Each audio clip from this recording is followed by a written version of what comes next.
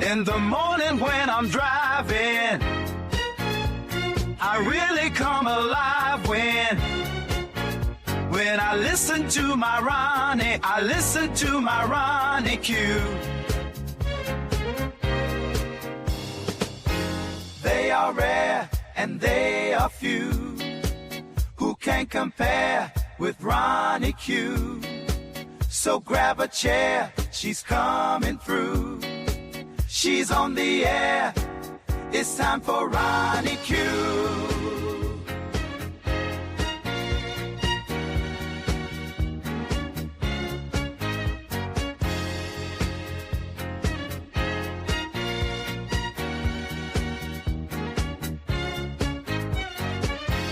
They are rare and they are few who can compare with Ronnie Q.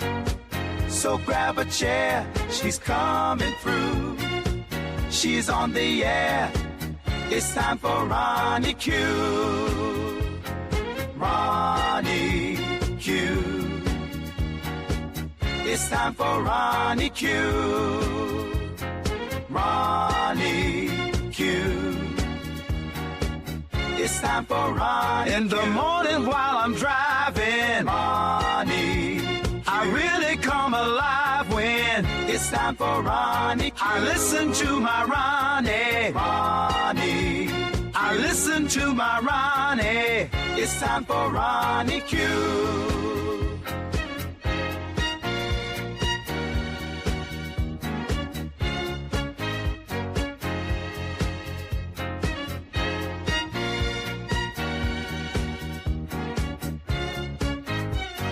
Take a seat and go meet Ronnie. Sweet, sweet, sweet, sweet Ronnie.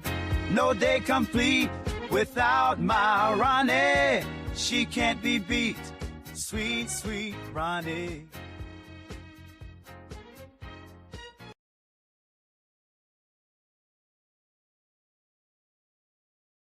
Welcome, welcome, welcome. The week is almost over. I hope you guys had a great remainder of your evening on yesterday.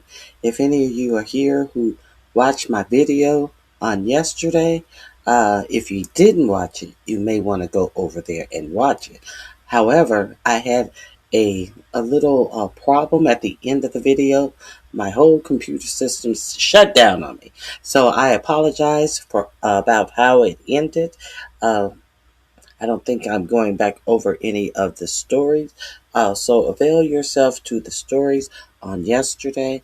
Very, very interesting. I'd like to thank all of my new members and let you know I appreciate your support. Thank you guys for becoming members, and I'd like to thank you guys for subscribing. It helps out a lot. And if you like the show, you can share me out as well. And I appreciate all of your help. And hit the like button on your way in. Let's get into the content of what we'll be talking about today. I have quite a few things that I want to talk about. As you see, one of the things that I want to talk about is Live Golf. Now, we understand that Live Golf is one of 45, 47's big projects. Most of the tournaments are played on Trump golf courses, which means that is a big kick in the financing of Donald Trump. We also understand that Saudi Arabia, public PIF, public investment firm. These are the people. This is the entity that determines how Saudi Arabia will spend their money. Now it's being reported that the PIF said, no, we're not spending any more money on Live Golf because we have to spend money on figuring how we are going to protect ourselves against Iran. We're spending our money on what we're going to do if the other strait is closed, if they close the strait in the Red Sea again, if Iran tells the Houthis to close the Red Sea, something that we know the Houthis are able to do, but because when this administration first went over to the Middle East and they were striking, who were they striking? They were striking the Houthis. And what were the Houthis doing? They were blockading the Red Sea. So it is Iran said no. We're pulling back on our purse strings on the Trump administration, and we do know that Jared Wickoff at present time where while he's supposed to be brokering peace, he was over there asking Saudi Arabia for $5 million more dollars. Hey, Lena Pretty Brown Eyes, it is good to see you. Thank you for being here. So it seems like Saudi Arabia is saying, this is money, good money going after bad. All of these promises. Oh, now it's time to cash in on all the promises. You know what they say? Don't write a check that your ass can't cash time. This is what time it is, it seems. But we'll see what happens with that. And we'll see what is happening there. I also want to talk about, did you guys know that the Pentagon has a request of car manufacturers? The Pentagon is requesting that car manufacturers start making bombs. So it seems like we're going to have Rosie the Riveter back in America. As long as you combine it with some symbolic American flag of a gesture, they'll do it like that. God knows if they can recreate 45, 47 as Jesus. We can put some patriotism behind the 2026 new Rosie the Riveter. You know Rosie the Riveter, of this iconic woman picture poster. We can do it, that they had in World War II, as women had to go and work in plants and factories building ammunition, munitions, missiles, and everything for the war, because damn near all of the men were over there fighting the war. Uh, so it seems that uh, your Pentagon wants car manufacturers to build missiles. Now, I will tell you, I think it was Ford. I know it was Ford. And I think we'll get to the story. So, we also know that your administration has sent thousands more troops to fight in this war. They were on the warship not Ronald Reagan. They were George H.W. Bush. This warship. Now, they have Iran secured. Your president got on Marita Batarama show on Fox News, and he told her, the war is pretty much over. He said this just last night. But what he didn't say on her show is they sent 1,000. Now, I got one report that it was 10,000 troops. Another report said that it was 6,000 troops. Thousands of troops are on their way or just arriving in the Middle East, and we are almost through. We're almost wrapped up. We have the Strait of Hormuz blocked off, and we now. Prior to us blocking it off, prior to us not being able to get a deal with Iran, the contention was that the only thing that needed to happen was the Strait of Hormuz needed to be open for all traffic going through the straits, and they couldn't effectuate that deal. So what they did is further block off the ships that were actually going through the strait, which Iranian approved or were paid for. Now, how does this end the war? How does this make anything any better? No, this makes everything that much worse. Now, they are also saying that your Scott Bessent and Caroline Leavitt came out in a press conference saying that they are going to enact more sanctions on Iran. They're going to financially cripple them with sanctions. But isn't this the same administration that took the sanctions off Iran, which has allowed them to sell oil to China? They took off the sanctions for them to sell oil, but now they're going to try to steal the money from the sales. Is that what we're doing? Is that what we're doing? Now, do you wonder why Iran was saying that you had to pay them in the UN or you had to pay them in Bitcoin? Now, listen, I have been telling you for almost 2 years that Iran, well, they haven't been part of the BRICS, but Iran is now a part of the BRICS. China is part of the BRICS. India is part of the BRICS. All of these people trade in their own currency anyway.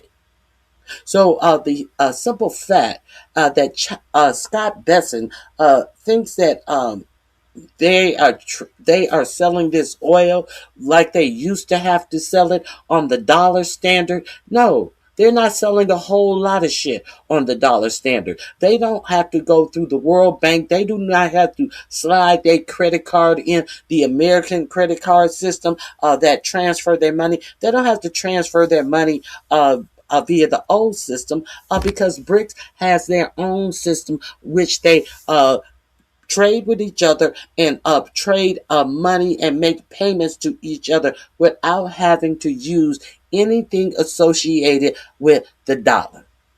So now Scott Besson said that he's going to punish any banking institution that has Iranian money in it.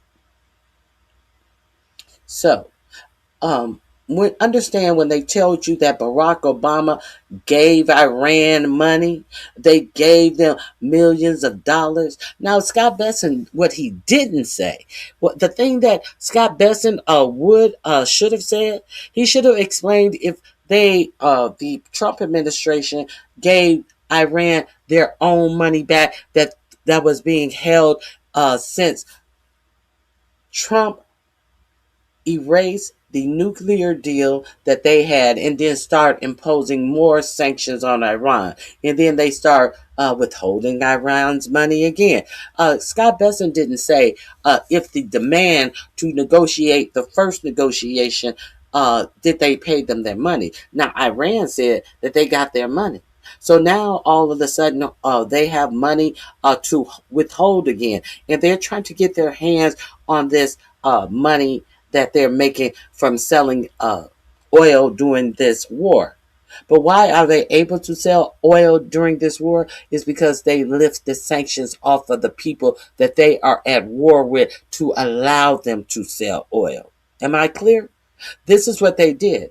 Now we know that 4547 has already said we should just go over in Iran and take the oil. We know that 4547 has gone over in Venezuela and took the oil and took the money that was made from those oil sales. You know that oil that they told you that was being withheld to help the Venezuelan people, and when they started selling oil, they were going to help the Venezuelans. That oil went into a private offshore account that only your president have access to in Qatar.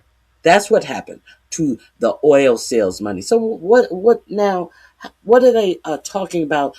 They are going to, if they're going to find any place that has Iranian money in it, and they are going to put sanctions on it, they're going to economically choke Iran. How are you going to put sanctions on money that is not in the dollar? How are you going to sanction Chinese money? How are you going to sanction the yen? I don't know how they plan to sanction money that is not theirs. They have nothing to do with. That is trade dollars, trade in a different country's denomination. How are they going to do all that? Let me see what you guys are talking about. Rose Bennett, is good to see you. Hey, Sabar, it is good to see you. Blessings to you as well. Okay, please hit the like button on your way in. So we're going to talk about that. We're also going to talk about, car makers are expected to make military equipment, military weapons.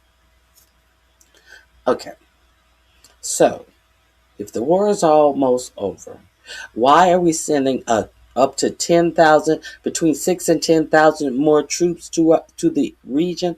And these troops that went to the region that was on that George H.W.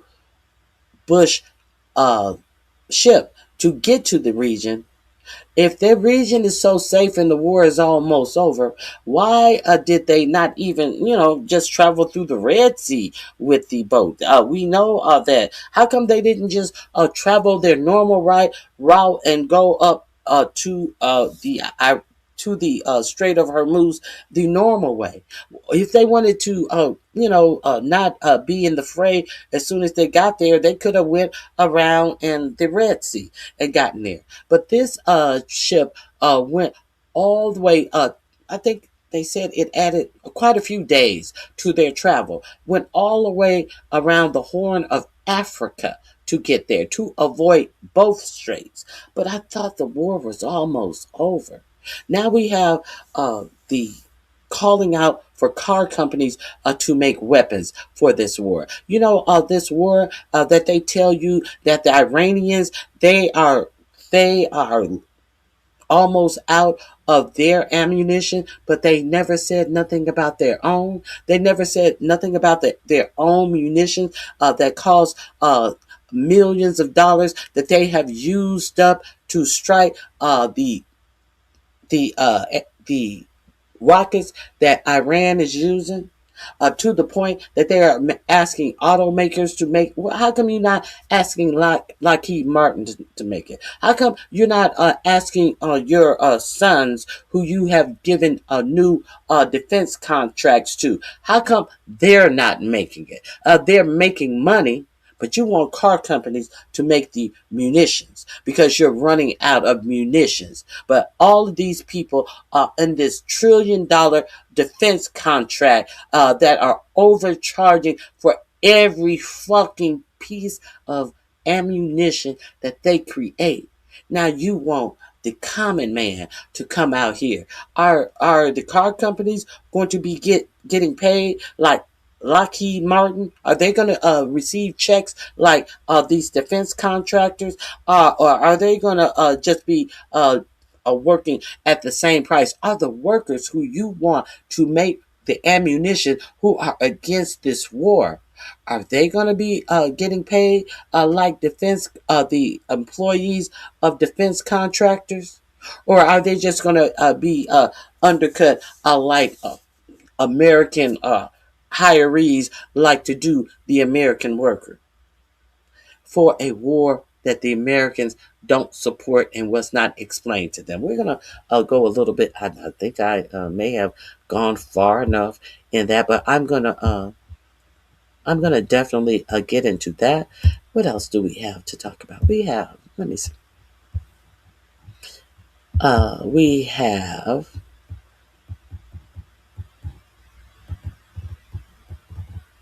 There have been 6 articles of impeachment filed against Pete Kegbreath. We're going to talk about that. Uh, the crypto. We are going to talk about the House Judiciary report about your president, 4547, and the corruption of his crypto. We're also are going to talk about the the Trump children, Beavis and Butthead Trump, Izzy and Kusei Trump, have been accused of using their Liberty Financial, their crypto business, as their own personal bank. It has been reported that they have sneaked in a little. I don't know how they can sneak this in on these billionaires. Now, there is, what is his name? There is a one investor, the highest investor in their company. He is saying that they have frozen his account, and in essence, he was the highest donor to their crypto business, and he is reporting that his account has been frozen, and he has lost somewhere up to I believe it's $60 million. We're gonna go into that. Now, the reason why that is important is because the simple fact is that it appears that this person paid a fine. He was able to pay a fine. He was in hot water with the Biden Justice Department. He was in hot water and under investigation. And I think he had actually had a trial date set. And after he was given this fine, after this new 45, 47 administration came in, all of that went away. And he was charged a something like $100 million fine, which he easily paid, and then became the highest investor in Trump's Liberty, whatever financial crypto venture, the highest contributor, one of the first highest contributors. Do you find that peculiar? You may, because it is. You may find that very peculiar because it most definitely is peculiar. What else are we going to talk about? I Did you know that the Proud Boys and the Oathkeepers will most likely soon have their convictions erased off their records entirely? Uh, uh, this DOJ is talking about totally erasing the record and the arrest of the Proud Boys and the Oathkeepers. Maybe they want them to be confirmed for some of these opening seats that are coming up in this administration. Who knows? But this is what your Department of Justice has time for.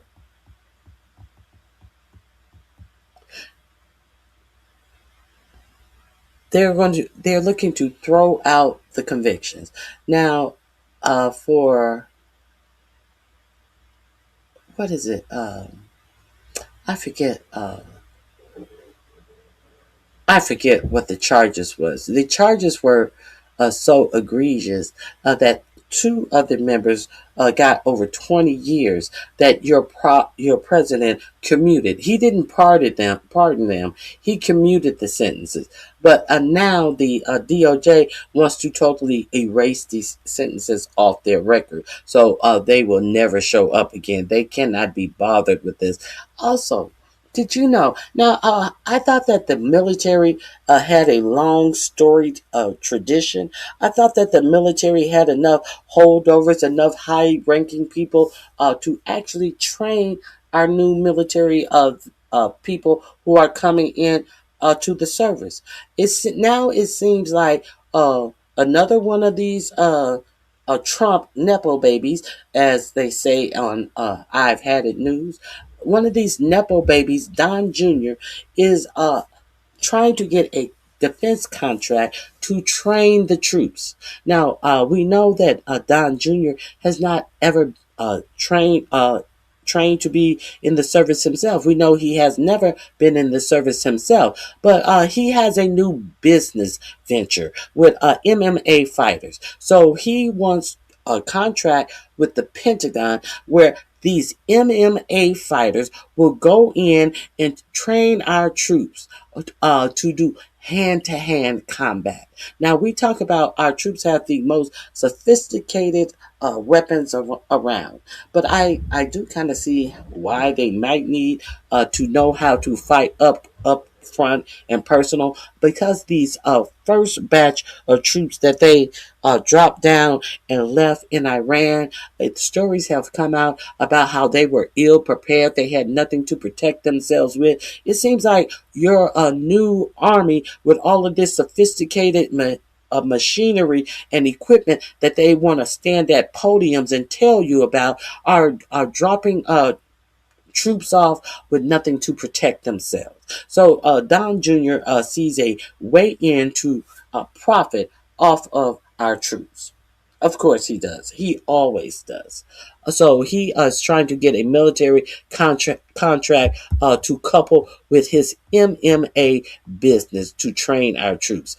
Okay, so let's get into some of these stories that I have been telling you about. Oh, let's get into the new press conference that Pete Kegbreath held today. Why don't you Pete Kegbreath and Raising Cane. They did a press conference, and it was kind of interesting. I must say, it really was kind of interesting.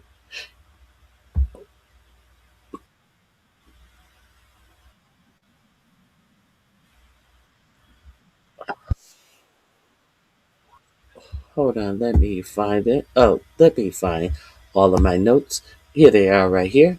Let's get into it.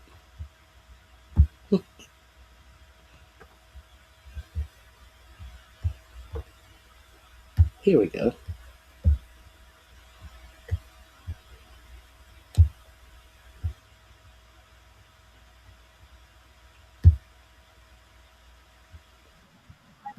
Okay, here we go. Live, Pete Kegbreath holds Pentagon briefing on the Iran war. Let's see how the war is going, shall we? Let me share my screen with you, and let's get into it. Welcome to everybody coming in. Thank you for being here. Please hit the like button. I appreciate your support. Let's hear the briefing, shall we?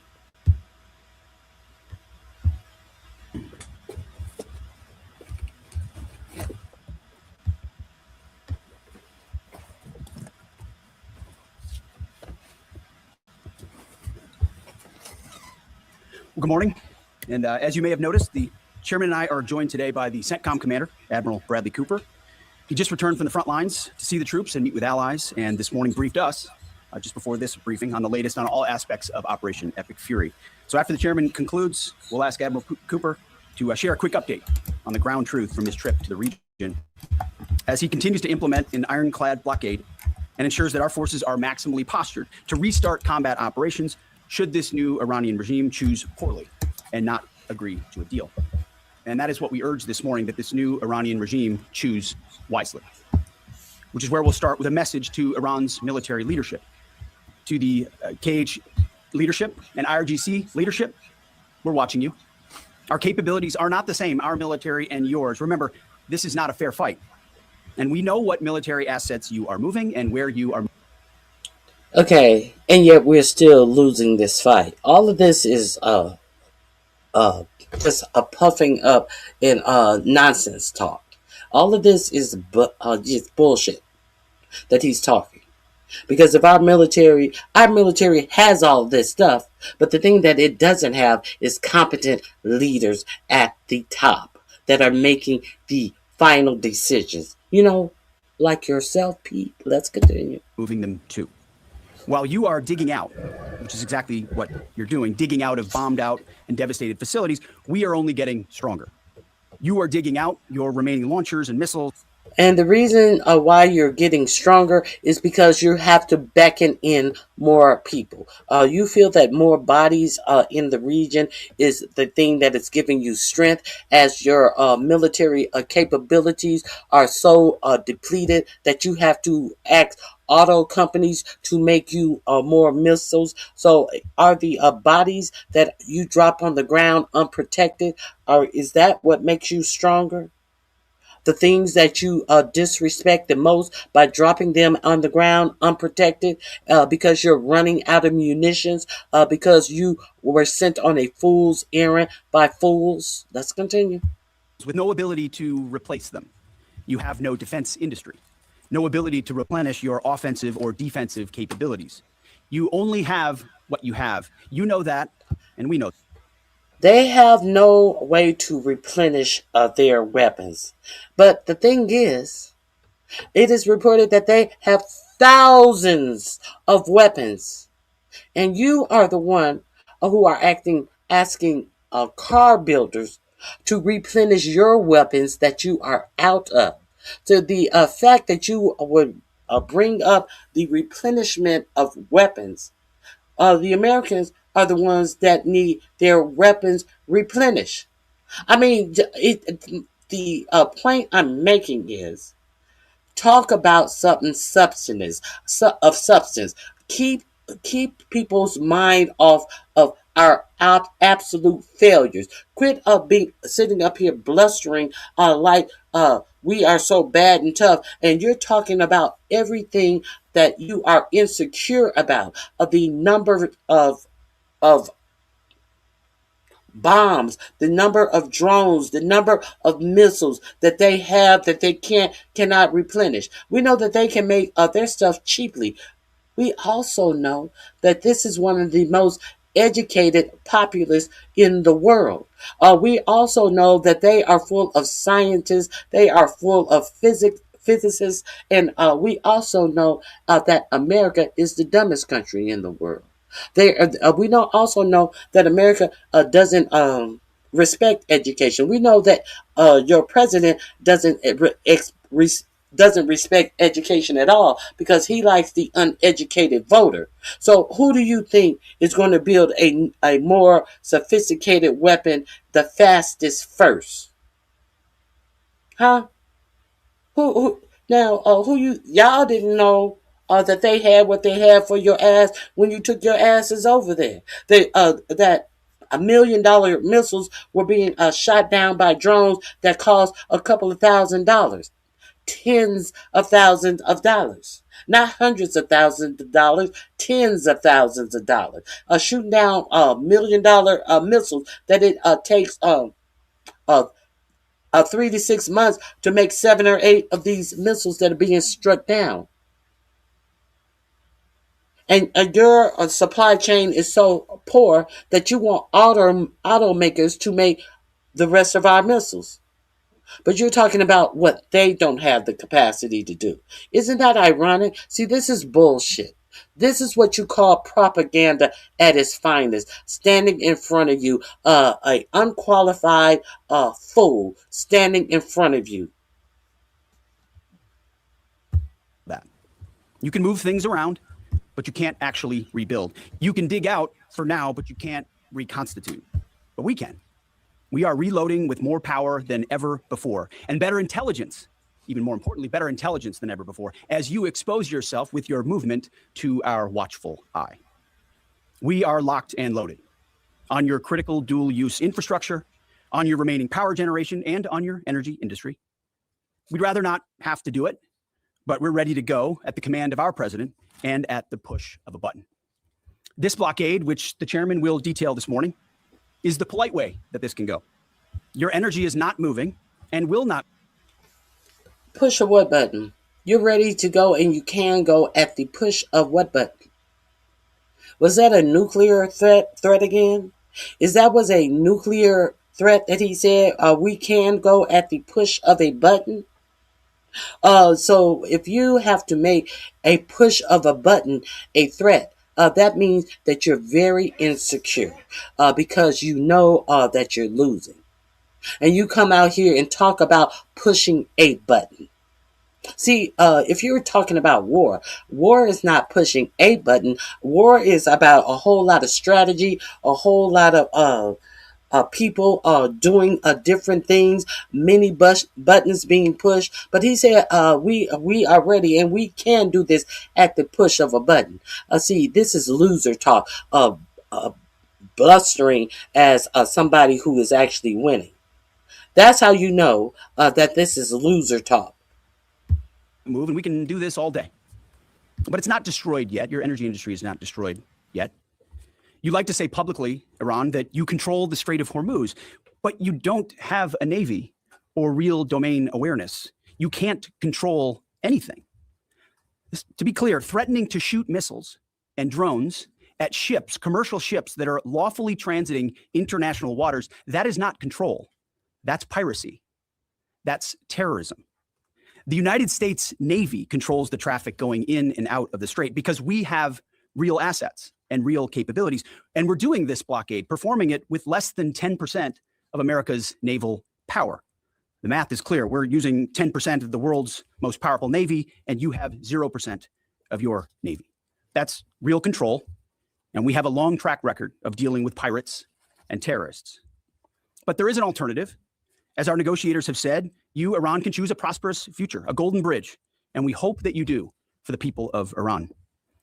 In the meantime, and for as long as it takes, we will maintain this blockade, successful blockade. But if Iran chooses poorly, then they will have a blockade and bombs dropping on infrastructure, power, and energy. And at the same time, Treasury Secretary Scott Bessent and our friends over at Treasury are launching Operation Economic Fury as well, maximizing economic pressure across the entirety of the government. To Iran, choose wisely. The world watched, and so did you, as the U.S. military moved seamlessly from major combat operations to a world-class blockade. We can make that transition again very quickly and even. Okay, let's go back. Let's try to make sense of this nonsense. You have nothing. We're using 10% of our Navy, and you have nothing. You have no power. You have no this. They have the power to block the Strait of Hormuz. They have that power. And you, and with your 10% of your Navy that you're using, that you're dominating them with, you have not reopened the Strait of Hormuz with your powerful Navy, and you have everything and they have nothing. Well, why is it, as opposed to doing the thing that you want, unblocking the Strait of Hormuz that Iran has blocked, you have further blocked the Strait of Hormuz? That is your only ploy. Now, the vice president came out with it. He said that is piracy. If it is piracy, then why did President Trump want to get in on the money that they are charging the ships that they allowed through the Strait of Hormuz? So is he a pirate as well? Is he a pirate as well? And when we get to the Caroline Leavitt and Scott Bessent press conference, you will hear Scott Bessent say, once the strait is open, as if the American government will be in charge of the strait. And he said, we will make money off of this. We will make money off of this. But the Iranian people are the pirates of being struck unlawfully, illegally, for no provable reason that you have even tried to prove, and them using war tactics in a war, but you want to call them pirates. But you are over in their country bombing them for no reason. And you notice the irony in all of this? He said something else real dumb. He always says something dumb. Hold on, let me see. And we hope that you do for the people of Iran. In the meantime, and for as long as it takes, we will maintain this blockade, successful blockade. But if Iran... The blockade was successful before you joined it. What are you talking about? You were supposed to be opening the strait. In the meantime, what? Chooses poorly, then they will have a blockade and bombs dropping on infrastructure. So now you're saying they're going to have a blockade, and they're going to have what is going to paralyze the economy further. Is that what you're saying? And they're going to have bombs dropped on their infrastructure, which is a war crime. But he wants to tell you that these people are pirates because they're using war tactics. They're not attacking these ships. They are blocking these ships from going through. Now, he wants to equate that, you're going to hit. Well, they did. I take that back. They did strike some ships that were going through the strait. Thus, no more ships are going through the strait. I stand corrected. Now, the thing about this is, what are the other options? He went on and pontificated about all of the blocking of the straits, and they are pirates and this, that, and the other. What now? He's telling them that if they choose the right thing. Did you ever hear him say what the right thing was that they were offering up? No, it's just more vagueness from this administration. They didn't give you 11 reasons while they're over there, and none of them make sense. But he tells them, if you choose rightly, then everything will be okay. But he never tells you what this right choice is supposed to be. Let's continue. Power and energy. And at the same time, lawfully transiting international waters, that is not control. That's piracy. That's terrorism. The United States Navy.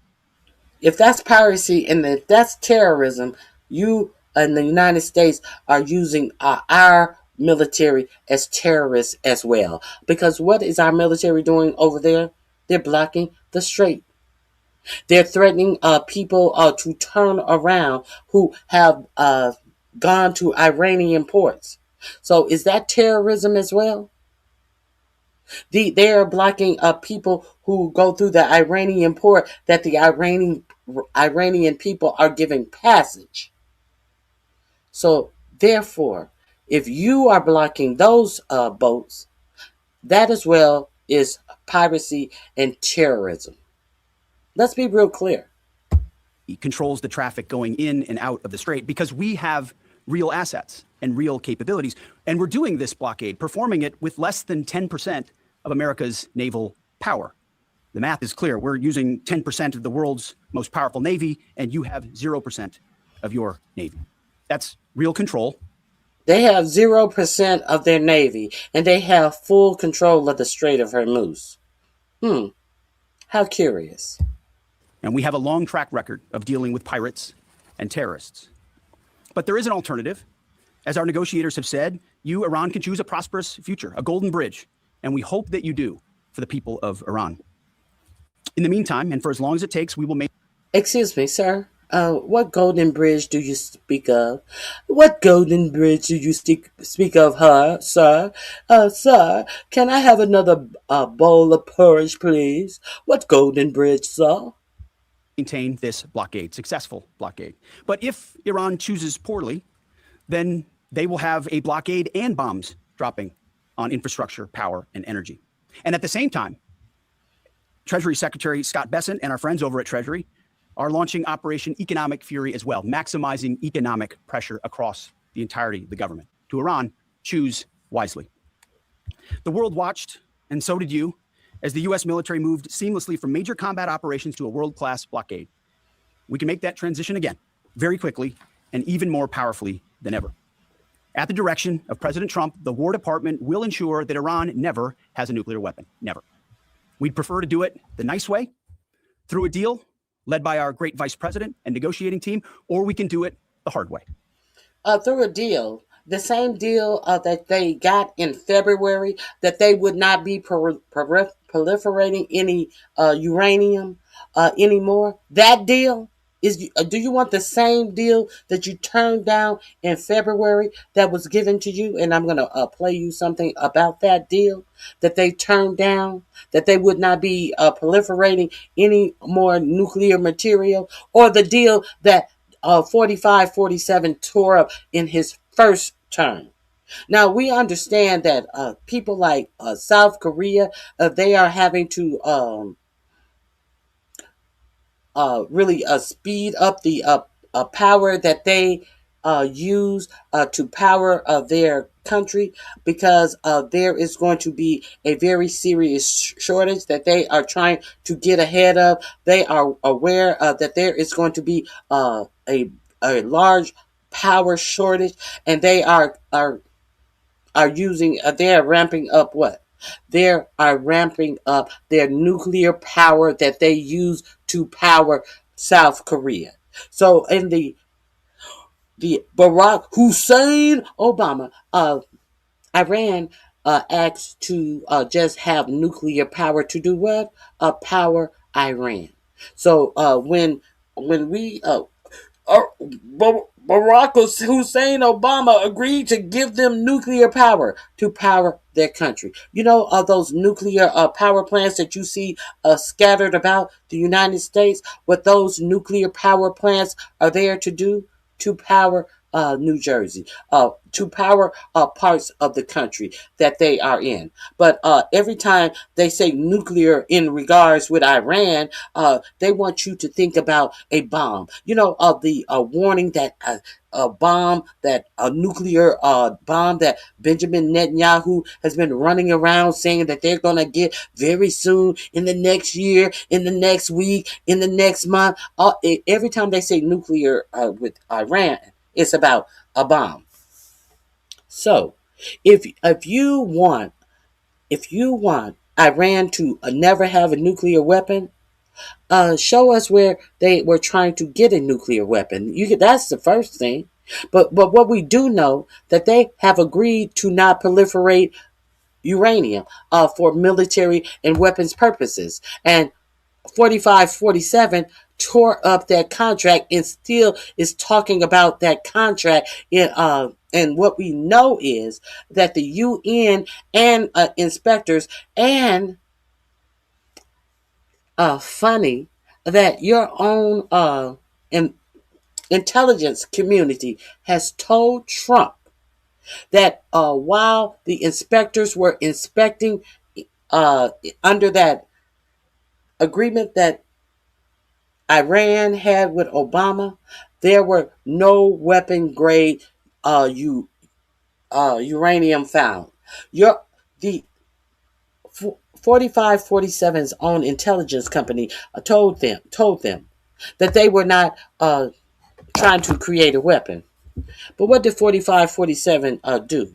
He listened to Benjamin Netanyahu, who told him, "You know they over there making weapons. You know they're over there trying to enrich uranium to make a weapon." Once again, 4547 just dismissed the information that he got from his own intelligence company, own intelligence companies, and just tore up the agreement. The same thing that he did. He listened to his intelligence people. He listened to them tell him that the Saudi prince was the one who ordered the unaliving of the Washington Post reporter Khashoggi. But did he listen to his intelligence people? No. He said MBS was a great guy. Was a great guy. He just whitewashed MBS. And you notice what happened thereafter? Him and MBS and the Saudis had a great financial business life together, making billions of dollars. Just hand Jared Kushner $2 billion. And Jared Kushner was in a business he ain't never worked in, never had no experience in. The PIF, the entity that gives out Saudi wealth and to invest in different companies, said, "Nah, this motherfucker don't know nothing about this. Why would we give him $2 billion?" And you know who overrode that? The Saudi prince, MBS. So let's keep it a buck. This is a bunch of dumb shit. Now,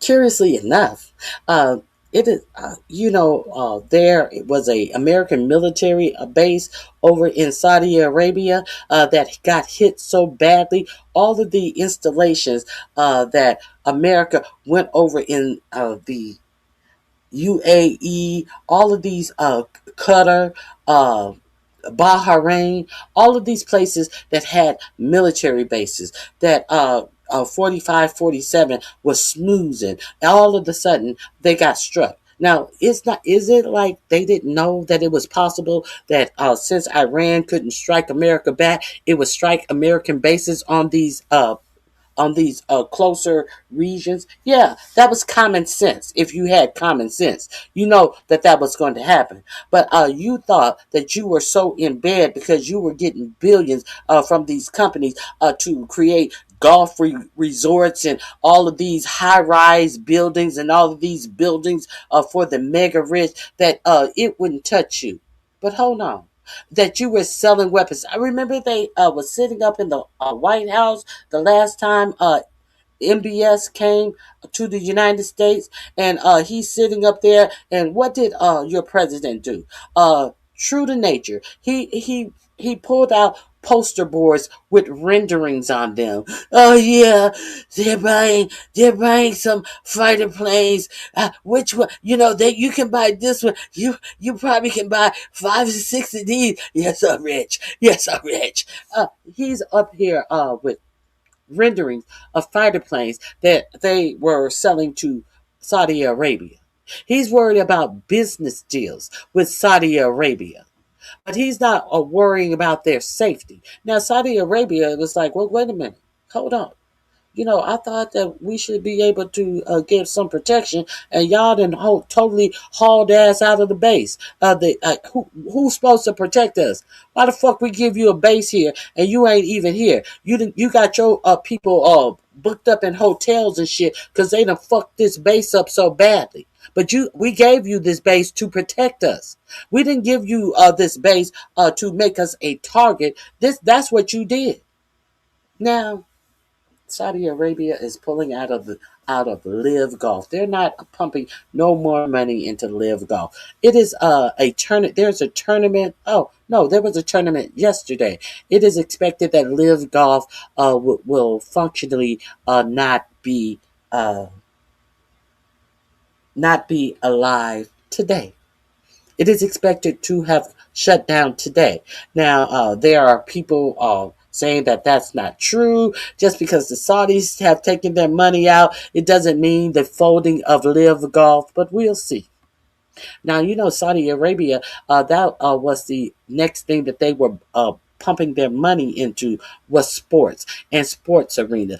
Trying to woo over like they did for Live Golf. They wooed over a lot of people from the PGA to be permanent golfers for Live Golf. Well, but they said that Live Golf paid way more money, and that is how they were able to woo golfers away from the PGA. But I digress. Let's get back to this numbnuts. We urge this new regime to choose wisely. Speaking of choosing wisely, a note to the press corps, to the American media, as I just can't help but notice the endless stream of garbage, the relentlessly negative coverage you cannot resist peddling, despite the historic and important success of this effort and the success of our troops. Sometimes it's hard to figure out what side some of you are actually on. It's incredibly unpatriotic. This same press corps, not this exact same press corps, but at least an older press corps, bent over backwards during the Biden administration to explain away the disastrous and disgraceful Afghanistan withdrawal. You called it the greatest airlift in American history. It's almost like you're cheering only for one side. This past Sunday, I was sitting in church with my family, and our minister preached from the book of Mark, the 3rd chapter. And in the passage, Jesus entered a synagogue and healed a man with a withered hand. The Pharisees came to watch. And as the scripture reads, they came to see whether Jesus, would heal him, or he would heal him on the Sabbath, so that they might accuse him. You see, the Pharisees, the so-called and self-appointed elites of their time, they were there to witness, to write everything down. Okay. Now this is the Secretary of Defense talking about what his white nationalist pastor told him on Sunday, talking about his Christian religion, while your vice president can't defend his own Catholic religion, while your own vice president that just became a Catholic, 2 years ago, is writing a book about his great transition into Catholicism, can't even defend the Pope, somebody who has lived their whole life studying their religion. Now here you have this numbnuts up here telling you what some white nationalist said about being honest, about honor. Let me to report. But their hearts were hardened. Even though they witnessed a literal miracle, it didn't matter. They were only there to explain away the goodness in pursuit of their agenda.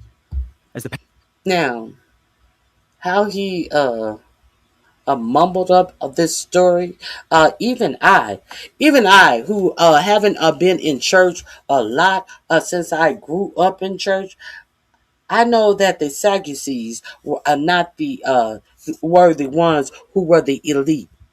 So I even know that. But here you have this man trying to manipulate, trying to propagandize the Bible to say what? Why did he tell you this story? Look at the bullshit in front of your eyes. He's talking about what he heard in Sunday, and what is he going to connect this with in common day as they fight illegal war that they targeted children in.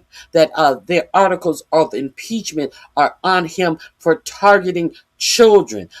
Pete, you're saying all of this, but when you were asked who struck the Iranian school, you said it was being investigated. Pete, while you're talking about all of this, how did that investigation turn out, Pete? You never came back to us and updated us about the investigation that you had going on about those schoolgirls being struck down by missiles, Pete. Nobody gives a fuck what your white nationalist preacher told you. The lies that your white nationalist preacher told you, the same type of preaching that they used to tell slaves to keep them in control. Nobody wants to hear this rewritten bullshit that your white nationalist pastor told you. And why are you talking about your religion at the podium in the middle of a fucking war where you are committing war crimes, you dumb bitch? He would heal him on the Sabbath so that they might accuse him. You see, the Pharisees, the so-called and self-appointed elites of their time, they were there to witness. The Pharisees weren't the elite of their times. It was the Sadducees. To write everything down, to report. But their hearts were hardened. Even though they witnessed a literal miracle, it didn't matter. They were only there to explain away the goodness in pursuit of their agenda. As the passage ends, the Pharisees went out and immediately held counsel against him, how to destroy him. I sat there in church and I thought, our press are just like these Pharisees. He said all of that to talk about the press. All of this is to talk. Now he's going to talk about the press longer than he talked about this war. This big tough Secretary of Defense is a victim. Now he's turning into a Karen. He's going to sit up here and whine and cry because a judge has ruled that he could not throw the New York Times and a couple of other agencies that sued his punk ass because they took their press credentials because they would not sign an NDA. And all of the press corps left the Pentagon, but some of the press corps sued, and the judge ruled that they must get their credentials back, and they must be given full reign of the Pentagon that they had prior to this administration coming in and saying that they must be escorted anywhere they go in the Pentagon. So you know what Kegbreath did after he got that ruling? What Kegbreath he said, we're going to build a whole separate building in this little tin shed over here, and we're gonna make this where the press commune and meet and do their stuff. And you know what the judge came back and said? Oh no, you're not gonna do that. You're gonna do what I told you you're gonna do. So he's mad at the press. So let's hear all of this. The little bit that we heard about the war. He never told you what was the right thing that the Iranians can choose, because there is no right thing. Because they hadn't checked with Benjamin Netanyahu and said, well, what can we tell our American people about if they choose wrong? We're going to continue to commit war crimes. And then if they choose right, what is right? They didn't bother to ask Benjamin Netanyahu, because you understand that this administration cannot negotiate anything with the country that they went to war with illegally without Netanyahu's approval. You saw when they did that ceasefire and said that Lebanon was a part of the ceasefire. No, Lebanon was not a part of the ceasefire. Because why? Because Benjamin Netanyahu came out shortly after they announced the ceasefire agreement, and Netanyahu said, no, Lebanon is not a part of the ceasefire. And then what happened? Then your vice president came out and said that they didn't speak English well because Lebanon was never a part of the ceasefire. However, we did see your president come out before they met about this ceasefire, and what your president said, that there was a 10-point plan. Your president printed out the 10-point plan on his live social media, and we saw the 10-point plan that your president put out. And he said that it was a visible, a workable framework to get to some type of agreement. And then Netanyahu said no. So here we are with this numbnuts thinking that he is smarter than a fifth grader, coming out telling you bullshit and connecting. Now he's going to rant and rave like a little hoe about the press. Because the courts have shut him down. About what? The press. Let's continue. All of you, not all of you, but the legacy Trump-hating press. Your politically motivated animus for President Trump nearly completely blinds you from the brilliance of our American warriors. The Pharisees scrutinized every good act in order to find a violation, only looking for the negative. The hardened hearts of our press are calibrated only to impugn. I would ask you to open your eyes to the goodness, the historic success of our troops, the courage of this president, and this historic moment for a deal that could end the Iranian nuclear threat, the incredible battlefield victory laid before your eyes, the not one, but two incredible rescue missions, miracles, you might say, or a locked-in blockade. Or how about historic recruiting numbers? Yesterday, we announced that the Air Force and the Space Force met new, higher goals. David McClure, can you erase your comment? Do not come in my chat using profanity. I appreciate that. Let's continue. In FY26, 5 months in advance of the end of the fiscal year, five months ahead of time. The Marine Corps and the Army will soon do the same. 2-3 years ago, we couldn't meet lower recruiting numbers, not even close. Where are the reports on that? Where's the coverage of the new spirit in the country, the new spirit in the ranks, the surge of Americans wanting to join the greatest military in the world? Nothing from the fake news. We sense a pattern. You see, on the battle...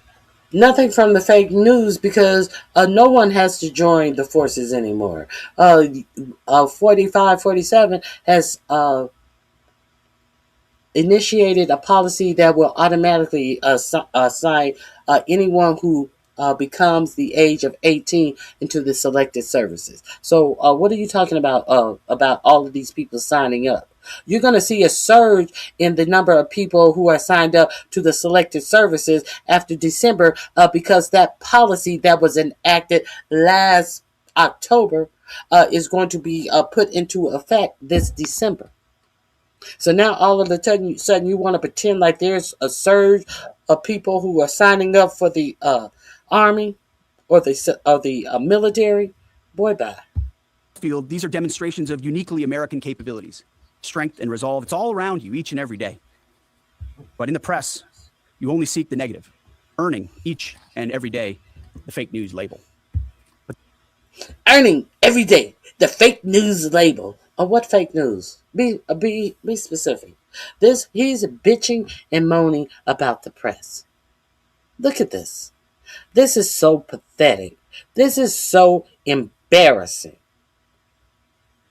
Saying nothing about the troops that he is sending over there. Trying to if you want to update us on the war, update us on the number of troops that you are sending on over there. If you want to update us about the war, update us on why you're saying the war is almost over and somewhere between 6,000 and 10,000 troops are going over there right now. If you want to update us on the war, if you want to say that you have so much power controlling the Strait of Hormuz that you were supposed to be getting open, but you closed to show your power. You didn't want Iran to have it closed, but this is the way you show your power. You make sure it's closed. How silly are these people? Or is it the Trump voter who always buy their lie in their foolishness, maybe they think the Trump voter is this silly. And some of them, unfortunately, are.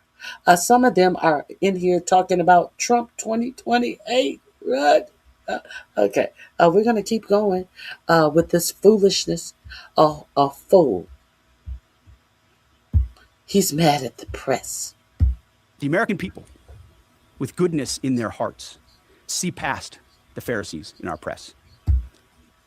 No, we see the past the Pharisees in our administration. They see the goodness. You watching, you see the goodness. They see the success. I see no goodness. I see no success. What success do we see in this military? What is successful about starting a illegal war? What is successful about creating war crimes? What is successful about threatening to annihilate a whole civilization? What is successful about talking about we can do this by pushing one button?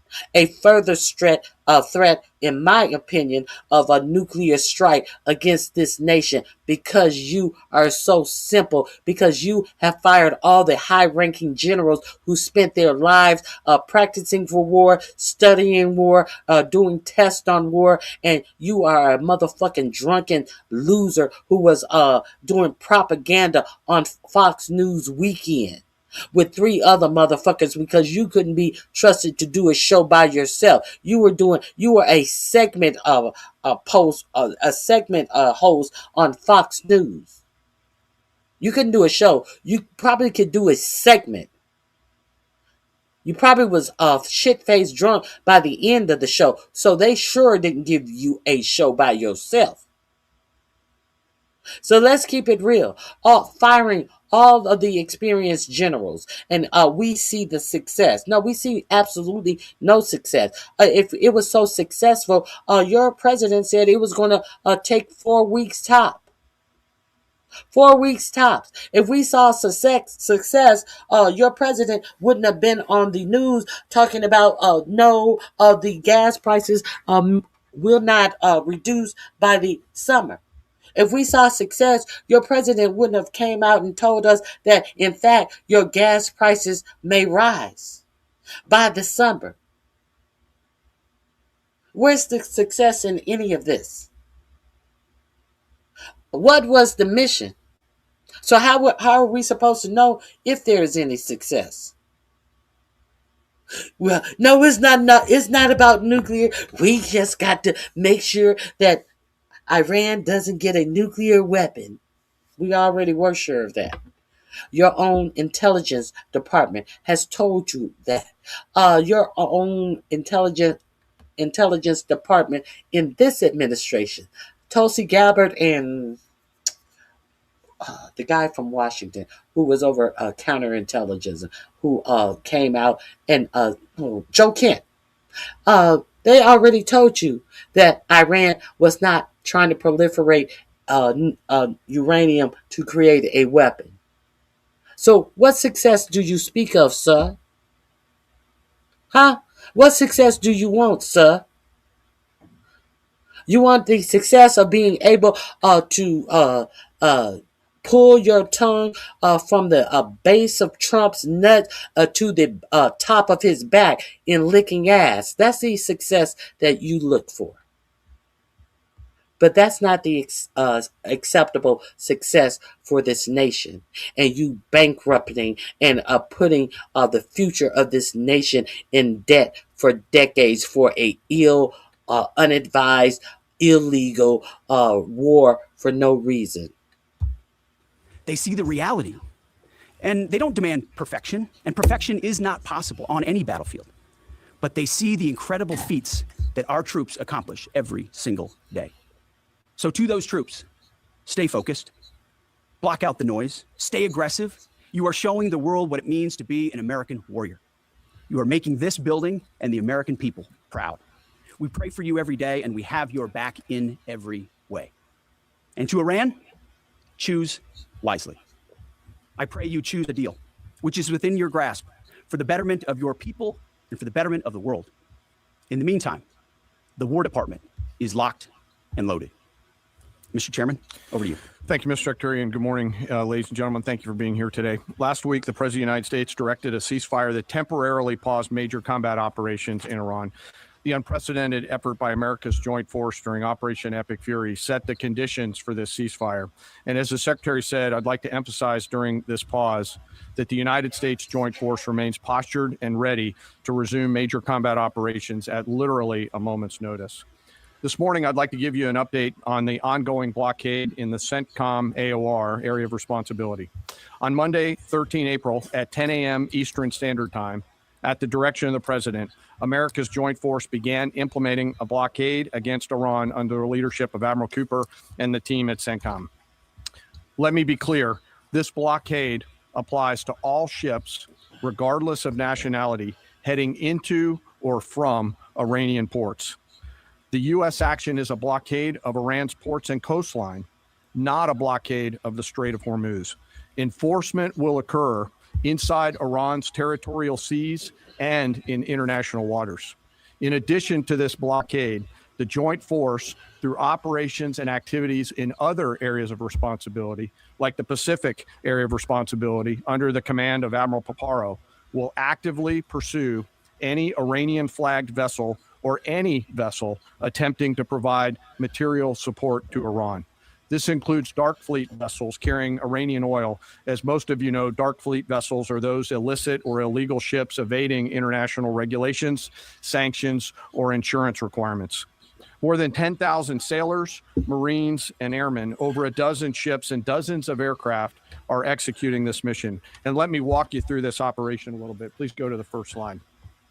First to the graphic, this is taken before the blockade began. North is up. You can see the blockade line here in the center of the graphic, denoted by the red dashed line. This map is a pull from our common operating picture that we use to allow commanders and key leaders to see what is happening in near real time. We just grabbed screen grabs to highlight the actions and activities. What is not shown is how incredibly congested this area is and the incredible work that our sailors are doing to ensure that they can work in and around an incredibly busy water space. What is also not depicted here is the massive force of fighters, intelligence aircraft, helicopters, and other embarked forces, to include aerial refueling tankers that are up overhead this blockade area. You'll note that U.S. forces are in blue, Iranian ships are in red, and as we started this blockade, there were 7 ships of interest that were of concern for U.S. Central Command. Through a variety of intelligence tools and with the assistance of the Office of Naval Intelligence and other intelligence agencies, the force began to hunt for potential interdictors at 10 a.m. Eastern Standard Time. Next slide, please. It's now 12:40 Eastern Daylight Time, 2 hours and 40 minutes into the blockade, as attempted blockade runners attempt to hop the line. U.S. forces began to commit. Out in front of them was a range of intelligence, surveillance, reconnaissance, and tactical assets. And immediately these runners began to see, sense, and feel America's combat power compressing upon them.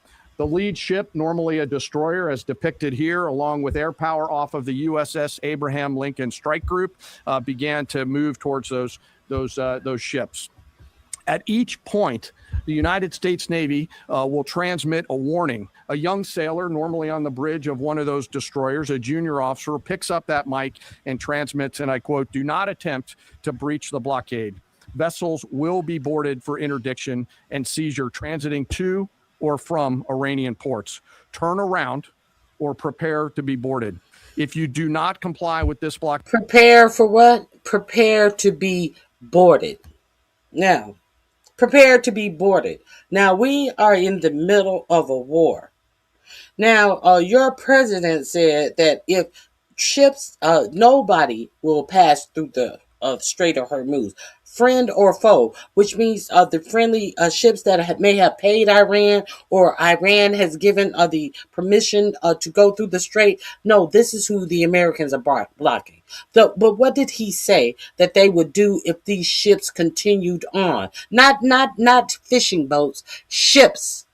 What did he say if these huge ships that's carrying tons and tons of oil and cargo. What did he say that the United States would do if they did not stop in the middle of a war? He said we would board their vessel. What happened with those fishing boats in Venezuela? What did they do to the fishing boats in Venezuela that they want to convince you that was sending drugs to the United States when many of them weren't even headed to the United States, when none of them had the capabilities to reach the United States because they didn't have the fuel capacity to reach the United States? Did they board those vessels? How many different reasons did they give you why they couldn't board these uh, fishing vessels? Why they had the Coast Guard whose job it was to do that every day? What did they do to little small dinghy boats? They hit them with missiles. Because it wasn't about the lie that they told you about narco terrorism and all of this narco drug terrorism and all of this shit. It was about stealing the oil from Venezuela. So I found it ironic that he stood up here and told you that if a big ship didn't stop advancing when told to stop by a military boat, that they would not shoot them, they would board them. You know why they are doing this? Because your president told you that they were going to take out anybody that was coming through the Strait of Hormuz. Your president told you that they were not going to allow anybody, if they came through, they were going to bomb on them. But what your military is telling you is they have decided that they will not be taking illegal orders from this president. They will do what they will be out there. They will, do their best to stop the boats, but they ain't telling you they gonna bomb no boats. They're not telling you that they're going to commit war crimes. Now, there has been an uptick on people who are in the service who have been checking with legal attorneys and things like that because they are refusing to follow this president to The Hague. Let's continue. We will use force. And as this message is being transmitted, as I fly in ports, turn around or prepare to be boarded. If you do not comply with this blockade, we will use force. And as this message is being transmitted, as I mentioned earlier, those shipmasters can literally see, sense, and feel the pressure around them. It's a finely tuned machine, rehearsed multiple times, and executed now 13 times since the blockade has begun. Next slide, please. We're now 24 hours plus into the blockade. You can see the turning around of multiple ships, 12 of which stayed inside the blockade line, one of which not depicted off to the eastern side, turned around before even attempting it. Any ship that would cross the blockade would result in our sailors executing pre-planned tactics designed to bring the force to that ship, if need be, board the ship and take her over. And that includes... 1 second. 1 second. Okay. Let's be sure. No one has to agree with me. I'm giving my commentary, my thoughts on what I see. But do not come in my chat being disrespectful. Now, let's examine something right here. No, not you. Not you. I apologize. Let's examine something right here. Who is this? Barbara Thompson. Wow, you're stupid. Trump. You're Y-O-U-R. I'm stupid. Now, see, this is the uneducated Trump voter. I love it when you guys call attention to yourselves. If First of all, it's not Y-O-U-R if you're talking about a person. It's your, not your.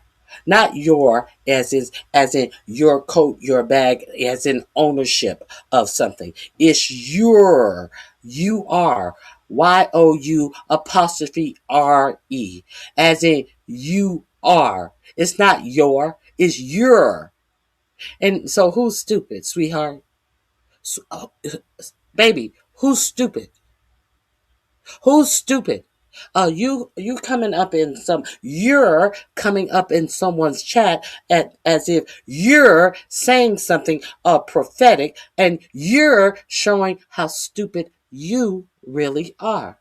So get your ass up out of my chat. Okay, you dumb bitch? Okay, let's continue.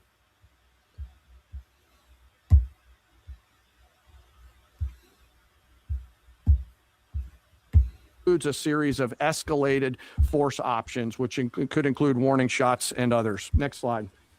The final graphic shows taken at 11:20 p.m. the night of 14 April. You can see that the captains of all these ships have made the wise decision not to move, transit, or run this blockade.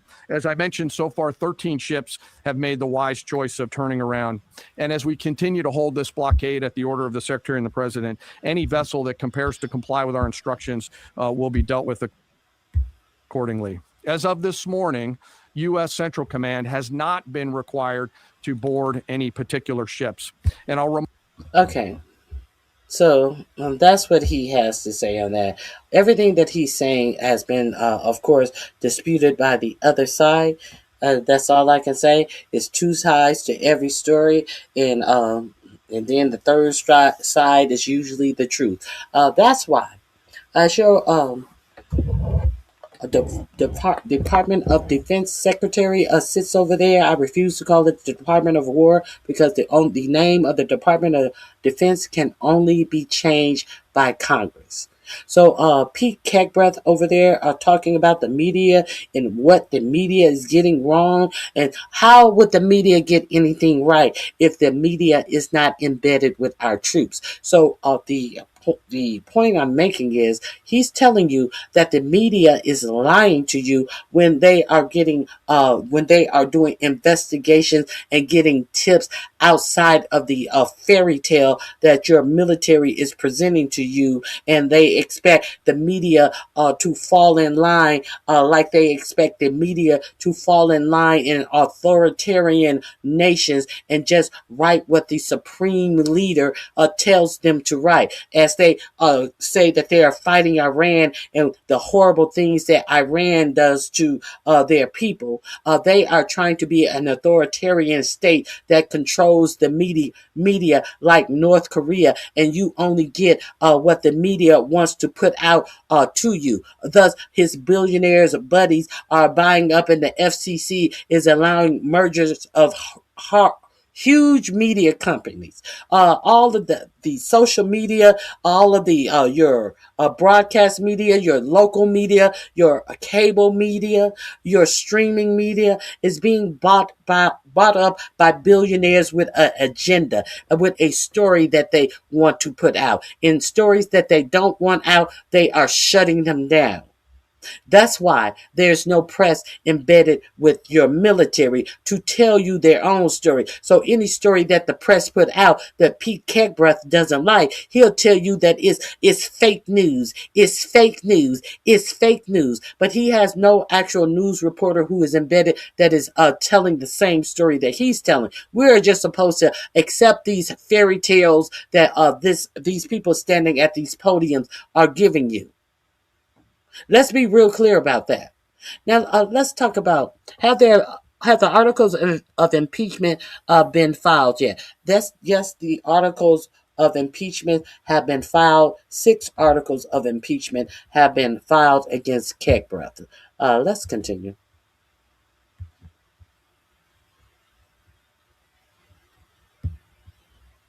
Mind you that we are all. I thank all of you for joining me. Please hit the like button, subscribe if you like, just participate. You can. Nobody is expecting everybody to agree with me, but do not come in my chat being disrespectful to me because of my opinion. Or we're gonna have a couple of words before you're escorted out. But thank you for coming in and joining me. Please hit the like button and subscribe if you wish. Also conducting similar maritime interdiction actions and activities in the Pacific AOR against those ships that left that area before we began the blockade. Before I turn it over to Admiral Cooper, I want to talk briefly today about the men and women enforcing the blockade, America's sailors and Marines, and today, particularly our destroyer and surface forces. When we talk about an American destroyer, it's important that you and the American people understand their capabilities. An Arleigh Burke-class destroyer are the backbone of the United States Navy surface fleet. Over 500 feet long, they displace 9,000 tons, and it is the sports car of the United States Navy. From the keel to the mast, they stand nearly 10 stories tall, and their 4 gas turbine engines can drive the ship at 30. Okay, we know that the Ellison has bought Paramount, but I don't need no script read from me by these numbnuts. So this is the Admiral. Now I think this is the Admiral that distinctly said he would not commit war crimes over there. So now I'd like to turn it over to Admiral Cooper to give us a readout of his recent Admiral trip Cooper to the region. Well, good morning, and Mr. Secretary, thank you for the kind invitation. And Chairman, great to join you. It's a real honor to be here representing the more than 50,000 American service members deployed throughout the Middle East today, supporting operations. And it's great to have the opportunity to highlight the tremendous efforts our warfighters operating forward and the important partnerships with regional allies that continue to thrive. In fact, yesterday I returned from my second trip to the Middle East in the past 15 days. 2 very different visits. One during our offensive operations in Iran, and the second in this most recent trip during... Let's stop for a second here. Can we look at the chest and the bars streaming down his chest? Can we look at all these bars that are on his chest, all the allocates that this man has received as being obviously a lifelong server of the military? And can we compare it to the desecrated pocket square that your Department of Defense, Pete Kegbreath, has in his pocket? Has no fucking experience, and therefore he cannot speak intelligently about anything about this war. It is these people who with all of these bars hanging down their chest. You know, the ones that the black ones that had these same number of bars hanging off their chest that were fired by this motherfucker with a pocket square because he is a racist. It's these people. And now, is it his fault that he is so arrogant and didn't care that he was not qualified for the position that he was nominated for, and he didn't have the common sense enough to say, oh God, I would embarrass myself. I don't know nothing about running no military. Shit, I can't even run these little military veteran program without bankrupting them. Hell no, I can't do that, Donald. Find another little cushy place for me where I somewhere close to the bar and bar and bitches. Put me close to the bar and the bitches, Trump. I am not qualified to run no goddamn military, but you can give me some of that money though. Okay, so it's not his fault that he was nominated for a position that he's not qualified for. It's your president's fault that your president chose to nominate somebody with a desecrated... I thought we weren't supposed to desecrate our great, wonderful American flag. It is your fault that the president of the United States has this motherfucker over the Pentagon, who is now asking car manufacturers to stop making cars and start making weapons. It's not your fault. It's not his fault. It's the president's fault that they want to turn what is her name? Rosie the Riveter back into Vogue in 2026 and have car companies making missiles, as they tell you that Iran is out of missiles and ammunition and all of this stuff. They are trying to get Ford and Chevy to make more missiles because they done fucked over all of their missiles. You know, all of those missiles that they spend millions of dollars for, that Iran has been striking out of the sky with $1,000 drones, $30,000 drones. You know, let's continue. The optics of it all.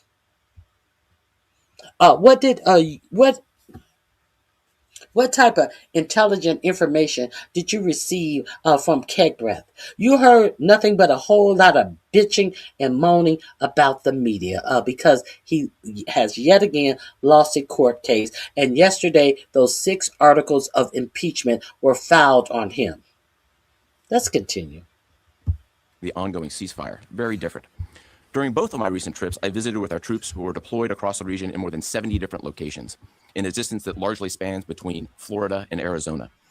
I've long believed that every success that we have starts and ends with our people, and boy, does this shine through brightly.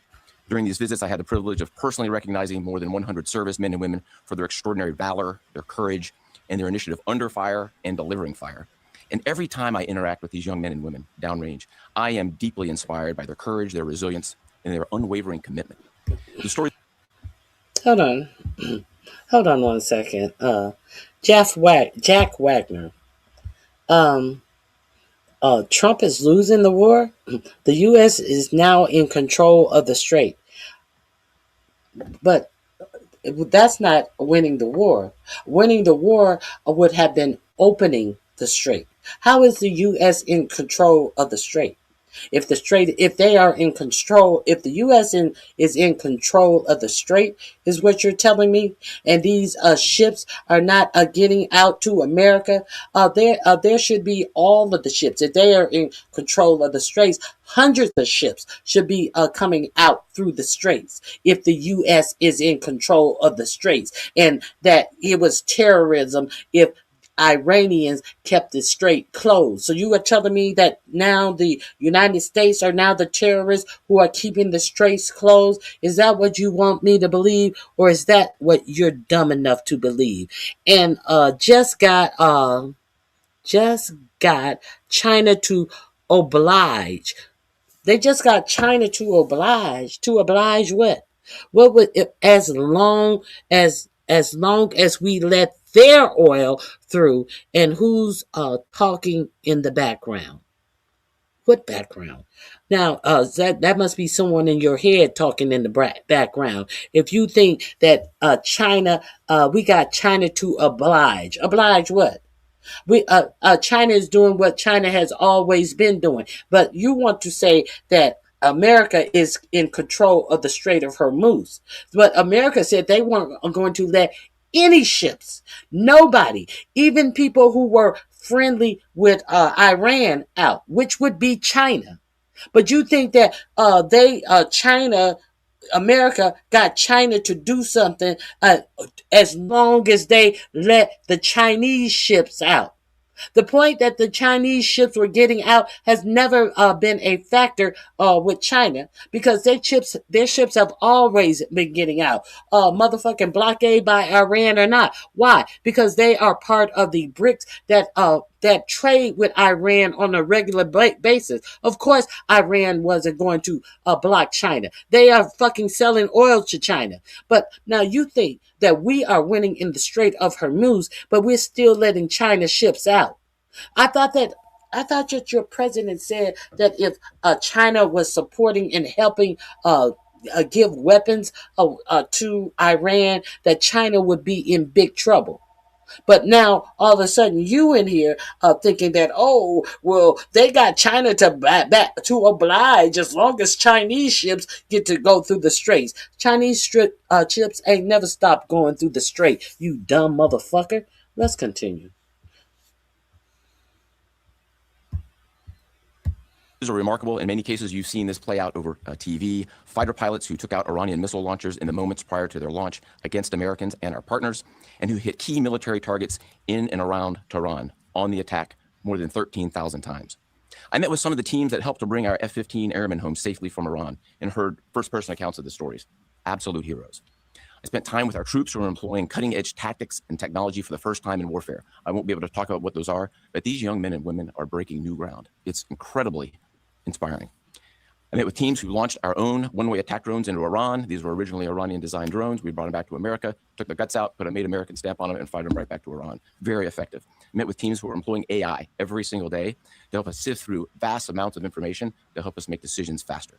And importantly, humans are always in the loop in this process. I met with our Space Force teams and our cyber specialists, whose work cannot be discussed, but who serve with indispensable impact. I met with our logisticians and sustainers all over the region. There is just no military that executes logistics like the U.S. military. This group is doing exceptional work, moving thousands of tons every single day. I met with our air defenders who shot down Iranian ballistic missiles. My message for this group in particular is that their actions most certainly saved thousands of lives across the Middle East during Epic Fury. And all told, my personal assessment is, after these couple of trips, is our troops are highly motivated, they're focused, they're vigilant, and they're ready. And they're using this time to do a couple of things. We're rearming, we're retooling, and we're adjusting our tactics, techniques, and procedures. There's no military in the world that adjusts like we do, and that's exactly what we're doing right now during the ceasefire. A little note about partners.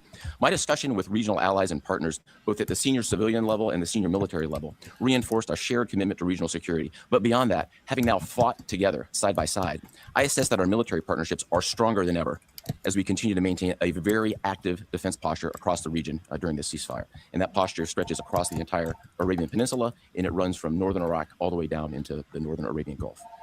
In creating the largest air defense umbrella in the world across the Middle East, we embedded specially trained U.S. military air defenders alongside our partner nation soldiers, side by side, literally side by side. And to give you a sense of their contribution and impact, the King and Crown Prince of Bahrain both personally knew our soldiers by name. These leaders expressed appreciation for our service members who continue to stand shoulder to shoulder with our partners in support of regional defense. And this is a sentiment that is widely shared across every Gulf ally. I heard this message over and over again, which is, we stand with you. As the Secretary and the Chairman have said, Bahrain, UAE, Saudi Arabia, Qatar, Kuwait, and Jordan have been exceptional teammates. I had a chance to meet with both their senior leadership as well as their troops. Boy, equally inspiring and equally committed to mutual defense. They defended Americans and they defended their own country. It was inspiring. And there's been no better teammate than Israel. Together, the four best air forces in the world. The Israeli Air Force. So how many boots on the ground is Israel putting? Let's get to the questioning. This is dumb. There's no better partner than Israel, someone who led us into this illegal war. The fuck out of my face. During this period, and that's exactly what they're doing. I couldn't be prouder, and I know that you and the American people share in that same pride. Thank you so much. All right, we'll take a few questions. Go ahead. Thank you. Alexandra Ingersoll. Oh, he heard me talk about those tan shoes. He finally has on some black shoes. Finally, he don't have those shoes on that look like he pissed on the tips of his shoes. Those old brown shoes he wore every day. Keg Breath, I knew you listened to me. News. How is the Iran? Thank you. Alexandra Ingersoll, One American News. How is the Iranians' decimated command and control affecting the ceasefire at this juncture? Ergo, how are we enforcing a ceasefire with an enemy who has virtually no command and control? And then one other question about the Houthis being, have the Houthis been an issue in the Straits of Hormuz and the Bab al-Mandab Strait at the Red Sea? Or are we trying? No, the Houthis are at the Bab al-Mandab Straits.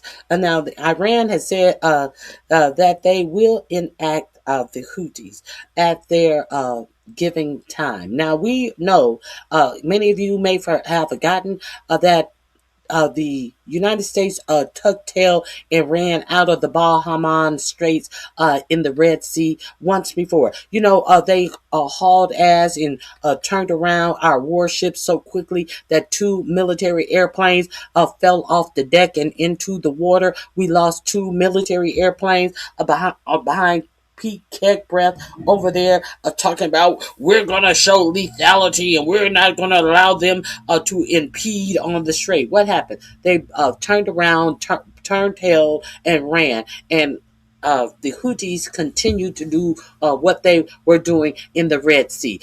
They were protesting against ships getting passage through to deliver goods and services to whom?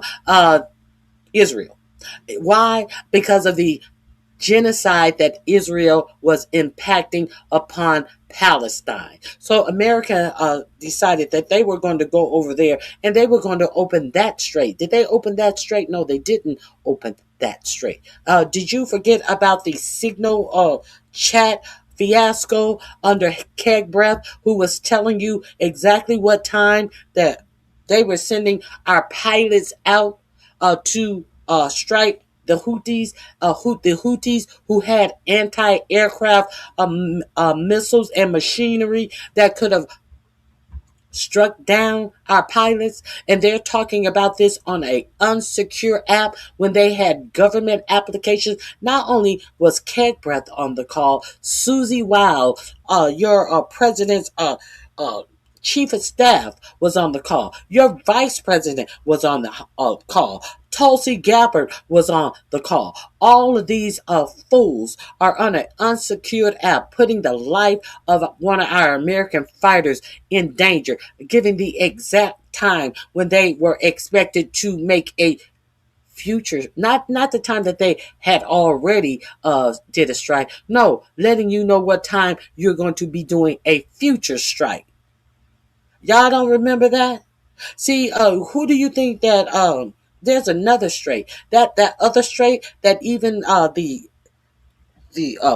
George H.W. Bush that is bringing 6 to 10,000 troops to the region, they wouldn't even use that strait that goes through the Red Sea, because they already know what they got coming in the Red Sea from prior experience in this administration. Let's see what the answer is going to be, though. Tracking that militarily. About the Houthis being, have the Houthis been an issue in the Straits of Hormuz and the Bab al-Mandab Strait at the Red Sea? Or are we tracking that militarily? Appreciate that. On the ceasefire front, you're right. Their command and control capabilities are highly degraded. So their ability to talk sea sense is at the worst it's ever been.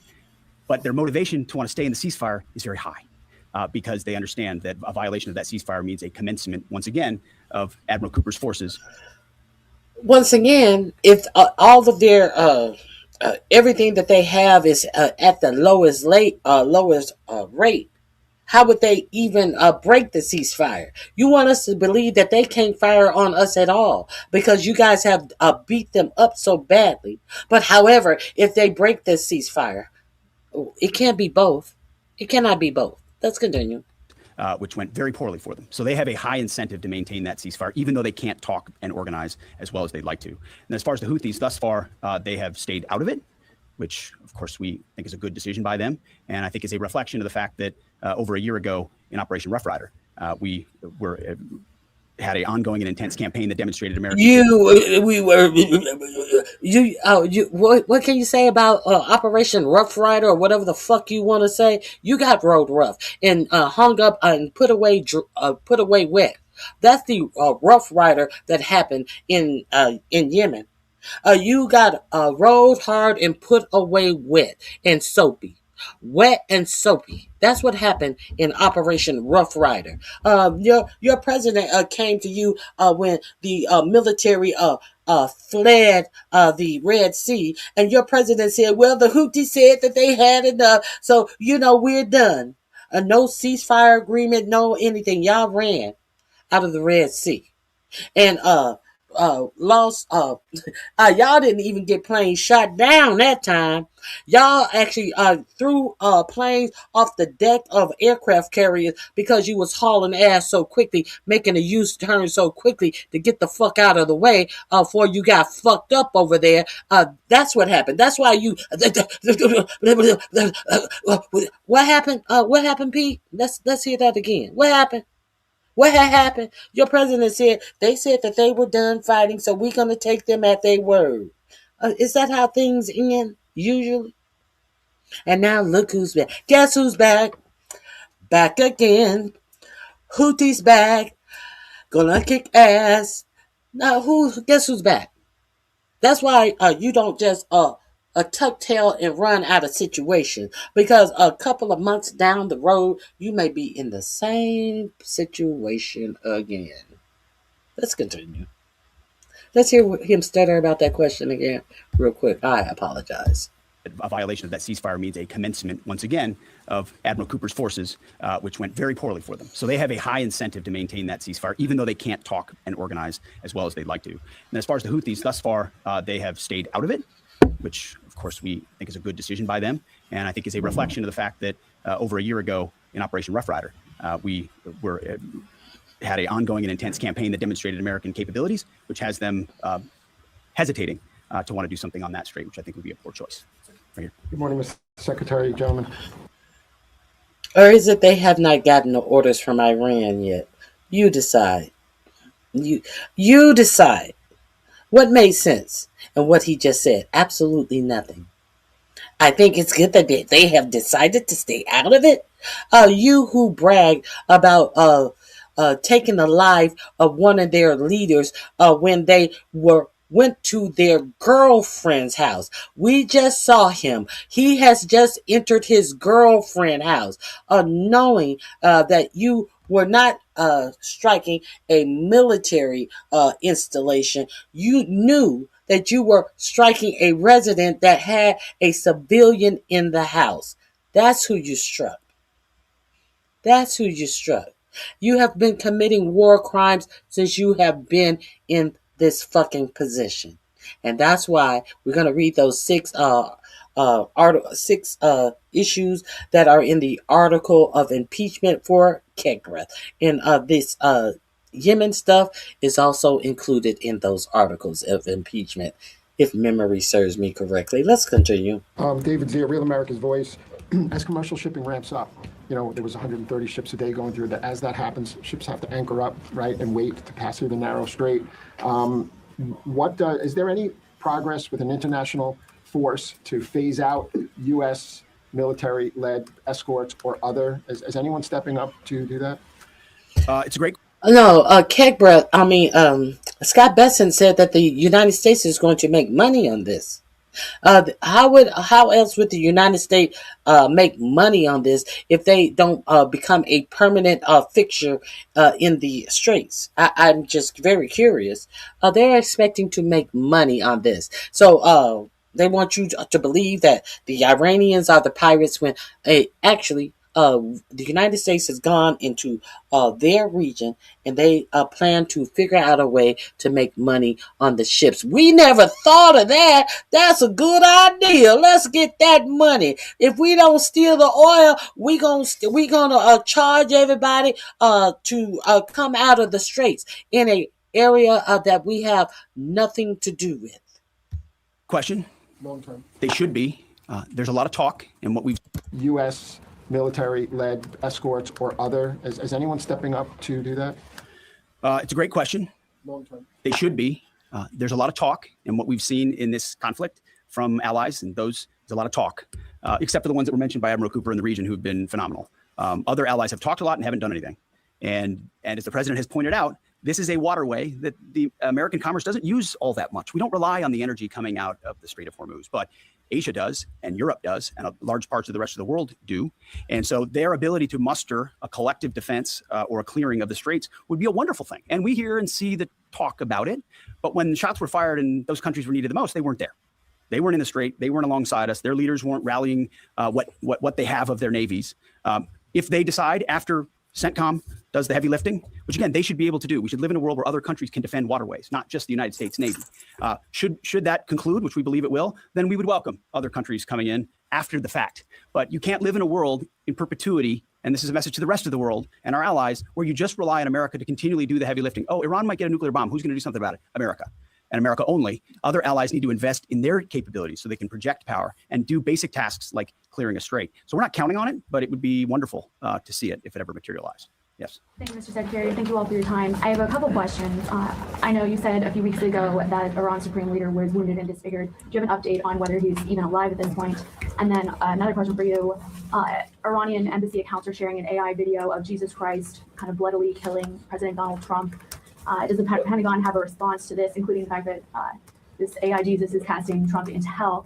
And then finally, for Admiral Cooper, could you speak to us about the morale of the American service members that you're seeing in the Middle East? I think Americans are really interested in what their experiences and testimonies are like. As far as the status of the individual you mentioned, I believe it's the same. Not a lot coming from him right now, understandably so. A lot of fear. Believed to be alive, wounded, and. So you don't know. I don't know. Very simple. I don't know. Let's go on. Disfigured status remains the same. As far as a video like that, of course, that's disgusting and detached from reality. Iran says a lot of things. So Iran's video is disgusting and detached from reality. But Trump video is Trump doing the picture wasn't disgusting. Let's continue. Let's really continue. Him depicting himself as Christ and healing the sick and all of the American flag imagery. The I think that was the uh, Lincoln Memorial behind him, the Statue of Liberty, doves, eagles, praying women, all of that wasn't disgusting. But let's continue. In the propaganda space based on complete lies, and their actions have been lies. Oh, we don't target, we see missiles going into civilian facilities and hotels in the Gulf states. And they say, we only target military targets as you watch drones and missiles go into. So they are going to misrepresent, lie, spin in a multitude of ways, which we are quite used to. But P. Kegbreath, we have you on this signal chat that you weren't supposed to be on because it's insecure, saying that you struck the girlfriend of someone of a Houthi member. Was that a civilian site, motherfucker? I'm curious. Was that a civilian site that you struck? Also, we have you on tape saying that you were going to investigate the striking of that little girl's school. So let's talk about not having. We have reports of in Iran that the military is striking hospitals. Not only striking hospital, double tapping the hospital, which means they strike the hospital, and then when rescuers come up, they strike the rescuers. You want to talk about that, Kegbreath? Because I'm pretty sure you're going to have to talk about it if you do. Well, you can do it the easy way, or you can do it the hard way, as your FCC Brendan Chair, Brendan Carr, said about these mergers and firing Jimmy Kimmel because you guys think y'all are the mafia regime. Tell me that, Kegbreath. Let's continue. They need to come to the table and make a deal. And I'll hand it over to Admiral Cooper for this. Yeah, I would just reiterate my previous comment. Morale is very high. And anyone in the military can take about 2 seconds to figure out what morale looks like by meeting around it with the people. And it is crystal clear. These are motivated young men and women. I had the wonderful privilege of writing a letter early on in the operation to the team forward. And I told them this was going to be a mission of extreme consequence. And serving at a time where you are making a difference, consequential, as the Secretary and the Chairman described over and over again, is incredibly and deeply meaningful. And I think that's the key part of the drive, as well as being great teammates across the board. It's a privilege to watch. Gary. Before we continue with this, I don't know. I'm just giving you a emergency news update. Kansas City has been hit with a tornado. Many people have been injured. There have been no notifications about the storm that hit Kansas City, Missouri. Or is it Kansas City, Kansas? Let me find out if it's Missouri or Kansas. If you have any loved ones in Kansas City, you may want to check on them. There were no bells or no alarms that went off. That's what happens when you do all of these drastic cut to NOAA and the other weather service system to save money. Little girls drown and tornadoes go off. Let me share this link with you guys so you guys can hear this. We can get back to the lies of this press conference, but I want to definitely share this news with you. I think it is important that you know about it. So I know. We all have to look out for each other because of the pining of this administration to only look after millionaires and billionaires. A lot of regular people are underserved. So if you know anybody in that region, here is the... Oh, that's not... Oh my God, where is it? Oh God. Let me see. I had it right there. I apologize. Oh, I don't have it. Oh, God. Let me see if I can find it again. Oh, God. I can't find it again. Let me stop sharing my page right quick. I apologize. I can't find it. When I find it, I'll bring it back up. Let's go back to where we were.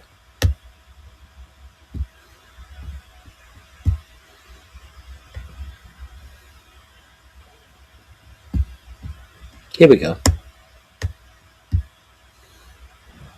Thank you, Jerry W. of Just News. I have a couple of questions. First is some critics of the Trump administration policy, including former NCTC Director Joe Kent, have attempted to claim that the Trump administration's policy of zero enrichment for the Iranians is not actually President Trump's policy, but was foisted on him by the Israelis. Looking back, doing a bit of a refresher for myself, I saw that zero enrichment was the Trump State Department's policy in the first admin. Stop for a second. As someone who, unlike the individual you referenced, is in the presence of the president nearly every day and has been inside every single key meeting that has happened surrounding the idea of Operation Epic Fury, not a single thing has been foisted upon the president of the United States. President Trump makes his own decisions about the interests of this country and defending our interests, and then working with allies and partners, in this case, Israel, who's got a lot of will and a lot of capabilities, which we're grateful for. Nothing gets foisted on President Trump. So those people who are not in those meetings who like to say things about that are just flat wrong. One for Admiral Cooper, if that's Sure. okay. Thank you, sir, and thank you for being here. So during Operation Epic Fury, 13 U.S. service members have lost their lives, some of them in an apparent aircraft refueling accident, and some of them from Iranian strikes, including a drone strike. I was wondering if you could share a little bit with us about how those Iranian strikes were able to be successful, and what lessons you've learned, and how you're applying those lessons in the future to make sure that we're able to defend a little bit better against that sort of. Sure, really broad question. But first, we will always honor the fallen, and the 13 who lost their lives really helped steel the resolve and congeal the motivation of the forces that are pictured. I met many people who knew the fallen personally. I met many who were reported as wounded and are back. 90% of those who have been wounded have been back to duty. It gives you a sense of purpose and motivation. We have collected dozens, if not hundreds, of lessons learned. And as we sit here right now, the Joint Force across the board is taking them and very tactically applying them right now, right here, right now. If I think about a football analogy, if it's halftime or between the third and fourth quarter, great teams are always adjusting, and we are certainly a great team, and that's what we're doing right now, taking the lessons and applying them in a meaningful way. What those are, I'm not going to talk about. I'll say they extend also out. You should have great teams. You're working on $1 trillion budget, and also the president is asking for $500 billion more. It is estimated that we are spending $1.5 to $2 billion now a day over in this farce of a war that we have been thrust into following the marching orders of Benjamin Netanyahu. Now, let's see what's going on that may affect you and how you live your life, though, in America. Let's hear this.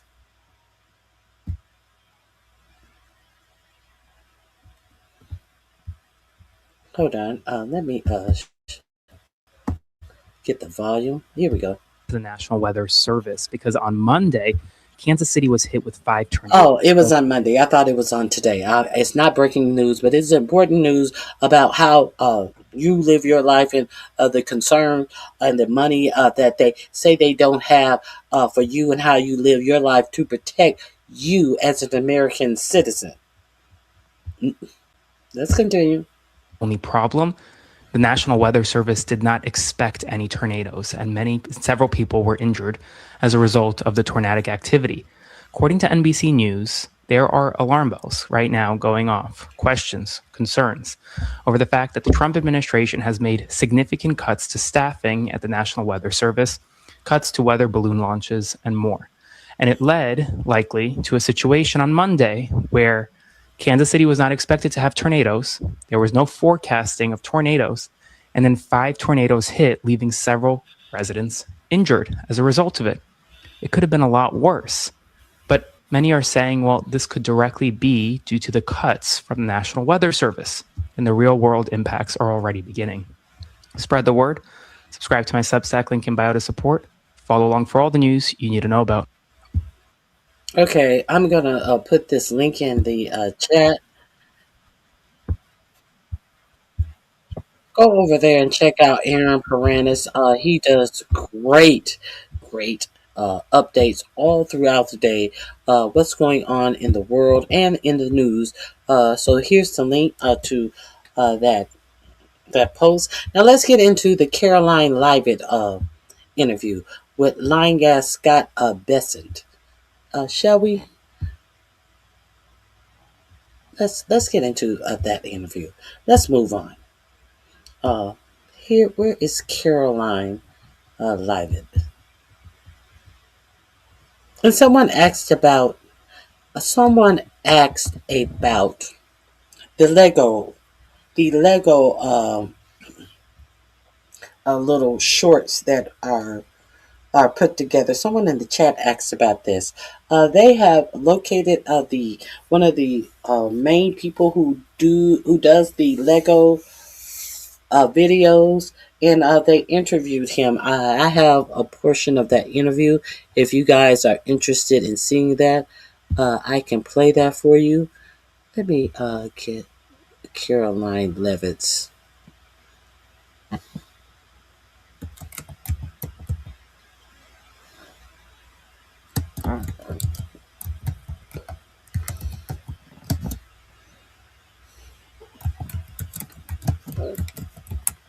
Let me see if I can find it.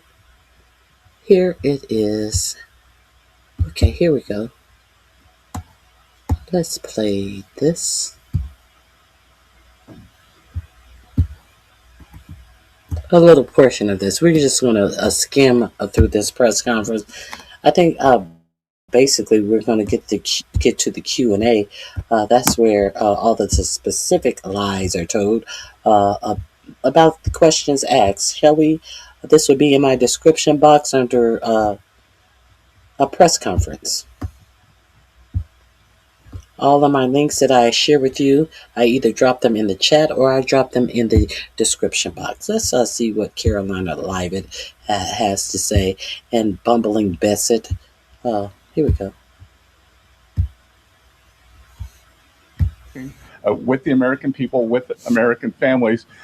It is talking about how successful tax time was and how happy people are at tax time. And this is the most amount of refunds people have ever gotten. But what about the amount of taxes that have been collected? I'm pretty sure this is the year that the least amount of taxes that have been collected because of all the tax cuts on the billionaires. You know, these taxes that we use to finance everything from Medicaid, Medicare, and wars?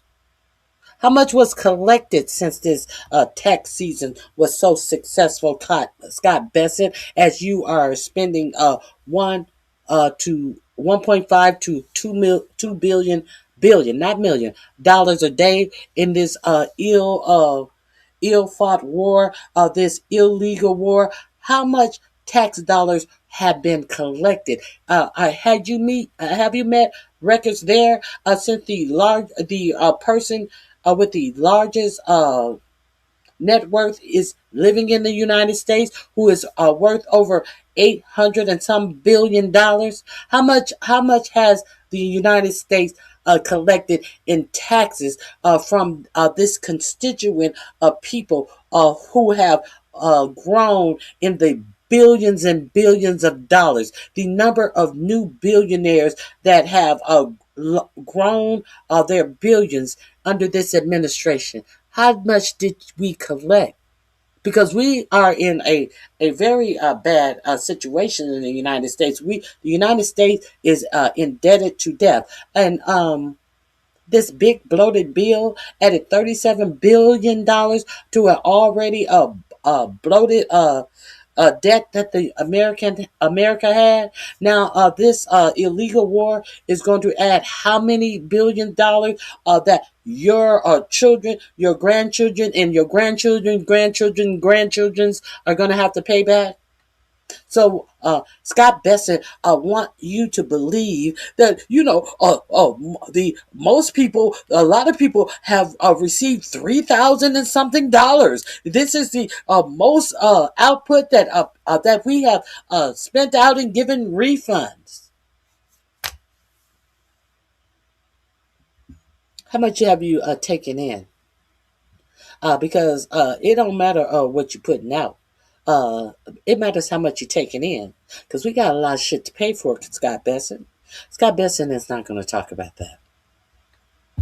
Only to give them more of their money, but to more of your money. And tax season for the American people. That Americans deserve to keep more of their hard-earned paychecks. It's a clear contrast for American families to keep in mind. So with that, I will turn it over to our great Treasury Secretary.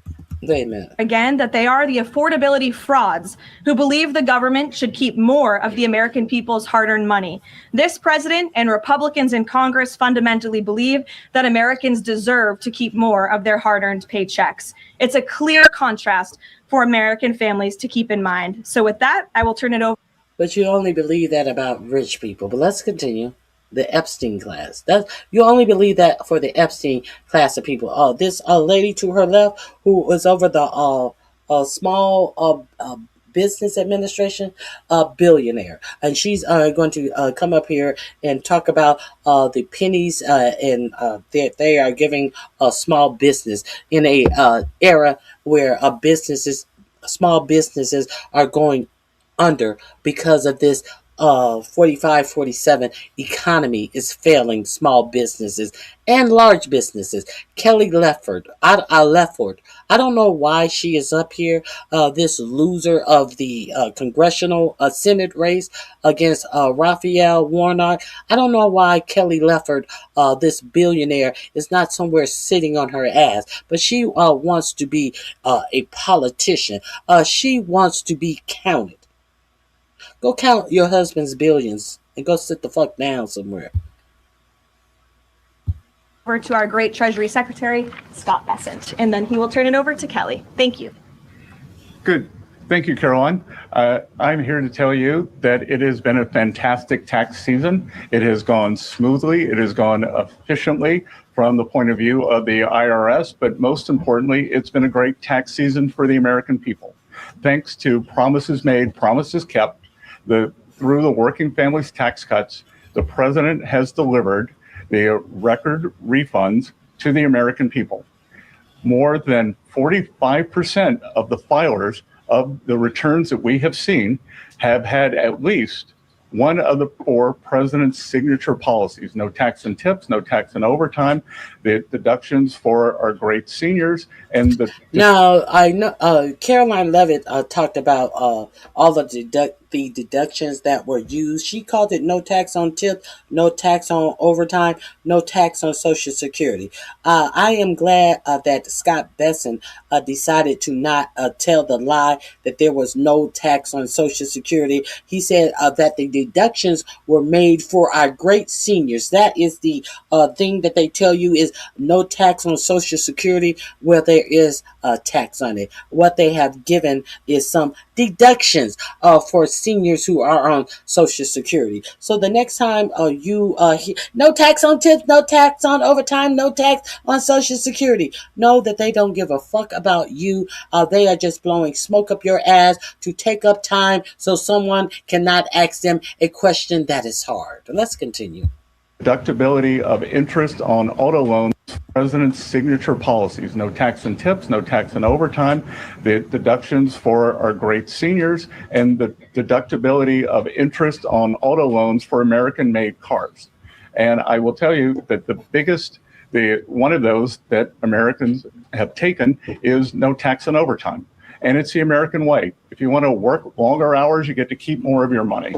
And with that, we are seeing, I want to encourage everyone out there watching today to change their withholding if they haven't already done so, because if you change your withholding, then you will get an automatic real wage increase, be on a weekly or a monthly basis, and you will be able to keep more of your money this calendar year. So with that, We have also seen with the Trump accounts, we have had 5 million families file for Trump accounts for their children. 1.2 million of those are eligible for the $1,000 seed bonus. So we look forward to that picking up more and more. For those of you who haven't done it, it's easy to remember, Form 4547. You can do it while you're filing your taxes. You can do it at any point during the year. We think this is going to be transformational in terms of financial literacy. This is Financial Literacy Month, and at Treasury and all over the administration, we are working with the American people, with American families, not only to give them more of their money, but to show them how to invest it in a safe, smart, and sound way. So, with the American people, the Treasury Department, Scott Besson, who gave the keys to the Treasury Department and all of his working mechanisms and way that they pay people, he is going to teach you about financial literacy. He gave the keys to the Treasury over to the Doge boys. Now, this is who's going to teach you about financial literacy. So that the Doge boys could go through and collect any information, any payment ways of payment that the Treasury calculates and pays out the trillions of dollars that the Treasury is responsible for. He's going to teach you some, ways to be financially solvent. Why don't he teach the Congress and the president all of these financial tips as this nation is drowning in fucking debt, as this nation pays more in the interest on debt than they are actually paying on the actual debt. But he's going to teach you and your family about how to invest. Well, we know how to invest. Just look at the stock market change 15 minutes before Trump. Keep your eyes on the stock market. And when you started changing and they tell you that the president is going to have a press conference and, that's when you invest. With insider trading like everybody else. Go to these betting sites. Well, they don't call them betting sites. Prediction sites. And keep your eye on a strange influx or a strange buy or sell of something, and see how think about what is this connected to in the United States. What are they telling us? Is this about oil? Is this about food? Is this about tariffs? And bet that's how everybody else is doing it that's making money. They're doing it because 15 minutes before your president make an announcement, they make bets or they buy and stay or trade stocks. Insider trading. What is there else to tell us? Tell us how do we get a heads up on what Trump is about to tweet? That's the way you can help us invest at this point.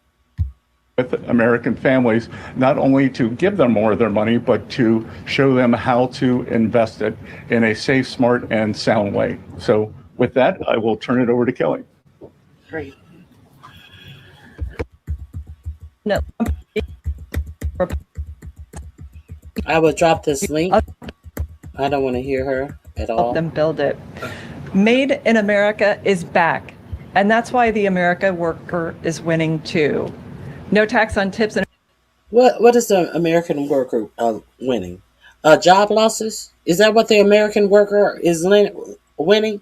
They want you to believe that the pay scale of American workers is still growing. Where's the growth in the Americans' pay? There is no growth in Americans' pay. This is a bunch of bullshit. overtime means that millions of employees are now rewarded, not punished, for working more. And it's already benefited. That means millions of people are rewarded by working overtime, not punished. Okay. How were they being punished by working overtime? No tax on overtime. Okay. As you just heard, 31 million taxpayers. In Baltimore, John and Tony Minidakis are proud second-generation owners of Jimmy's Seafood.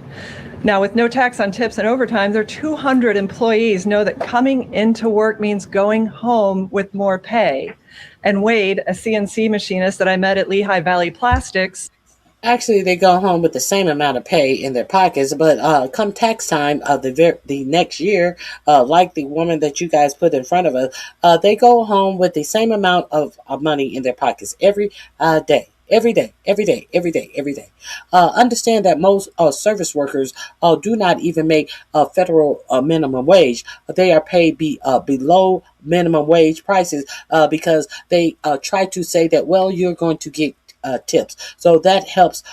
That's why we can underpay you. So are we to believe that all of these people who work at this second generational seafood spot that you want to now talk about the wait staff, we are to believe that they are even making enough money to even have to owe any taxes from their tips? Let's continue. Bait and switch? Bait and switch, anyone? The second generation of owners, now they know their servers can go home with more money in their pockets. But what about them? Let's continue. I said I didn't want to hear this. in Pennsylvania said he routinely takes on extra shifts, and now the tax cuts reward his extra effort. And the benefits aren't just for tax season. As you've heard, the Trump accounts are connecting young people from birth to the power of our free enterprise system. With 529 savings accounts and Workforce Pell for trade schools, we're now training the next generation of skilled workers to fill millions of open jobs at small businesses. Right now, that's what you're doing right now. What you going to be doing in the next budget? You guys have taken away funding for all trade schools in the United States. Is that what so you want to talk about trade schools, really, bitch? Do you really want to talk about trade schools? The thing that you have taken all the money out in the budget. Huh? Are we playing? Are we going to be serious? These are the cuts that your president have. And one of the biggest cuts is to trade schools. Yes, it is. Yeah. But she's lying to you. So in closing, America is open for business again. Yet every Democrat voted no on the very tax relief that is restoring Main Street, that is putting more money back into the pockets of hardworking families. Small businesses are rebounding from years of Biden inflation, decades of unfair trade, and massive regulatory overreach. But thanks to President Trump's tax cuts, they now talk about expansion, hiring plans, and generational opportunity. This is America First in action. Lower taxes, rising wages, and a thriving Main Street. Now millions of Americans are getting their largest tax refund ever, and Main Street is getting historic tax relief to keep the American dream alive. Thank you. Good. And before we take questions, I want to provide some numbers for you all. So tax day statistics as of April 12th. Over 53 million filers, nearly 45% claimed one of President Trump's signature tax cuts. The average tax cut per filer is benefiting from one of President's new tax cuts is over $800. Over 6 million filers have claimed no tax on tips with an average deduction of $7,100. Over 25 million filers have claimed no tax on overtime with an average deduction of $3,100. Over 30 million seniors have claimed the enhanced deduction for seniors with an average deduction of $7,500. And over 1 million filers have claimed no tax on car loan interest on American cars for an average deduction of over $1,800. The average refund this filing season is over $3,400. Over 34 million families have claimed Republicans' enhanced child tax credit, which is permanently doubled and expanded by the working families tax cuts. Over 105 million filers have claimed the permanently doubled standard deduction, simplifying tax filing for millions across America. So as much as people do not like to pay their taxes, and we saw a survey today that 70% of Americans still believe that they are overtaxed, this is a great day for the American people. Ms. Scott and Kelly. We'll now open it up to questions. You're welcome to ask me questions or either of the great cabinet officials next to me. And we'll start, as always, with our new media seat. Mr. Posobiec, why don't you kick us off? Thank you, Caroline. Secretary Vance, if I may, there's been this media narrative out there that while we see the data on tax refunds, that Okay, this is a social media hack who has an agenda. it's not good enough, that the tax season has been too soft. What is your response to this media narrative regarding the tax refunds? Look, it's been an incredible tax season. We have done more with less at the IRS, that we have moved over millions of taxpayers to digital tax accounts. And we have done more with less. We have fired so many IRS agents. We're going to act like these digital accounts. What is it, a digital account? When you need to contact a human being at the IRS for a problem. We have transferred so many people over to these digital accounts. And how does that help the American people? that leaves us able to service more taxpayers in person and on the phone. And as we can see, so you have to transfer these accounts over to digital services, so you can answer the phone. What sense does that make? What do these digital services do that free up people to answer? This is bullshit. This is a bullshit. You can tell this is dumb shit that he's talking about. To digital services. Services how? Would they give them happy endings? What type of services are these digits doing? Are they playing with the punana with digits, with digital services? What digital services? Are they giving a dirty Sanchez? Are they doing a reach around with the digits? What type of digital services are we speaking of? I'm not clear about these digital services, but hey, I have a certain type of way of thinking. But let's continue. The economy was very strong. We are seeing growth across the board in all areas, and as Kelly said, small business, Main Street are really the big beneficiaries. And this is what they don't want you to hear, that Wall Street always done great. This administration is focused on parallel prosperity and bringing prosperity back to Main Street. And that starts with people keeping more of their money. And one for Caroline, as well as the administration in general, if I may. This past Saturday, I published a video of now former Representative Eric Swalwell in bed. The president's heading to Las Vegas. Well, Eric Swalwell was in Las Vegas. In this video, I'm told, according to geotagging, this scandal has erupted now. Accusers coming forward. Hold on one second. Yes, you're exactly right. Because if I don't disrespect you, you're not going to disrespect me. I don't care how you feel about it. You have plenty of places to go in this YouTube sphere. If I'm not disrespecting you, that's what you're not going to come in my chat and do. And if you have a problem with it, hit the like button on your way out. Capiche? Let's continue. Others coming forward, as well as questions regarding his extremely close relationship with Arizona Senator Ruben Gallego. And I want to know if the administration had any comment on the fact that Senator Gallego seemed to be very vocal about wanting the release of the Epstein files, and yet when questions come to his own involvement with Eric Swalwell, he doesn't seem to want to provide anything. Yeah, look, I think the accusations and allegations against former Representative Swalwell are despicable and disgusting. I think it's also quite plausible, as you point out, Jack, that there were many other Democrats in this town on Capitol Hill who knew about his perhaps illegal behavior, certainly his disgusting and inappropriate behavior. And why were they silent for so long? I think those are questions that must be raised of these sitting representatives, including Mr. Gallego. And I hope that the journalists in this room will do their jobs, and the journalists on Capitol Hill will do their jobs to ask Democrats in power how they knew about such despicable behavior from one of their elected representatives for so long, but never said or did anything about it. So that's what we hope to see as far as the White House and the president is concerned. Thank you. Okay, well, what we're waiting to see is the fact that she could fix her mouth to say this with all of those injection needle marks that looks like a dotted line around her lips to make her lips voluminous, like black women. What I find it hard to believe that she actually fixed her lips to say this, as this administration is doing everything to cover up Trump's involvement in the Epstein files, as this administration is doing everything it can to protect Trump's people, as Marjorie Taylor Greene herself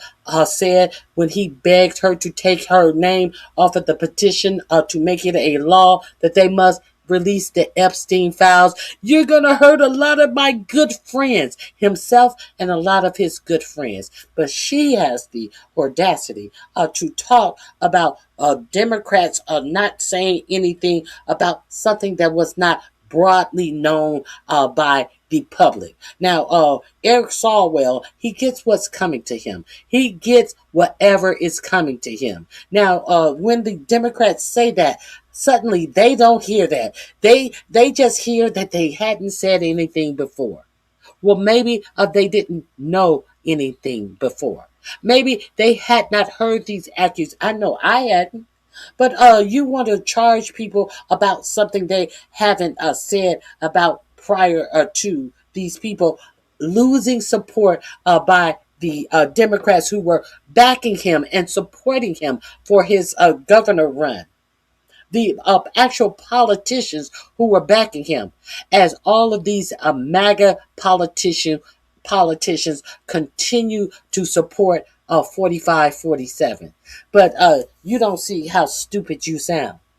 You actually sat up here and said this. Oh, those lips are small. I forgot. You're with child. You can't have that botulism poked in your lips. As you sit up here and say this with these paper thin lips that we know you despise. Are you serious? If you don't go sit your ass down somewhere, oh my God. Peter. Thank you. I have one for you and then one for Secretary Besson. Sure. For you, Caroline, there are now 10 American scientists who have either gone missing or died since mid-2024. They all reportedly had access to classified nuclear or aerospace material. Is anybody investigating this to see if these things are connected? I've seen the report. She's seen the report, and she had no curiosity about it. I seen the report. I'm going to ask some questions about it. But you saw the report, and you didn't find it important to ask questions about it until Steve Doocy from Fox News. This is the first time of me personally hearing about that during this. And I did have a little thing that I wanted to share with you guys about that, because I will be honest, I had not heard about any of this. Peter, I haven't spoken to our relevant agencies about it. I will certainly do that, and we'll get you an answer. If true, of course, that's definitely something I think this. I'm the press secretary. I didn't speak to anybody, relevant agencies. I was uncurious about this. I don't care about this, Steve. Yeah, I'm going to say it with a smile on my face because you're our North Korea style a news outlet, Fox News, so I would be very pleasant with you. Government and administration would deem worth looking into, so let me do that for you. Thank you. And Secretary Besson, it doesn't sound like... Where are your lips, girl? I know, you just keep parsing them lips. You miss them big juicy lips, huh? Poor baby. Now, what do you have for Scott? We're going to have $3 a gallon gas. Speaking of no lips, $3 a gallon gas by summertime, which we had initially been told by. We're going to have $3 a gallon gas by summertime, which we had initially been told by the energy secretary. He now says that it would be very aggressive if we're going to get to the $3 a gallon gas by the summer. So when are we really going to get $3 a gallon gas? Well, I think that's going to be the up to how the negotiations go. President Trump said this morning that he thinks we're nearing the end. The U.S. kept their side on the ceasefire. We've stopped firing. The Straits of Hormuz have not been completely reopened, so we will see. And I'm optimistic that during the summer we will see gas with a 3 in front of it sooner rather than later. It's Bank Week here in DC, so I've been meeting with a lot of my Middle Eastern counterparts, the finance ministers, and they all say that once the straits are open, they can start pumping again within 1 week. So not. Well, didn't Pete Kirkbreth just tell you guys that he was in control of the United States? We are in control of the straits, that Iran has no control. So is Scott Bessent telling you last night that the oil will start pumping next week? Is that what he's telling us, as he tells us that he doesn't think the oil prices will go down anytime in early summer? Now, Ducey is going to try to corner him. Oh, so you're saying more like Memorial Day or Labor Day? What part of the summer you're talking about? Scott Bessent then tells him sometimes in September. I didn't realize that September was even in the summer. I didn't have that understanding of September being part of the summer, but that's what Scott Bessent tells him. So in effect, all of this is bullshit and all of this is lies. Even if they start pumping back gas, the last oil tanker has come into America this week, and even if they start pumping gas, now understand that your War Department have struck many gas companies, many liquid natural gas facilities, and in turn, Iran has struck many gas facilities and oil refineries in other regions of the Middle East. So they're acting as if these facilities had a golden dome over them, a magical dome. You know, that dome, that the iron dome over them. You know, like Israel said that they had to protect themselves, and now Israel has gotten totally fucked up about all of the missiles and stuff that Iran struck on them. And Iran have been striking our allies in the Middle East, as your government have been carpetbagging Iran, and you have Scott Bessent standing up here in front of your face, lying and saying, "Well, they can start pumping gas in a week once they get once Iran is no longer controlling the Strait of Hormuz." So we set up a lie, we tell a lie, and we blame it on conditions about what Iran is or is not doing. But as we have another people saying that Iran isn't in control of the straits at all. Propaganda.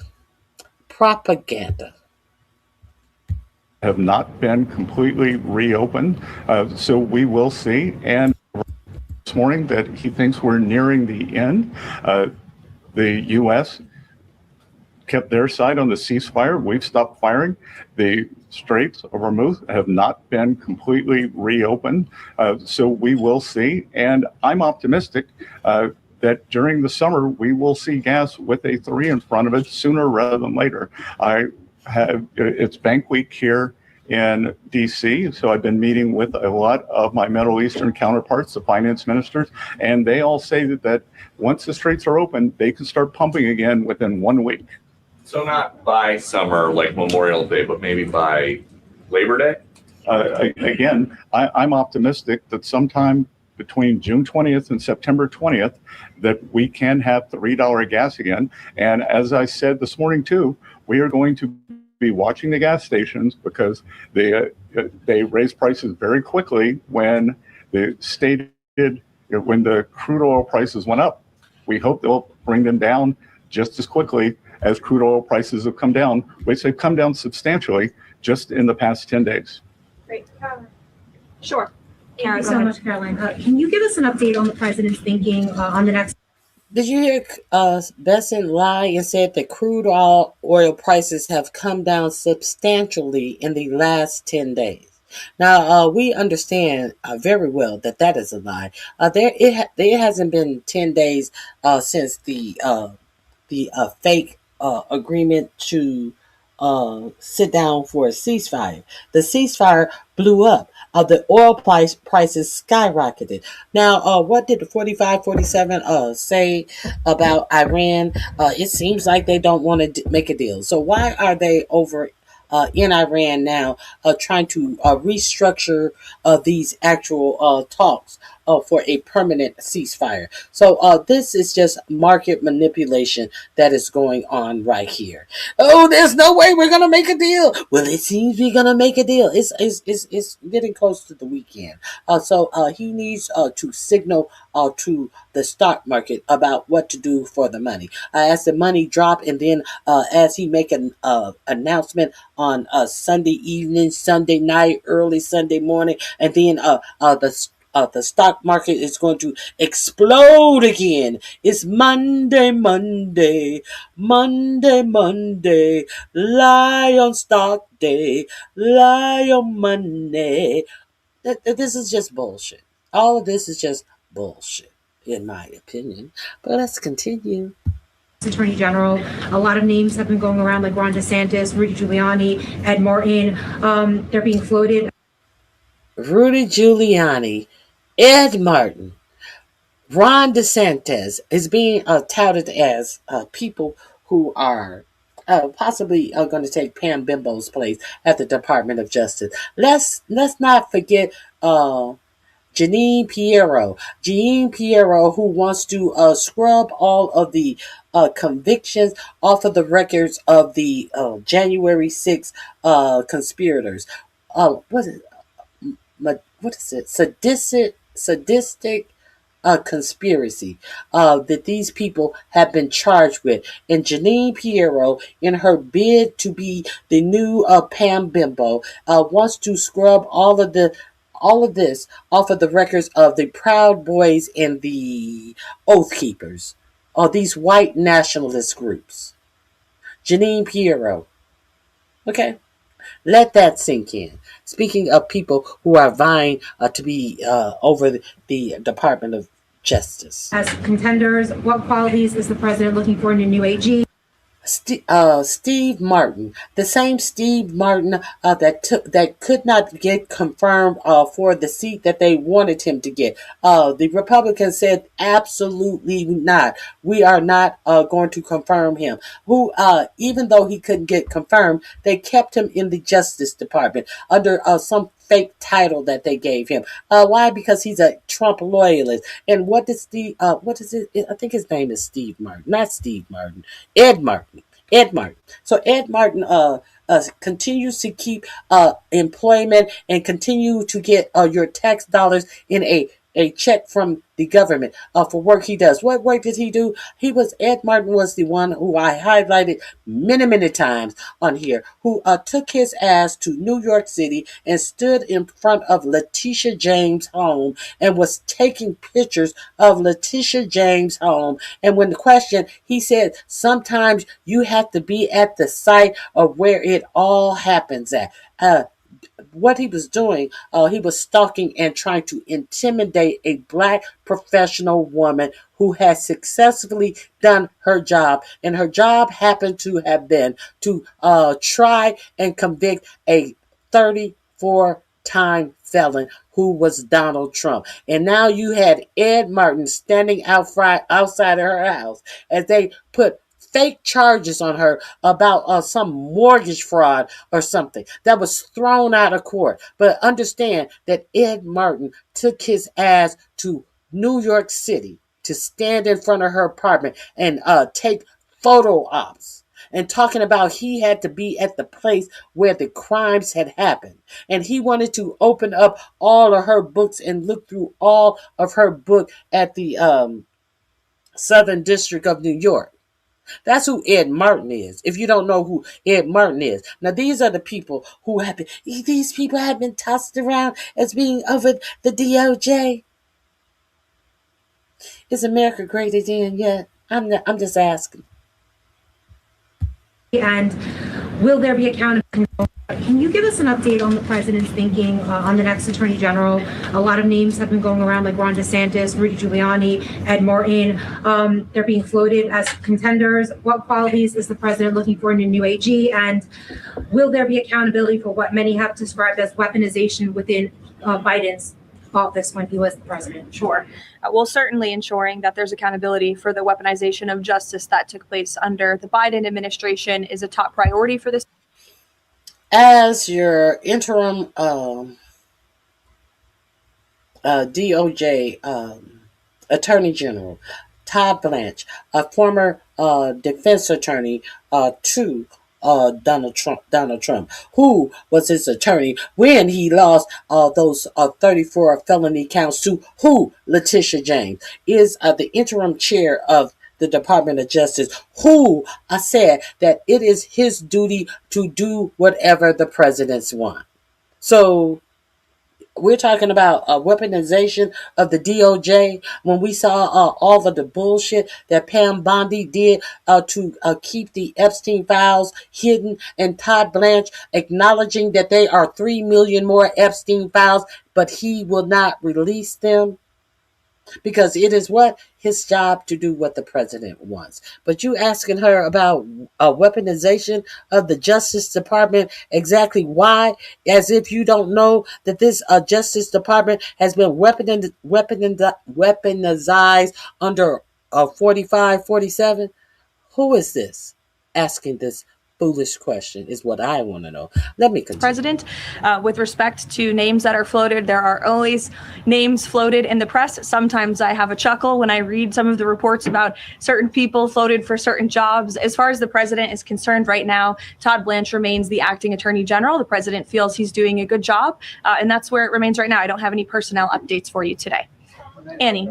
Thank you, Caroline. I have a question for you and also for the Treasury Secretary.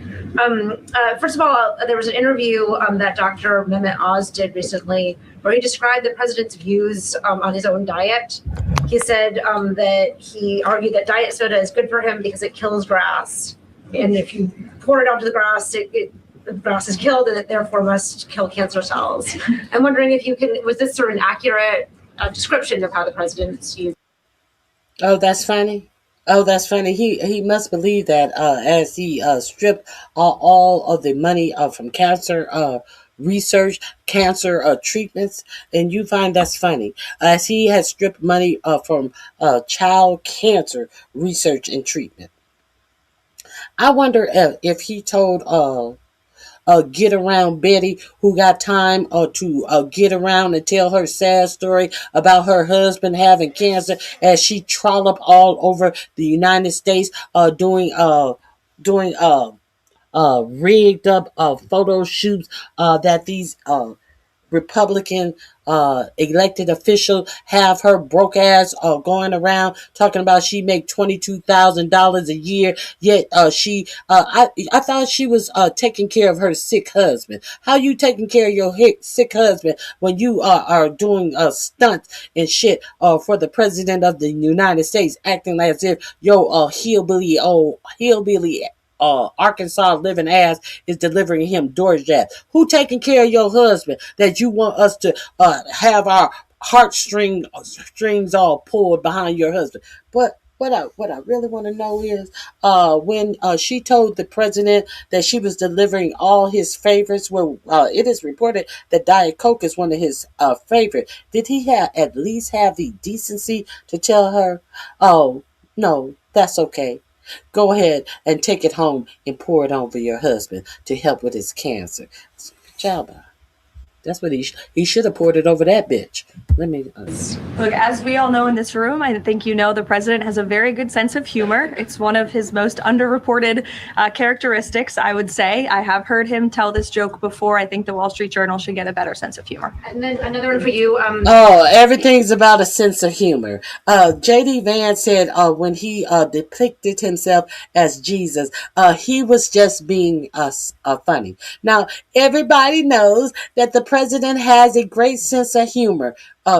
Everybody, and then at the same time, she contradicts herself as it's not put out enough how great of a sense of humor he has. Well, if it's not put out enough, but everybody knows it, it cannot be both.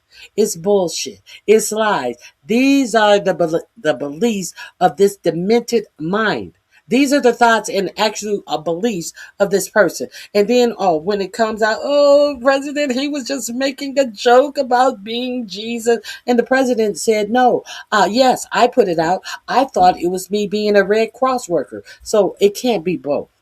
It can't be both. This is a lying, sick ass administration. Oh my God. These people are sick. Has the president filed his taxes, and is he going to release them publicly? It's actually a very good question. I have not inquired with the president directly about his own taxes, but I'm happy to do so, and we'll get you an answer on that. Secretary Benson, I have filed my taxes. The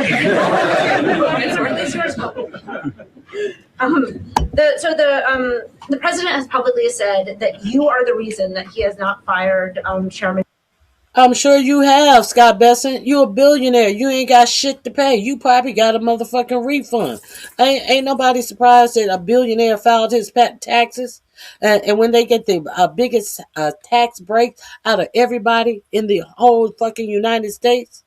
Is it supposed to be a big thing that you filed your taxes after you bitch and complain that you had to contribute to the system that you take advantage of? As you try to tell the American people that, most people saved $1,000 this year. $1,000. A billionaire talking about you getting $1,000 is something that you should be jumping up and screaming about, and that you have hit the jackpot. Because you are allegedly have saved $1,000 as gas prices has tripled. They no, none of that. It don't compute. None of this compute. As you got a bitch sitting up there talking about the no tax on tips saved her so much money, and she drives fucking DoorDash for a living, and gas has tripled.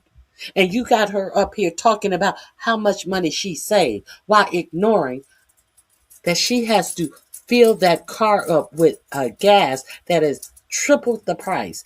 This bitch says she make $11,000 a year, and DoorDash $11,000 is the as much as she make. The tips at DoorDash is as much as she make for DoorDash. So she said she makes $11,000 in tips.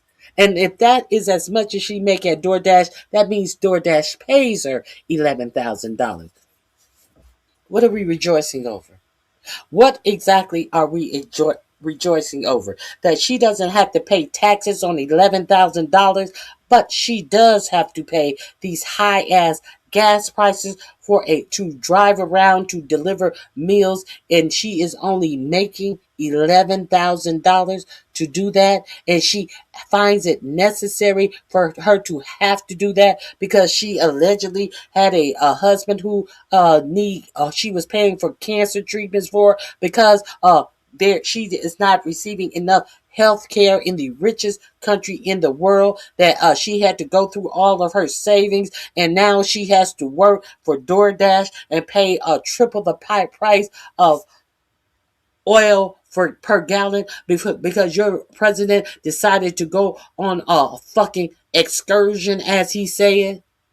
Now, what the fuck are we rejoicing? What the fuck are we rejoicing? That this is how the United States people are destined to live. As Scott Benson, I paid my taxes. I'm a billionaire, bitch. I don't pay taxes. Jay Powell. Will you make that case again to him, as he's recently said that he still wants to fire the chairman? Look, I am confident that the process that we laid out in terms of Kevin Warsh becoming the next Fed chair, he's going to have the hearing on the 21st of this month. He's a great candidate. We know that the Republicans on the Senate Banking Committee are aligned in that, and I am very optimistic that Kevin Warsh will be the chair of the Fed on time, and that will be a moot question. Stephen, go ahead. Secretary Bessent, you mentioned that the no tax on overtime is the biggest one that people are claiming. I think you said 25 million people. Have you seen evidence that more companies are offering overtime or that people are working more overtime and increasing their productivity? And the second question, the health insurance industry is advertising heavily in DC, describing themselves as the good guys in the whole healthcare system. President Trump has threatened to haul in their executives and force them to lower prices. Can you provide any update on the administration's efforts there?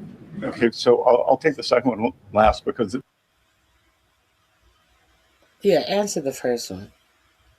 So many people are taking advantage of the no tax on overtime. As AI is taking all the jobs, as more companies are laying off more people, as more companies are making schedules to make sure that they schedule you right under 40 hours a week. Therefore, you cannot be considered to be a overtime employee where you will get benefits and overtime in the first place. Let's see what Scott has to say about this. Are more people actually getting this overtime that you speak of? Because we are realistic about the economy. It's not like all of these jobs out here, hey, overtime for you. You get overtime. You get overtime. You get overtime. Are we going to play make-believe, Scott Besson, about how many people are benefiting for this no overtime as America has bled jobs under this administration?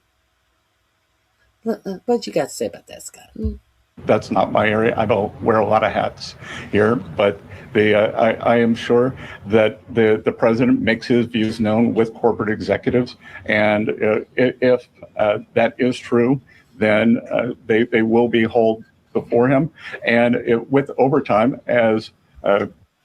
If that's true, they will be hauled before him. He's talking about executives. He said private business executives will be hauled before the president. Where they do that at? Where do they do that at? They are okay with telling you that your president will haul private company, the CEOs and owners of private company before him, if they say something that he doesn't like. Where do they do that at? Where do they haul private business owners in front of the president of the state? South Korea, Russia, any oligarch state? And they don't understand what they are projecting, because they like the uneducated voter.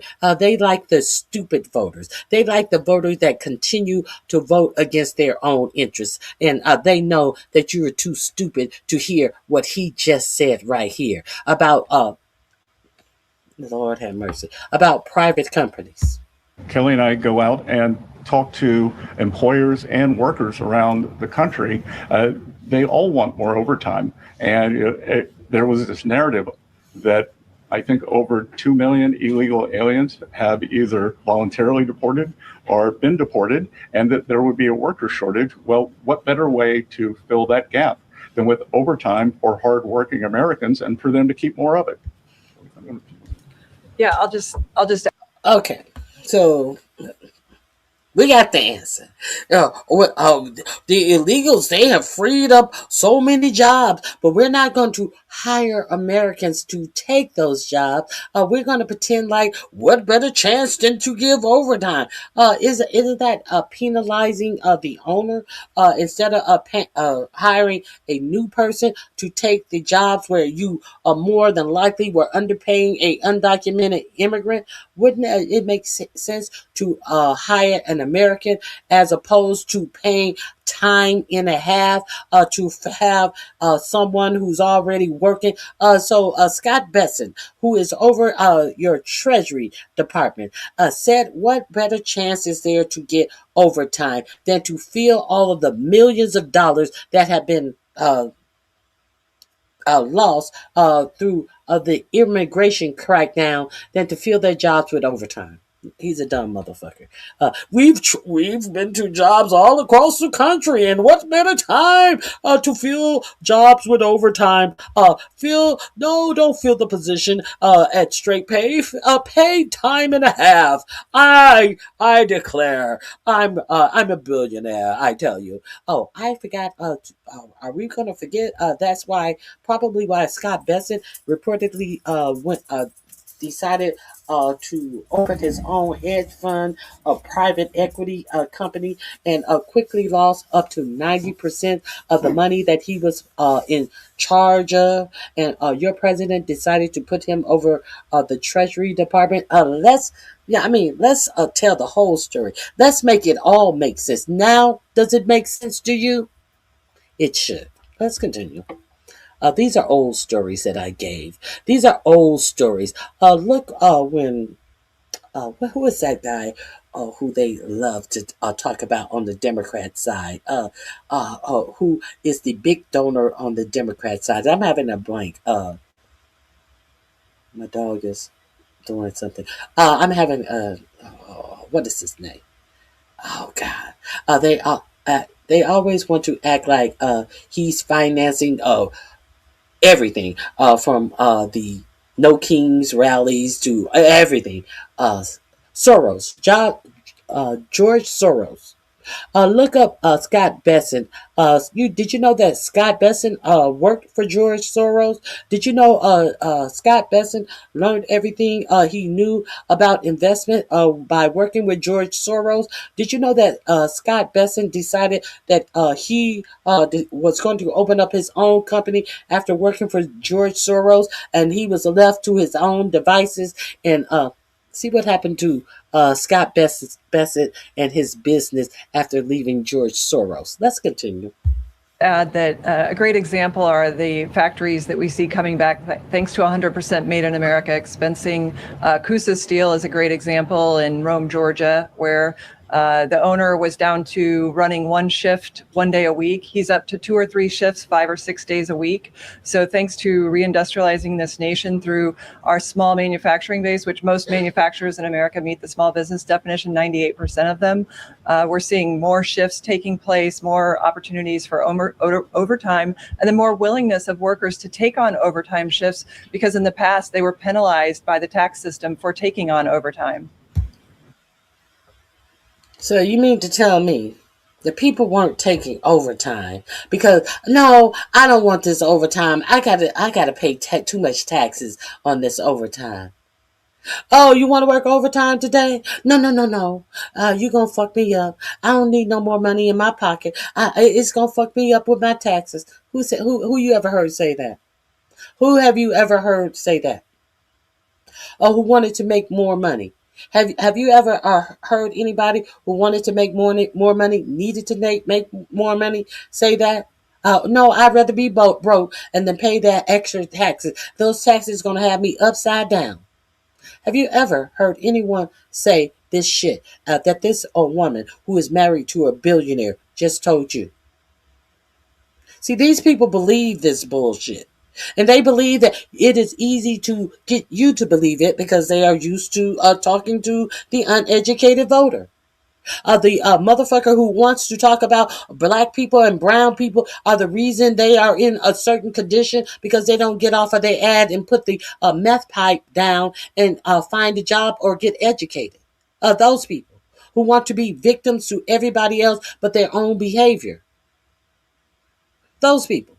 And you are who they're talking to. That bitch ain't talking to me with that dumb shit. She is not talking to me with the dumb shit she just said. Let's continue. Elizabeth, go ahead. Thank you. This is for Administrator Loeffler. You talked about how the One Big Beautiful Bill benefits small businesses. With small business optimism falling in March, is the administration planning on providing any additional tax relief or other resources to small businesses that have been affected by high fuel prices during their Iran operation? Yeah, so one data point does not a trend make, and the long-term trend under President Trump has been for small business optimism to be above its 52-year average. Under Joe Biden, small business optimism fell below that average for 34 consecutive months because small business was being crushed by regulation, massive red tape, the threat of high taxes, and all the burdens of the Green New Deal. So right now, small businesses are really in growth mode. They're planning to hire, and the optimism is very strong. If you see in the NAM survey, National Association of Manufacturers came out, their optimism is up 5 points. So I think this is temporary and we'll get back on trend. What's the status of extending the Iran ceasefire, Caroline? Yes, so I saw some reporting, again, bad reporting this morning that we had formally requested an extension of the ceasefire. That is not true at this moment. We've remained very much engaged in these negotiations, in these talks. You heard from the vice president directly and the president this week that these conversations are productive and ongoing, and that's where we are right now. I've also seen some reporting about the potentiality for in-person discussions again. Those discussions are being had, but nothing is official until you hear it from us here at the White House. But we feel good about the prospects of a deal. The president mentioned that in his interview yesterday. And it's obviously in the best interest of Iran to meet the president's demands. I think he's made his red lines in these negotiations very clear to the other side. And so we are continuing to see how these conversations go. Would those talks be in Islamabad, or where would they be the next round? They would very likely be in the same place as they were last time, yes. With the same, I would just want to make one point that's important to the president. The Pakistanis have been incredible mediators throughout this process, and we really appreciate their friendship and their efforts to bring this deal to a close. So they are the only mediator in this negotiation. While there have been many countries around the world who want to offer their help, the president feels it's important to continue to streamline this communication through the Pakistanis, and so that's what continues to take place. Will. Thank you, Caroline. How much room you see? I can't go. I apologize. I can't take too much more of this. This link is in my description box under a press conference. Go over there and avail yourself to this. We'll try a little bit more. I don't. Let me see.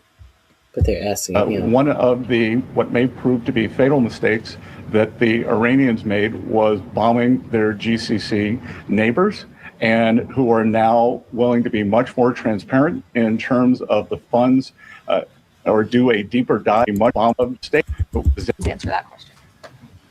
Yeah, I think that's not a correct characterization. Yesterday, we announced Operation Economic Fury, and we, for over a year, we have had maximum pressure on the Iranians, both on blocking payments into the Iranian state and going after.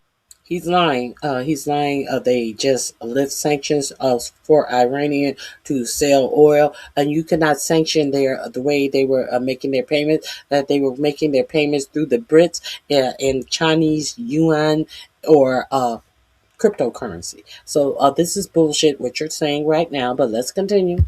After the accounts of the IRGC, one of the what may prove to be fatal mistakes that the Iranians made was bombing their GCC neighbors, and who are now willing to be much more transparent in terms of the funds or do a deeper dive in investigating the funds that are held within their banking system. So you mean Qatar will hold Donald Trump's ill-gotten gains from the oil sales of Venezuela, but Qatar would not hold the funds that Iran sold of their own oil? Is that what you're saying? Oh, okay. So who's the good guy in this situation?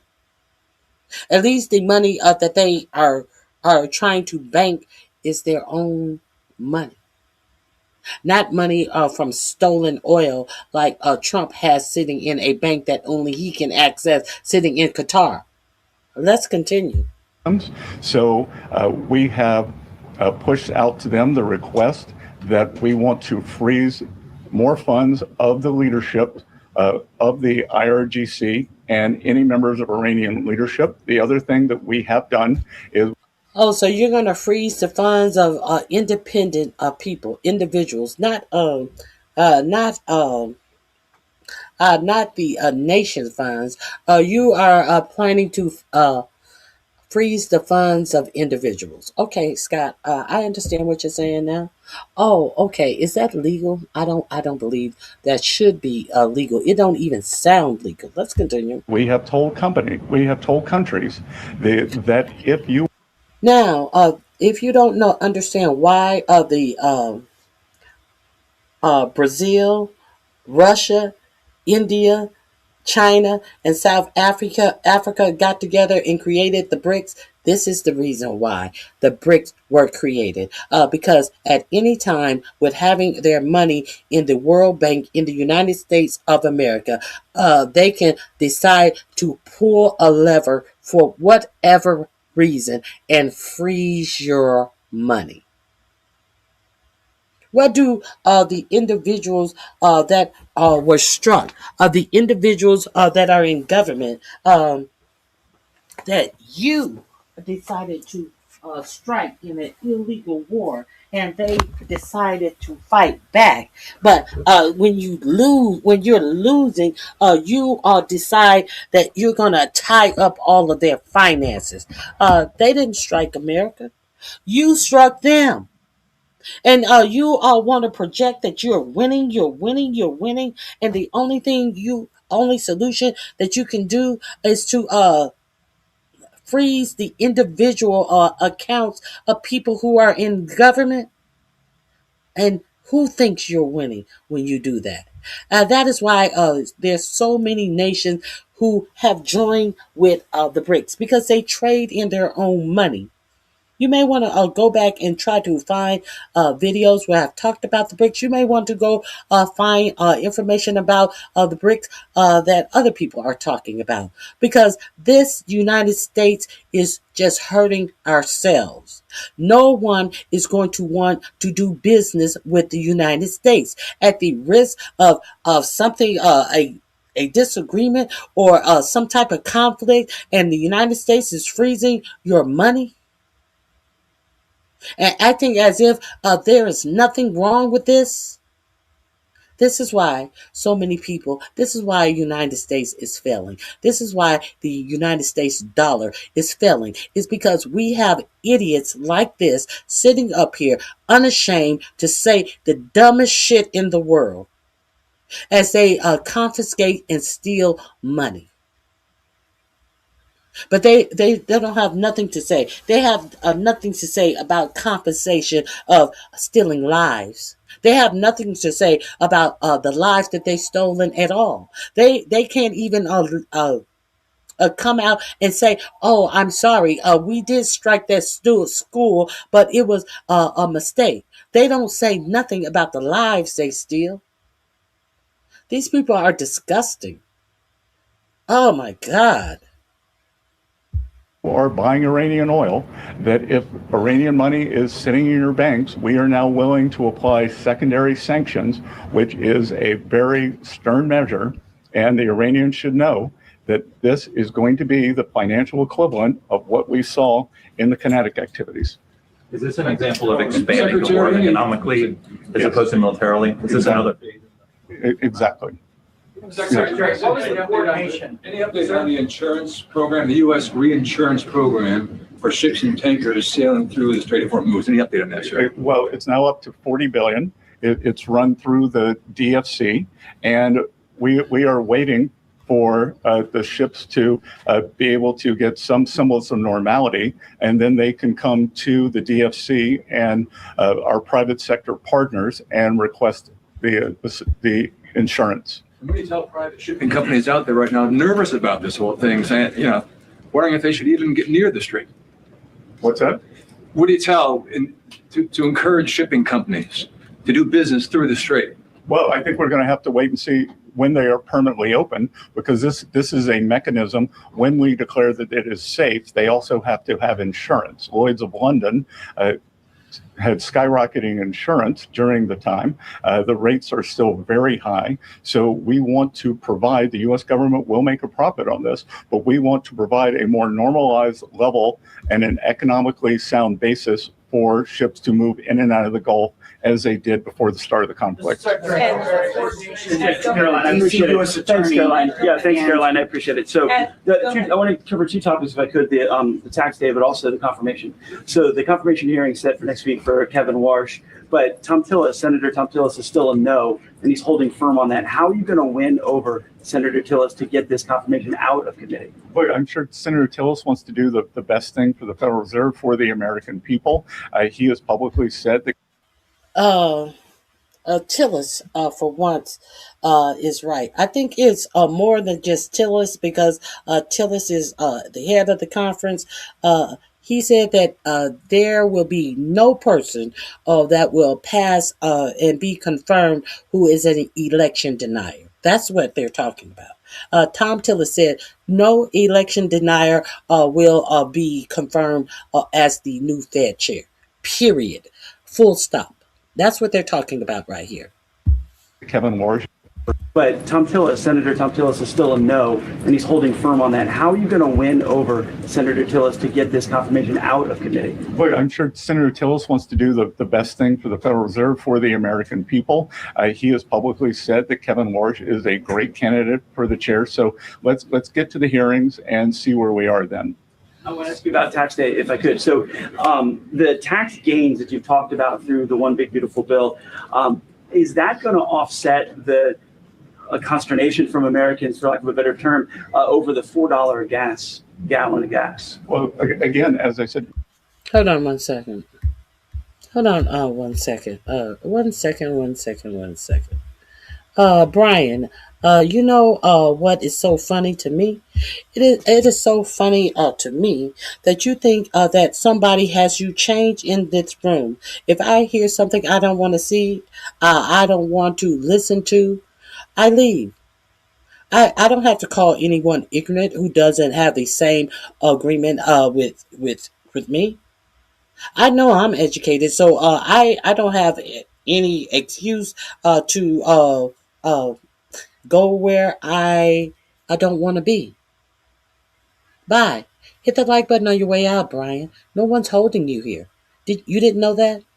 Oh, you must be a Trump voter, ignorant. You must be one of those uneducated voter that Trumps love, who vote against your own interests. Let's continue. No one's ever objected to more money in their pocket. So the Americans have more money. They can decide how they want to spend it.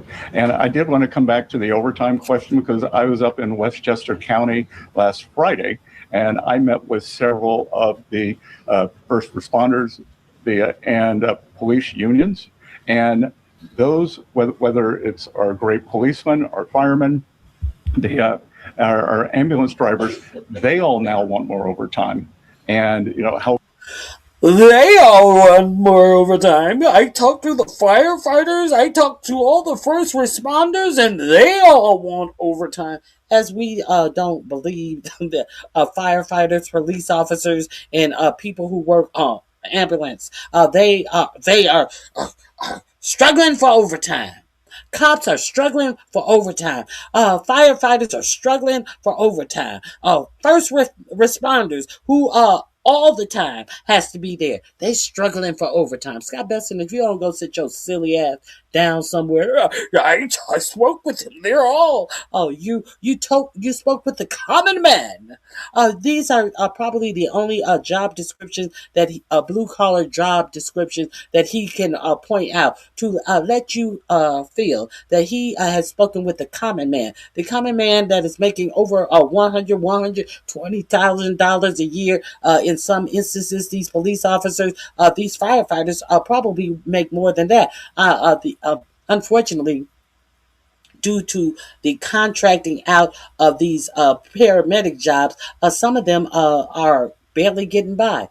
Some of them make low wages. Some of them in bigger cities do not. But Scott Besson wants you to know that he's spoken to the common man. See, these people make way more money in their regular salaries than the person who is hammering for overtime, Scott Besson. But you don't know these job descriptions to call out, do you? You silly fool. But you're over our economy. You're over our treasury. great it is to have them to be able to be engaged and keep more of their money. For both of you, perhaps, are President Trump's threats of a 50% tariff against China still on the table now, or is the letter exchange that we talked about now taking that off? Well, as you know, the president spoke about the letter with respect to he and the correspondence between he and President Xi. President Xi assured the president that they are not supplying Iran with weapons throughout this conflict. And that assurance was made to the president. It's obviously something the administration keeps close tabs on with respect to tariff. You have any update on that, Mr. Secretary? I don't have an update on the tariffs, but I do have an update on sanctions. Iran is used to be the largest state sponsor of terrorism. China was purchasing more than 90% of their oil, which is about 8% of China's energy needs. We believe this blockade in the Straits, there will be a pause of Chinese buying, but I will tell you that 2 Chinese banks received letters from the U.S. Treasury. I'm not going to identify the banks, but we told them that if we can prove that there is Iranian money flowing through your accounts, then we are willing to put on secondary sanctions. And are you You don't have to prove it. The Iranian already told you that if you are going through the Straits, we're gonna these Straits of Hormuz, we are going to charge you a fine, and you need to pay this in Chinese yuan. So what is the problem? What is the question? So you're going to put section, we already told China if these banks, we're going to put secondary sanctions on these banks. So World War III, we have a bunch of fools running our administration, a bunch of arrogant idiots running our administration. Every time he comes up there, well, I told you. You sound stupid, Scott Bessent. You are a bumbling idiot, Scott Bessent. Just to follow Thank you, up, Caroline. Go ahead, Nick. Just a quick follow-up. So my question, are you considering any more? You're going to put secondary sanctions on China to get us fucked up in the game behind another nation selling their oil, the oil that you took the sanctions off to allow them to sell. And now you want to put sanctions on the people who purchase the oil and may have a bank account for them to put their money in, so it won't be sanctions again by the United States once they get their payment. But you're going to go to the country that they do business with in the BRICS. You're going to go to their trading partner and try to sanction their trading partners because of where they bought their oil from, because of where they decide. Now, what if China was to go over there and to Qatar and start sanctioning their banks? What if China goes over there to Qatar and sanction their bank because they used to buy oil from Venezuela, and now Trump has gone in and has stopped them from getting oil from Venezuela?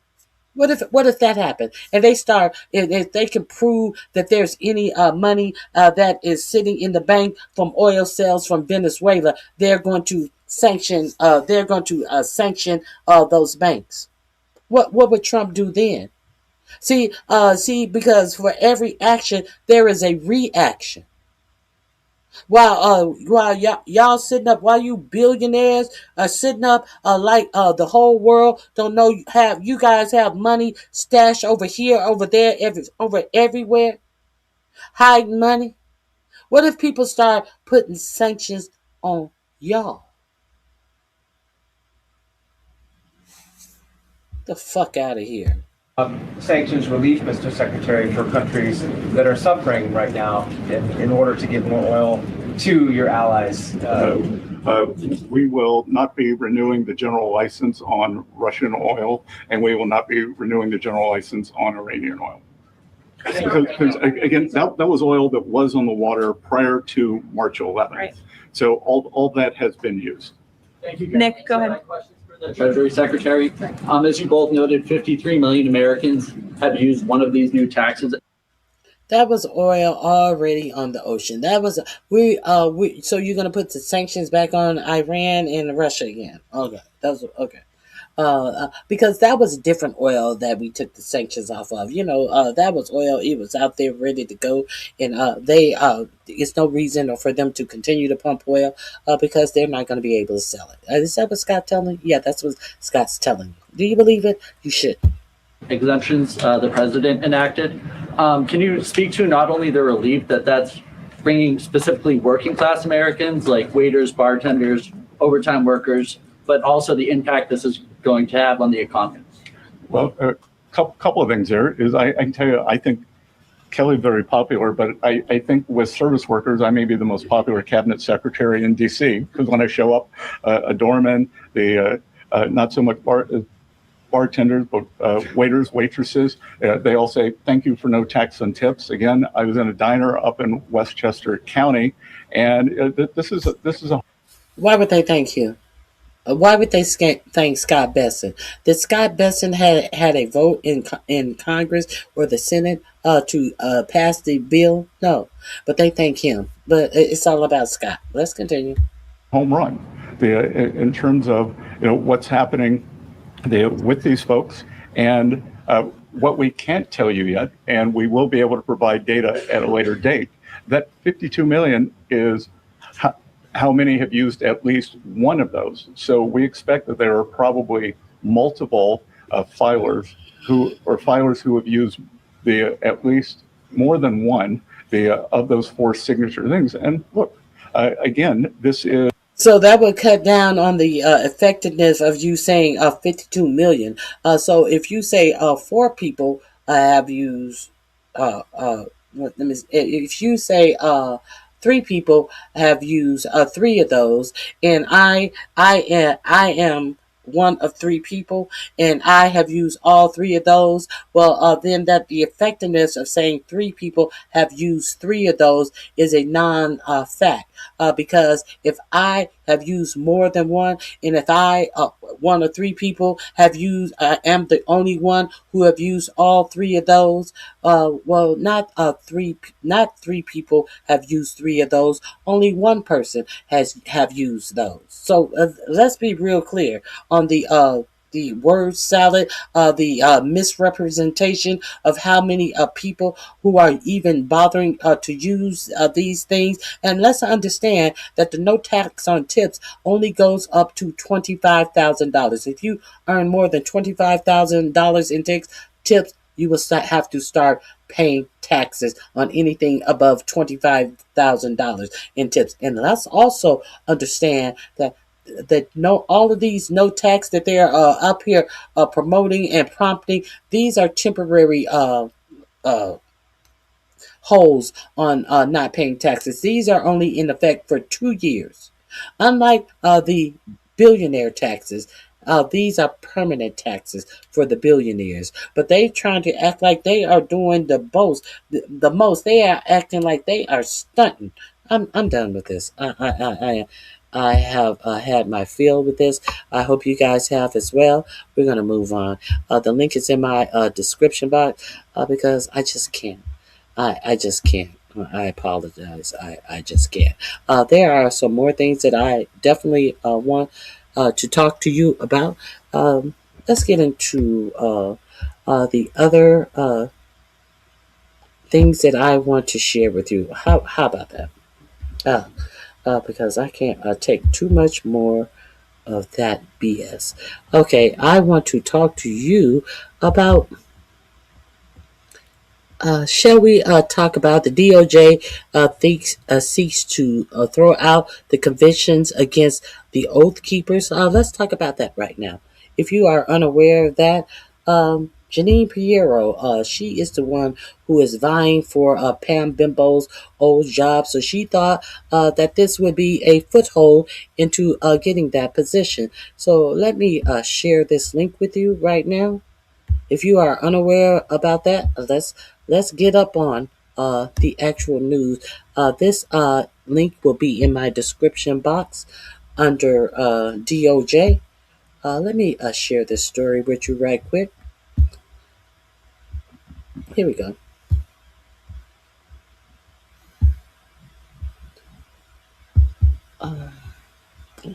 When did this come out? This came out yesterday. DOJ seeks to throw out convictions against Oathkeepers and Proud Boys. I believe the Proud Boys was on that list that Pam Bimbo threw out about the white supremacists being the biggest threat to the United States. So there's that as well. Here we go. Let's see this video. They were showing a little bit of their actions that they did on January 6th to refresh you.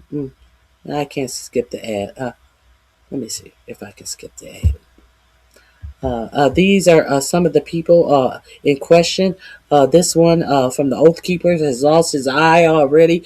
I think he had an accident and pop out his own eye.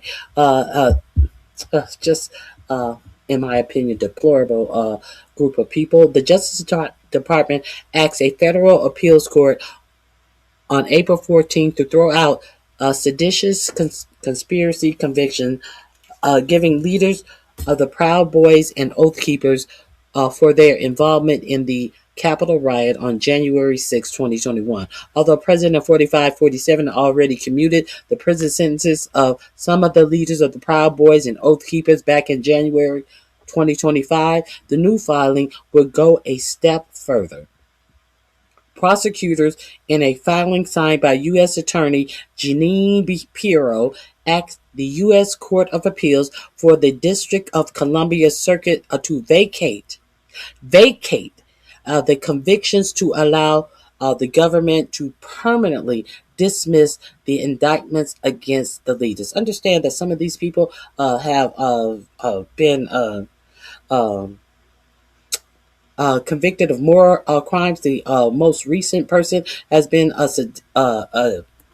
convicted of actually soliciting intimate relationships with a person under the age of 12. These are the type of people. Many of them have gone back to jail. One person was unalived by cops after a high-speed chase, and they were found things that he was not supposed to have in his car. These are the people who they are trying to vacate the convictions. These are the same people who had pending convictions at the time that they were arrested for the things that they were doing on January 6th. And when they got their pardons, they said, doesn't it include my SA charges? They tried to get all charges. Doesn't this include my drug charge? They tried to get all of the crimes that they had committed pardon under this pardon by 4547. These people who have these type of records, but black people are your problem. But there's no white on white crime. We always want to talk about black on black crime. Which one of y'all who want to talk about black on black crime is talking about this? Which one of you who are always so astute in black on black issues, but you're not astute on this? Oh, maybe it's your culture. Maybe you can't be astute on it because it's your culture. Let's continue. Okay. The government motion to vacate in the case is consistent with its practice of moving the Supreme Court to vacate convictions in cases where the government has decided its prosecutorial I can't say I can't read. I just have a hard time saying that word. Discretion that dismissal of the criminal cases in the interest of justice. Motions that the Supreme Court routinely grants. Prosecutors said that in court records obtained by the USA Today.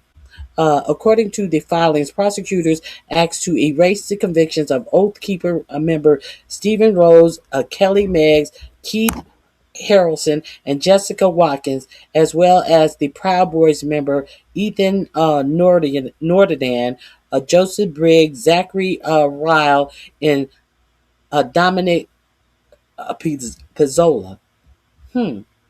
No Enrique Torre. They didn't try to erase the conviction of the Mexican Proud Boy who is a white nationalist. when trying to fit in just don't pay. They didn't add Enrique Torrio or whatever his name to the Proud Boys who are getting exonerated. Mm, mm. After all of the shit that he did, after all of the shit that he has been doing after uh, he was pardoned, not his sentence was communed, not pardoned. Okay. In a statement to the Associated Press, Northern and attorney Nicholas Smith praised the move from the Justice Department. We don't want a precedent that says that any physical confrontation between protesters and law enforcement means a crime akin to treason, such as seditious conspiracy, Smith said. Smith did not immediately respond to USA Today request for comment. Okay, I'm gonna put this link in the description box. It's under DOJ. This is what your Department of Justice have time to do. If you are unaware, make yourself further aware. You can follow other outlets that may have more information. I just wanted to give you a brief synopsis. I just wanted to give you a brief story on this. Let me print that. Okay. Let me show you what else I wanted to talk to you guys about. It would be let's talk about why I have a live golf and a bomb throwing up on my page. Shall we talk about live golf?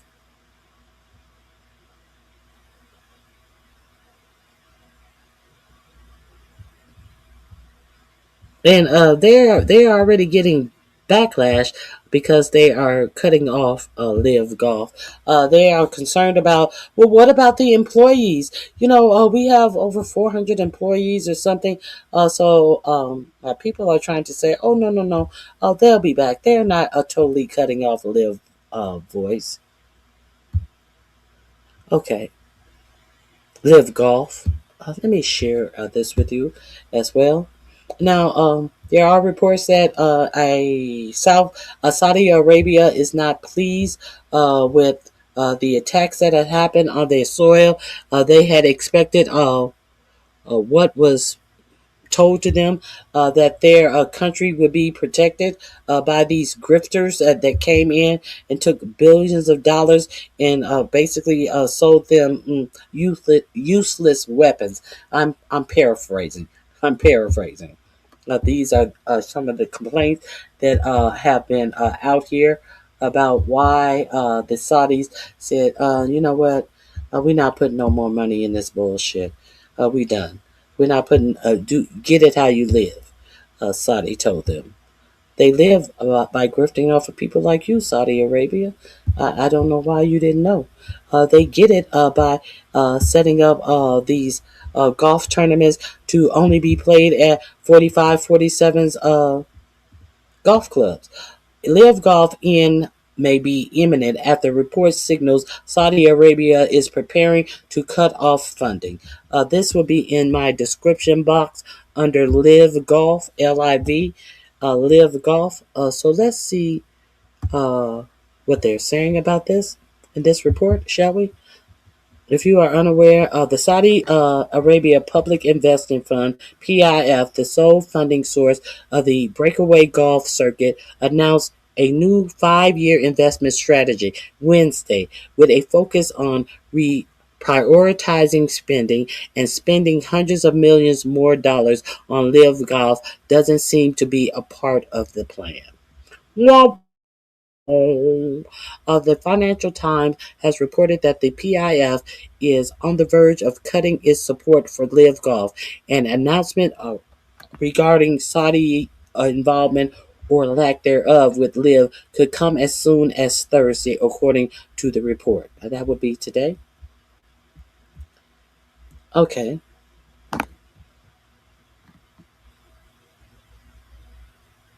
Author and longtime golf reporter Alan Shipnutt also relayed a message on X from a player's agent that Mohammed bin Salman, the ruler of the Kingdom of Saudi Arabia, could look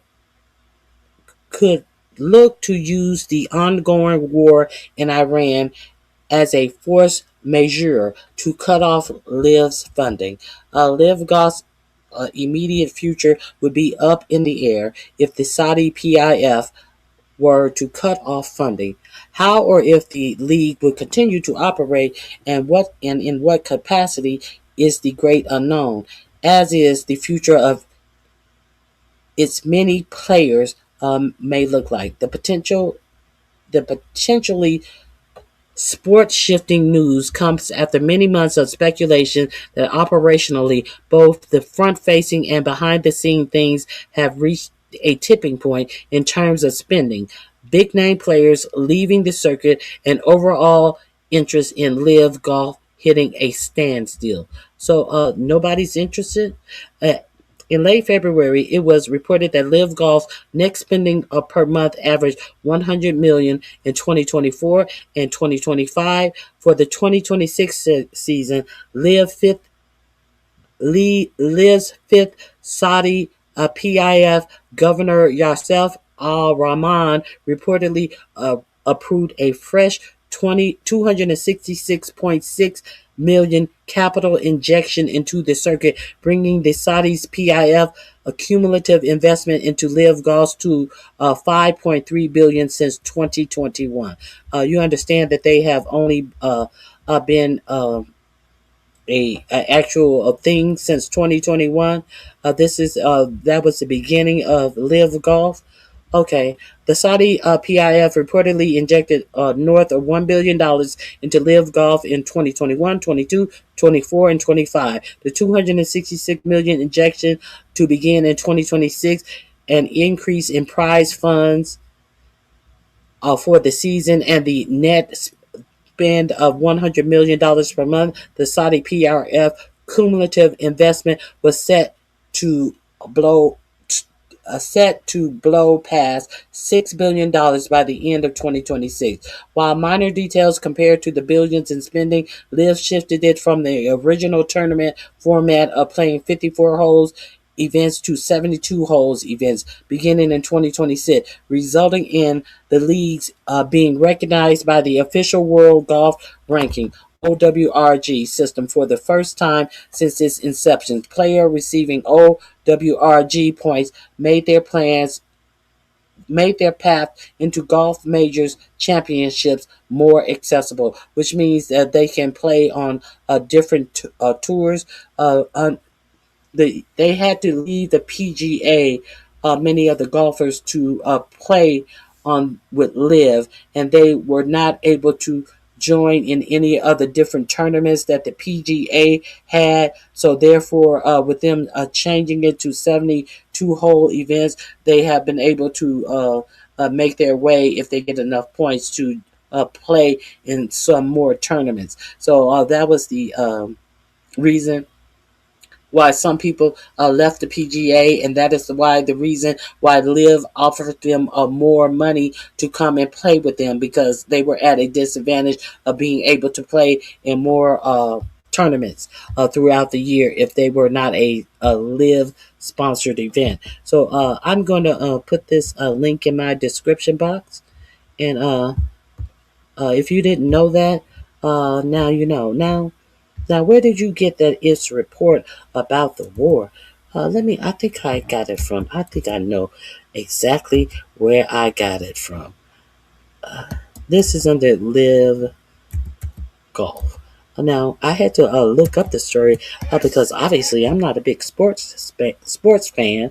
So then I did my due diligence, and I tried to see if it was in fact shutting down, and it does look like Live Golf is shutting down. So let me find where I initially heard the story.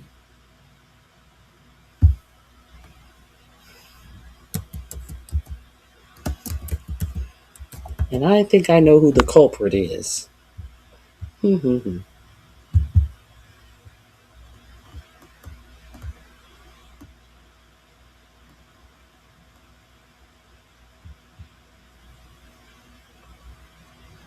Now, what are they saying? 1 hour ago, live golf scandal.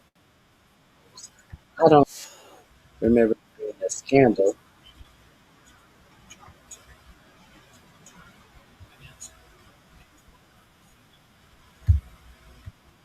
No, no scandal. Let me see. Let me find what I'm looking for. I ain't gonna listen to the new shit. Excuse me. Let's let's get into this. Let's get into this. Okay, here we go. Excuse me one moment.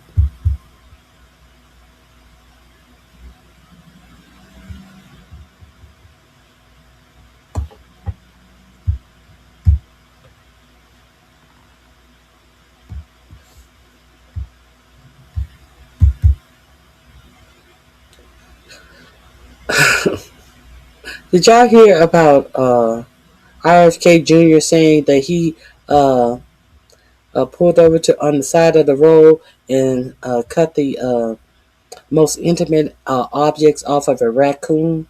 At this would be the opportune time where I wish a raccoon would have effed somebody up. Why what is wrong with your Department of Health secretary? That he is that should really get him arrested. Why would somebody do that to an animal? Oh, speaking of animals, I was outside last night. The it was a nice breeze outside, and I'm sitting on the little patio, and I'm just relaxing, having me a Coca-Cola, just enjoying the evening. And my dog, one of my dogs, she's sitting at my feet, and she's just relaxing. The breeze is blowing through her hair. It is feeling good. And so I'm sitting there, and I'm really thankful that I didn't have my phone, that I was not being attentive, because I caught something. My eye caught her sit up and turn around, and then I just like turned my head to see what she was looking at, and about us, I'd say between 5 and 8 feet away from us was a big ass coyote. And I at first I thought it was a German Shepherd at first, and then I was like, oh no, that's a coyote, because the coat was all you know how cats spray their hair out. His coat was all sprayed out, and I grew up in southern most of my life in Southern California, in the foothills of the Mount Wilson. So I know coyotes because you see coyotes day and night. Those coyotes didn't play. They were always around during the day on the lawn. I know what a coyote is. I know how to see a coyote walk and their feet flap back and forwards like a little doggy door or something. Okay. Long story short, the coyote had his head down. He had his mouth open, and I popped up. And the thing that I was afraid about is that my little dog, she weighs 11 pounds, and she believes that she can fight the world. And she usually takes off and tries to, be territorial. And then I was like, Saucy, come. And she took off, but she didn't take off towards him. She took off towards the driveway. Excuse me. Hold on.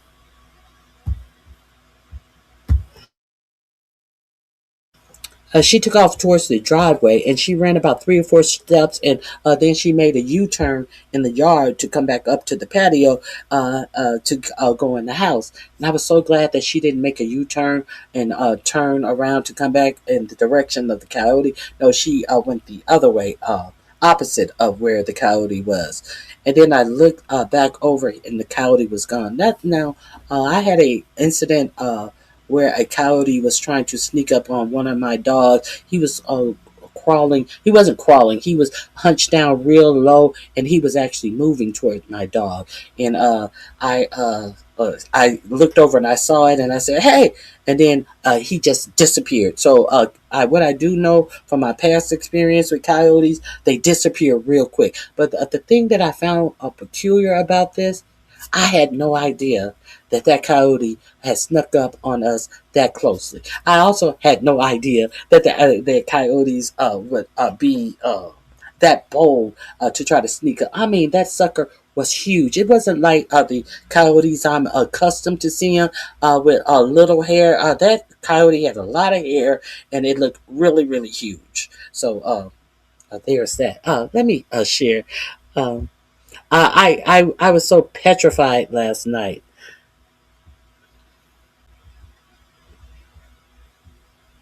Y'all don't care nothing about my coyote story.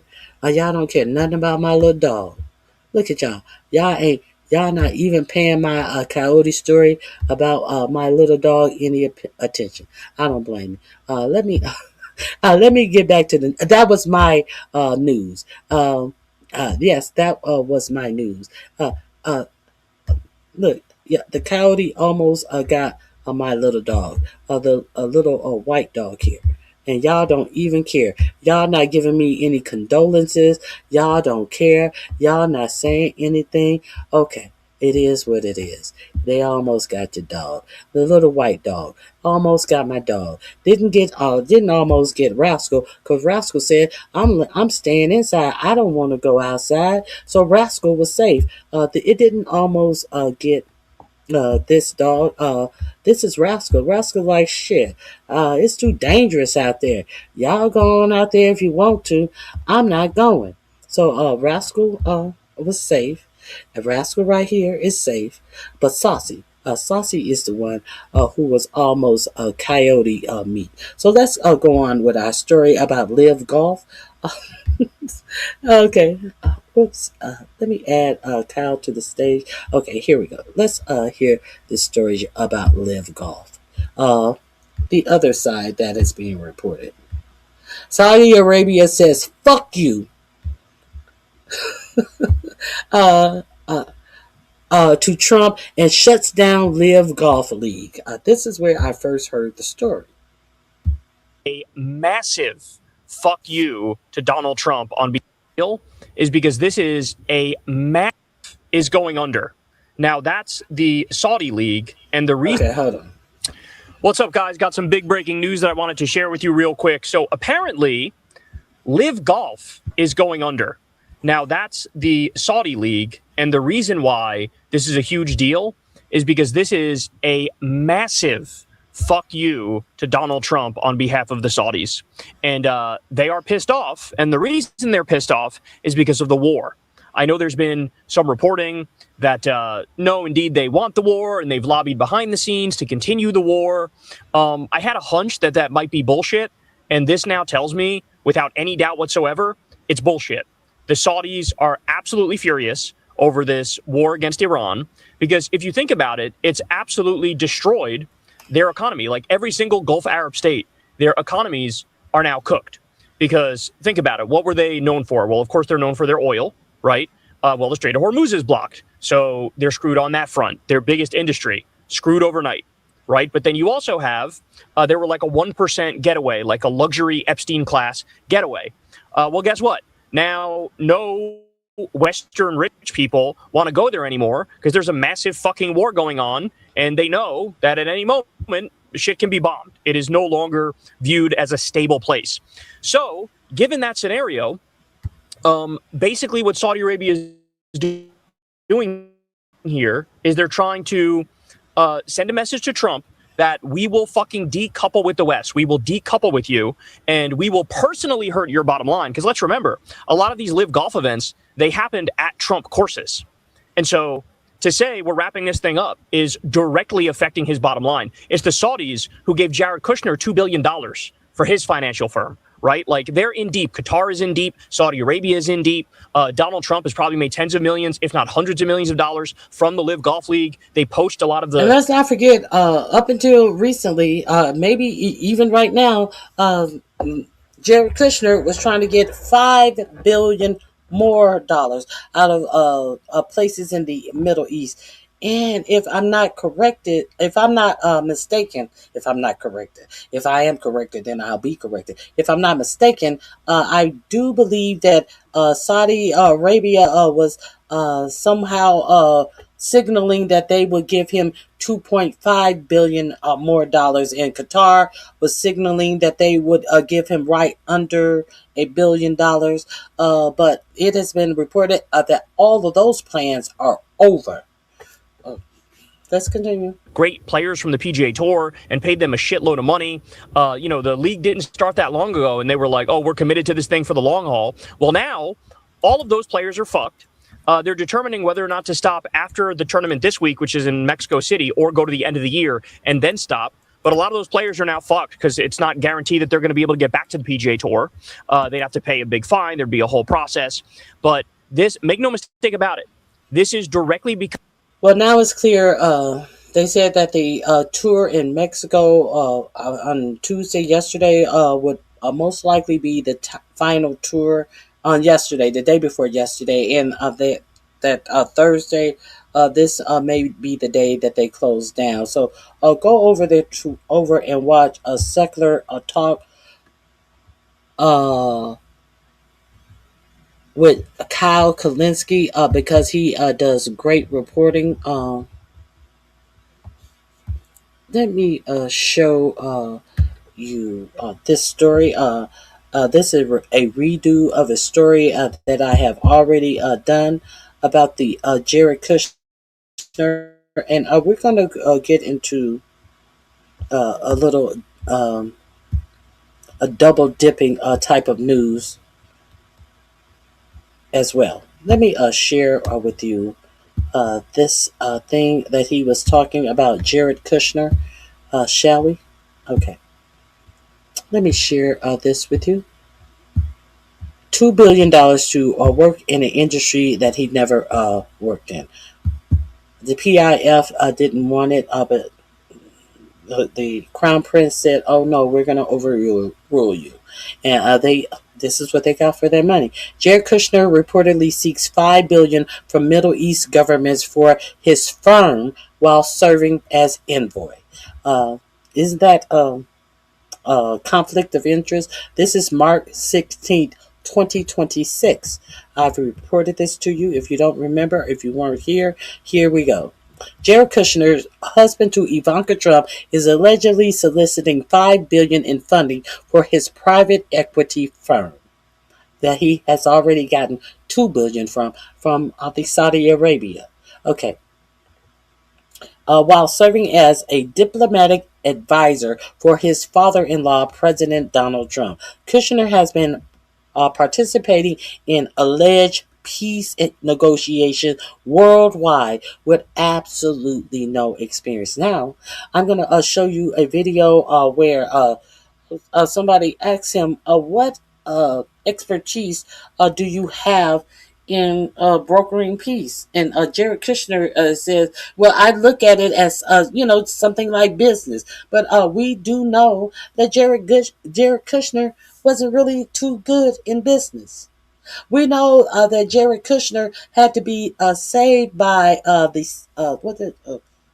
Qatar under for that big 666 building real estate venture that they had in New York City that was about to go into foreclosure had not the Saudis came in and purchased that building from him. We know that there are reports all over how Jared Kushner and all of these apartment buildings and complexes and things that the Kushner real estate company are names of that we know that many of them the Kushners have a small percentage in, and they are basically using the Kushner names the same way as a some type of sponsorship deal that where they will put their name out front. This is what Kushner is doing, and many of those buildings, they're all over the place, like in Houston, all in different states. Now, many of these buildings that have the Kushner logo, or they can find connection to the Kushner real estate thing, have rats, roaches, all types of problems in these buildings that are not being addressed. Just a slumlord, basically. So let's continue.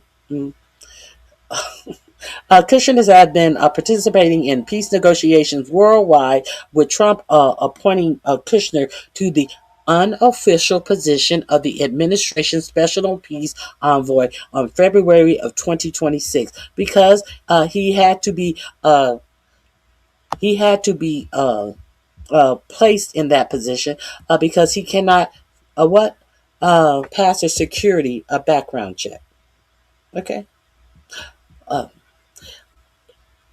So they didn't try to give him a real position. Now, under his last administration, they asked about how is it that that Saudi Arabia is giving Kushner $2 billion, and it's not a conflict of interest. And you were told by your now president that it's not a conflict of interest because Kushner is not in the White House, and if he gets back and decides to run again for the presidency, he would not use Kushner as part of his administration. So I guess if you anoint someone as special envoy, and they don't have to go through any type of what is it? Any type of certification, or not certification, any type of congressional hearings, and be voted in by Congress, you can work in the administration and say you're not working in the administration. So there is that. The outlet reportedly confirmation hearings. The outlet reportedly spoke to 5 people with knowledge of the business proceedings, all of whom confirmed that Kushner has been actively meeting with investors in his quest to raise at least $5 billion for his firm. Not million, billion. Kushner and his team have reportedly entered into conversations with Saudi Arabia's Public Interest Fund for first look rights. I think that's supposed to be WR rights Axios, and said after confirming that the New York Times reports, led by Crown Prince Mohammed bin Salman, the PIF is the country's primary wealth fund, funded in large part by the country's oil revenues. Trump administration has developed close ties with bin Salman, and the president coming to the Crown Prince's defense in November of 2025 when asked by ABC News about the Washington Post columnist who was murdered inside the Saudi consulate in Istanbul in 2018. You're mentioning somebody that was extremely controversial, Trump said. A lot of people didn't like that gentleman. Speaking of the reporter Khashoggi, that you're talking about, whether you like him or not, whether you like him or didn't like him, things happen. But he, meaning bin Salman, knew nothing about it, and we can leave it at that. You don't have to embarrass our guests by asking questions like that. This is what your president said as he was asked a question about Khashoggi's death. You don't have to embarrass our guests by asking questions like that. He knew nothing about it. As the Crown Prince just sat there and looked at him, just like, oh, you stupid. You're really stupid. Saudi Arabia's PIF already invested $2 billion into Kushner's firm shortly after the first Trump administration. At the time, rumors swirled that the PIF investment staff advised against the transaction, but bin Salman overruled their concern. I've given you this story before. I am going to put this under the Live Golf description in my description box. This also will be under Live Golf because, I think it is all goes together. Now let's get into what these Trump boys have been up into. Y'all want to go with me? Let's go. Let's see what Beavis and Butthead, what type of trouble have they been getting into? They've been getting into quite a bit of trouble. Let me share my screen with you. Hold on one second. It's been reported recently that Social Security will go bankrupt and insolvent by 2030. That's in GM 4 years. All of the money that we put in to it for retirement is gone. What is GM 4 years? That's in GM 4 years. Now the war has started with Congress. It's a two-party coup designed to rob us blind. The tiny hats on both sides, not just the orange turd. They all are have every administration has. I concur. I concur. You are telling no lies right there. Let's keep it a buck. I always said that Trump is lining his pockets with money from the military. That's the only way that he can line his pockets, and everything's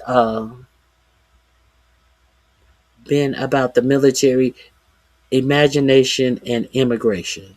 Immigration and immigration. Let me see what else you're talking about. Mark, no one's forcing you to be here. Free yourself. Free your mind and your body follows. Leave this chat. I don't care if you go. Free your mind. Okay, he's a nepotism baby who never worked a damn day in his life. They all are. Okay, let's get into.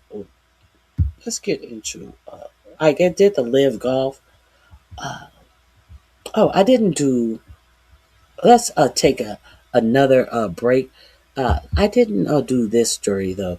Because we're done with keg breath and this military update.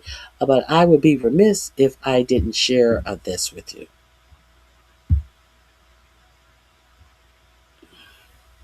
Now, I am going to. What am I gonna put this under?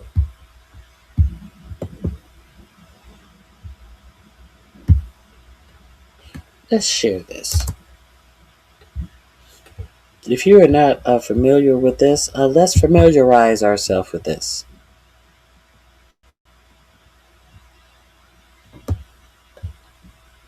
That is not the link I want. I apologize. 1 second. Let me go straight to it right here. So, here we go. Let's get into this story, shall we?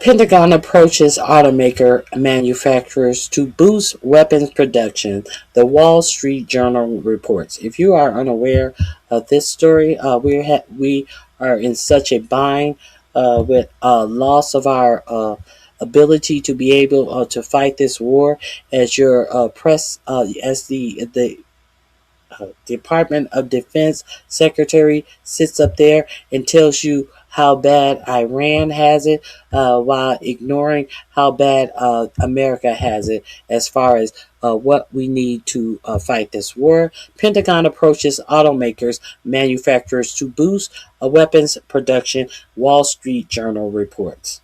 Let me get into that. Did you know that? Yes, this is what's going on. April 15th, Rutgers. Senior U.S. defense officials have held talks about producing weapons and other military supplies with top executives of companies including General Motors and Ford. The Wall Street Journal reported on Wednesday, citing people familiar with the discussions.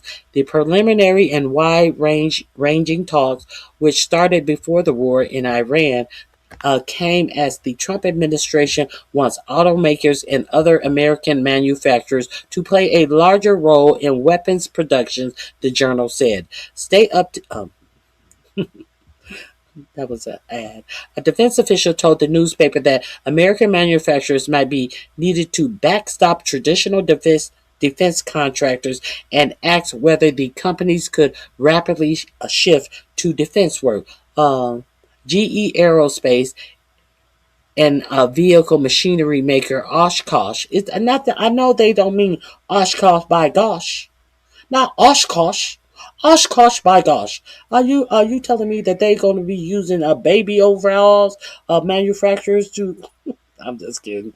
And Oshkosh were among the companies involved in the talks with defense officials, the journal added. Reuters could not immediately verify the reports.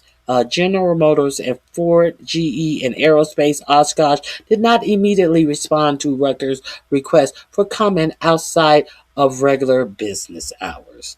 So there's that. Let me see. Pentagon official told Reuters in a statement the Defense Department is committed to rapidly expanding the defense industrial base by leveraging all available commercial solutions and technologies to ensure our warfighters maintain the decisive advantage. Trump met executives from 7 defense contractors in March as the Pentagon works to replenish supplies used in U.S. strikes on Iran and other recent military operations. Maybe y'all should have saved some of those missiles and all of that shit that you were shooting those little fishing boats that you claimed were narco terrorists. Now you see how y'all out here are just wasting munitions, and y'all so dumb and didn't realize you're gonna need them pretty quickly. Now here's a story. Let me see. Why don't I hate the IRS enough? There's a story by Ken Klippenstein.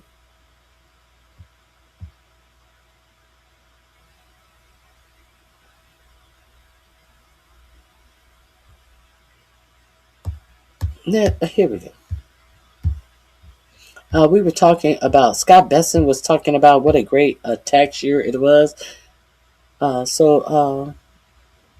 Let me share this with you about what is the newest thing that they're trying at the IRS. Ken Klippenstein, if you're not familiar with him, you might want to go over to his Substack because his stories are things that you do not see a lot of in the media.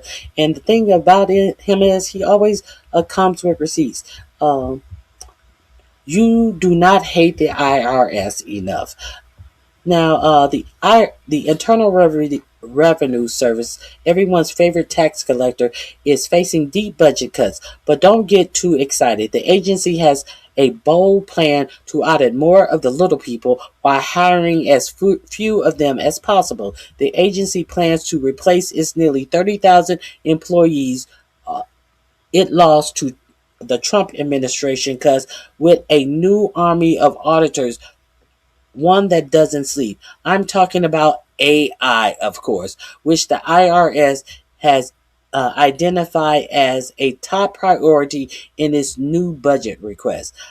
Documents I obtained show that the IRS already has a powerful set of tools to force compliance, from undercover agents to wiretaps and other forms of electronic surveillance that the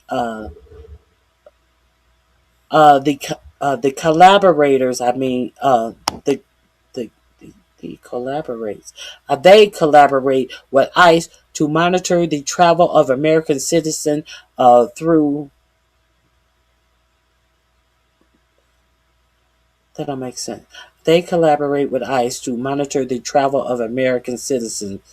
But now, thanks to AI, the IRS unlimited goal is for minimal human contact, as one document put it. The centerpiece of the Palantir software that allows IRS investigators and auditors to conduct near real-time data analysis through a custom tool called a selection and analytic platform, or SNAP. A selection and analytic platform. Remember, the CEO of Palantir said that they may hurt a lot of people. They have no problem hurting people. So with this minimal human contact, let's see how this is going to work out for you regular people. We know that the billionaires are protected by the government. So let's get into this. What it means in practice is that millions of middle-income Americans who once fell below the threshold of what scarce human auditors could manage, or how or are now within. Wait a minute, hold on. Okay.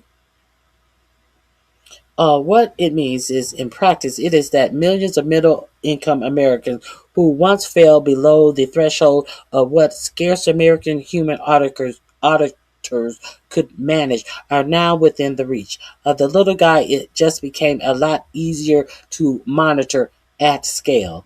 The big guy, not so much. The budget cuts gutting the IRS human workforce were largely engineered by Elon Musk, of course, and in his Doge crusade, those beneficiaries are oblivious to the billionaires who use entirely legal means, offshore trusts, shell companies to pay little or nothing in taxes. These structures are largely impervious to the IRS tools, AI or otherwise. Your cash tips and side hustles are not. They can find you getting tips by cash, and your side hustle. Say if you make something and sell it out at your home, they can find that, but they can't find where billionaires are storing money offshore and all that. It seems like the billionaires' money would be easier to find. But why? Happy Tax Day. But why would they do that?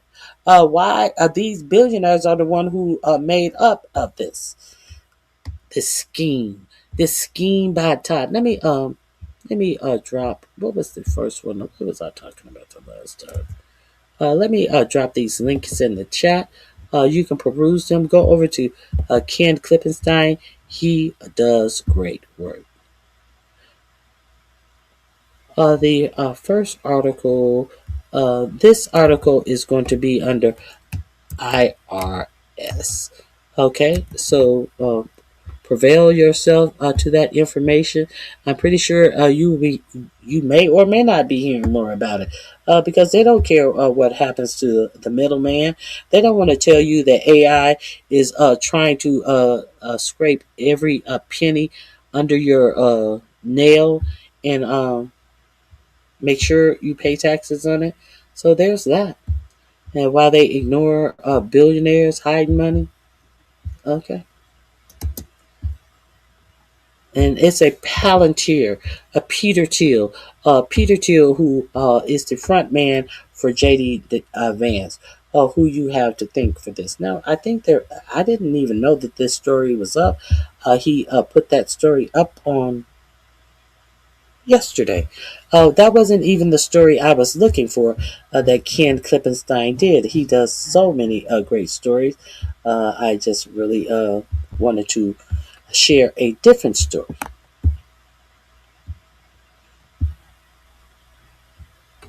Let's get into the story that I did want to share with you.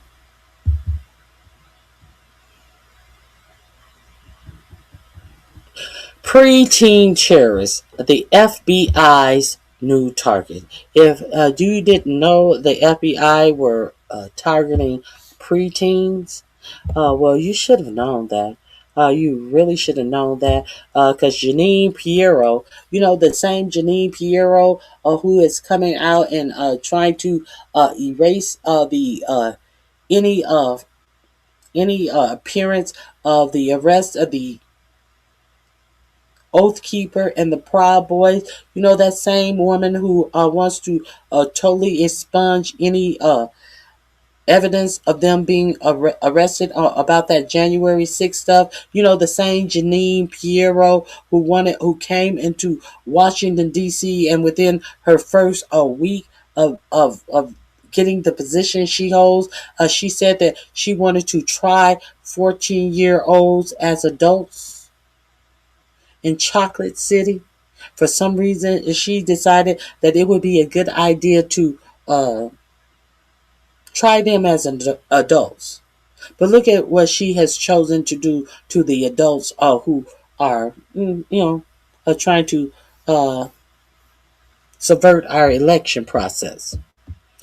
So if you're not aware about this, let's get into this. Preteen terrorist, FBI's new target. I wanted to share that with you from Ken Klippenstein. Go over there and make sure. They're trying to make everyone trying to find reasons how they can put every American, even your preteen, in the category of being a terrorist or a domestic terrorist. You need to really scrub through some of these articles with receipts that Ken Klippenstein has in here. So I wanted to share this with you because I have gone through how they want to make you as an adult domestic terrorist, even these pre-crimes, even trying to say you are a criminal when you haven't committed a crime by calling it a pre-crime.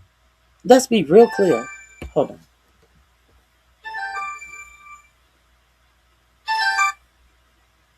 Okay, so the FBI has designated a online group, many of its members adolescents or children younger than 13, as an extremist threat. A call 764, the FBI has labeled the group nihilistic violent extremists, a new classification for domestic terrorists created by the Bureau last year, as I first reported. Publicly, the FBI cast these investigations as a crusade to protect children from predatory adults. What they rarely mention is that many of the suspects are children themselves. To obscure this ugly reality, law enforcement portrays itself as a mercilessly focus on social media and gaming platforms, one that just so happens to be popular among children like Roblox.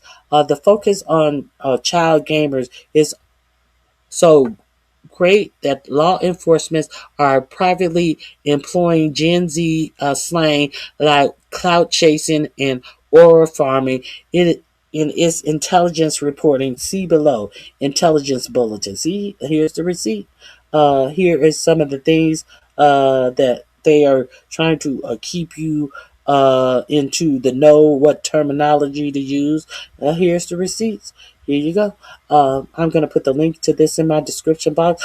Because minor identities are not disclosed in court records, we have no idea of how many children the FBI is investigating. The Bureau has not responded to my request for comment at the time. One rare acknowledgement of the presence of children in these group camps came from the FBI's Boston field office, which in February issued a statement referring to 764's juvenile predators.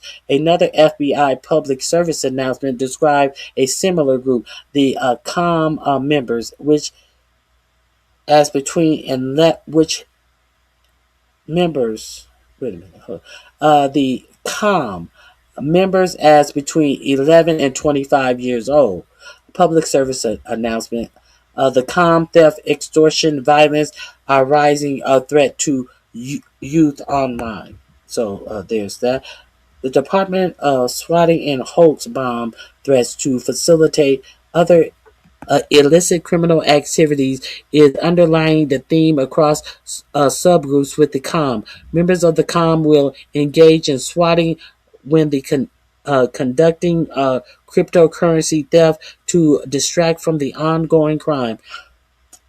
Of note, swatting is the most visible violation that occurs within the COM and often acts as the entry point into a larger COM ecosystem. This is juvenile ecosystem. While subgroups of the COM have different recruitment tactics, in general, they target young and impressionable individuals using minor-friendly applications such as social media platforms or gaming sites and indoctrinate them into their ideology. Members of the COM typically range between 11 and 25 year old. So a 11-year-old is indoctrinating somebody into making them believe something. How about kids are not doing what kids do, and they're talking in their slang, and kids that are followers will try to take on the mannerisms, the viewpoints of some kid that they think is cool, and they are, because they are a natural follower, or say if kids have something in common and they find out, oh, you like that, I like that too. Are we saying that these kids are being indoctrinated into something? This is what your government has time for. Okay. Young people are often recruited on gaming sites and social media platforms based on shared interests or thought or other members of the con. Based on what? Shared interests or through other members on the con. Now, let's wonder why they are not more concentrated on the abuses of children by adults on these sites. Because there was recently a story that came out about many stories that have come out about Roblox, about one guy trying to essay two sisters. So maybe instead of trying to figure out how children are being indoctrinated by other children because they play on Roblox, maybe you want to concentrate on the adults that are on Roblox. The COM, short for the community, is an umbrella term for the decentralized online networks of 764, known for coordinating harassment, extortion, and coercion of minors into producing violent or actual explicit content.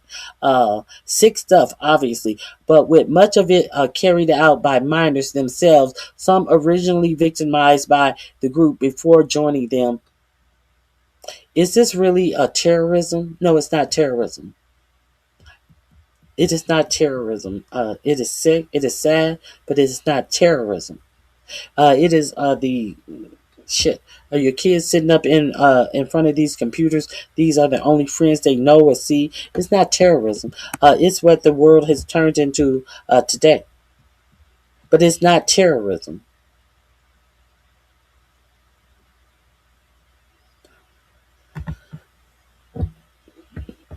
The coercion for minors into producing violent or sexual explicit content. When we talk about everything that goes viral, it usually has some type of violent or sexual content. And so we want to call children terrorists when they emulate what is so praised in our community, the behaviors that go viral, that becomes popular in our community because of this. The depravity of what goes viral in most of these spaces. But now the children are terrorists because they're emulating what they have seen to. Yeah, I think of how many times you've laughed in front of your child about something that has gone viral, that has been inappropriate or, embarrassing. So there's that. So therefore, they figured out a way, based on those reasons, to determine your child to be a fucking terrorist.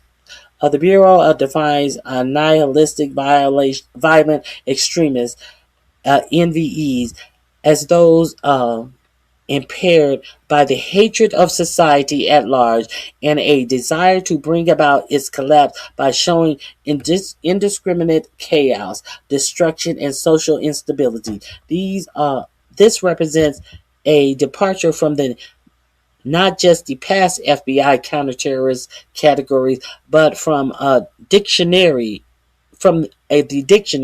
which defines terrorism as politically motivated and nihilistic, are as not believing in anything, politics or otherwise.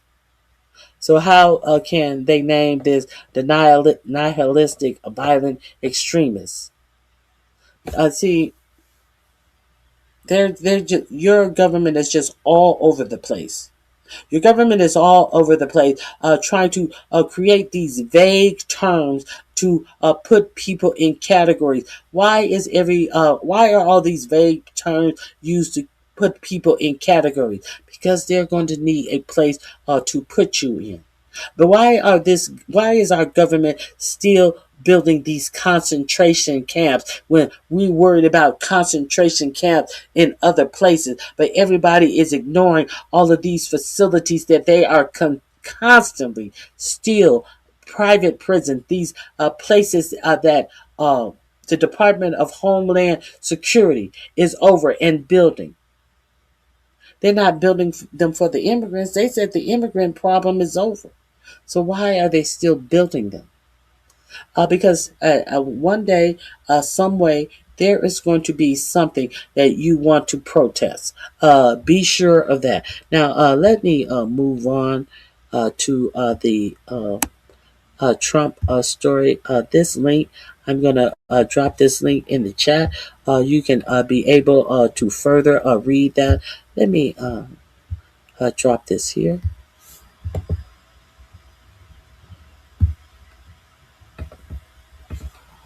Let me see. You're still talking about this Social Security. I don't blame you. So if you were supposed to retire after 2030 on that money, that's supposed to be there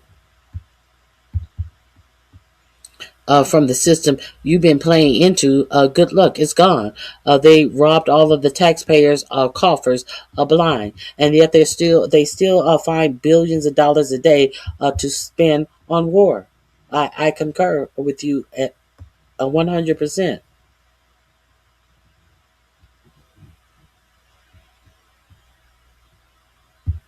This sounds like some fake ass news.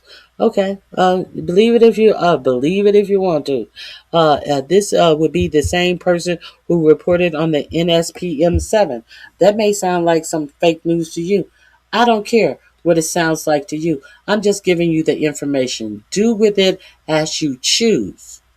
Do with it as you choose. As much of what he has reported has come to fruition. I don't care what it sounds like to you. You won't be able to say that you didn't know, because once you have been informed, you cannot go back into saying, I didn't know. See, I don't know means absolutely nothing when you are at a point where knowing is everything. So do with the information as you choose.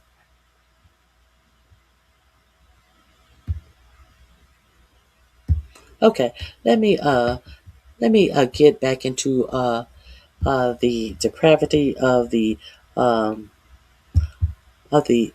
Trump family, the accusations that are going on there about them being so greedy.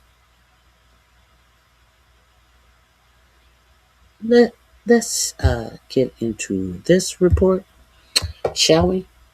Yes, we shall.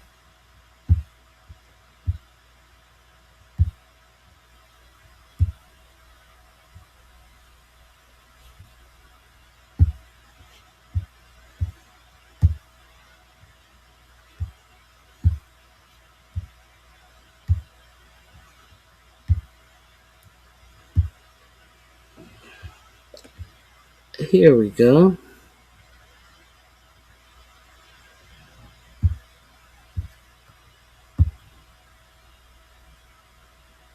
Oh, that's one of them. I didn't want that one. Let me find the second one on the actual. This is on the family, how they are profiting off of crypto. I want to find the one specifically about the brothers. Let me find that real quick.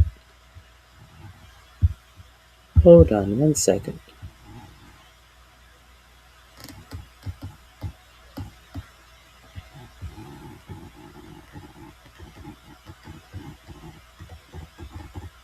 Here we go.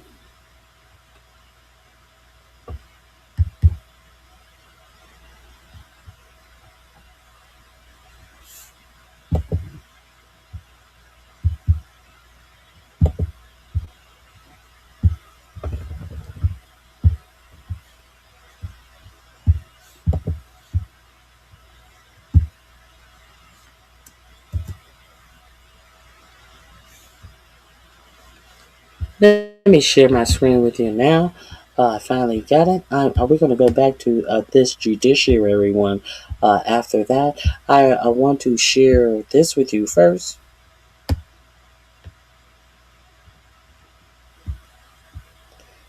Let's get into it. Okay.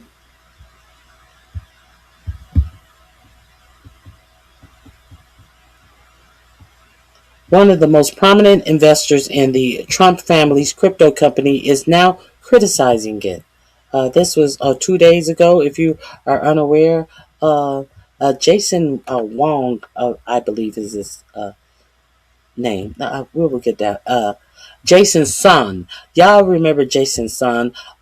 Jason's son, among the largest investors in the Trump family's primary crypto company, claims that the company is misleading investors.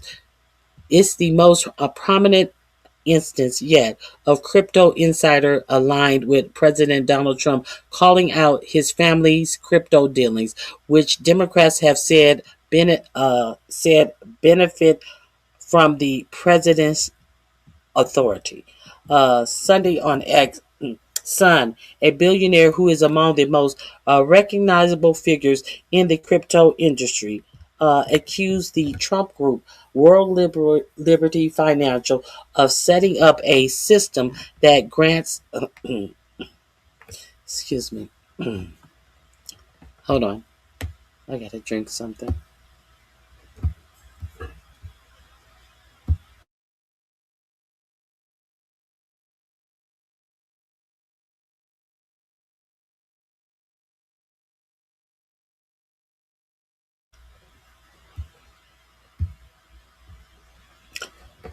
Sunday on X, a billionaire who is among the most recognizable figures in the crypto industry, accused the Trump Group, World Liberty Financial, of setting up a system that grants companies officials unilateral power over the users' accounts. Now, who wants to be into something financially that allows the people over it to have unilateral power over a user's account? That includes the ability to freeze them.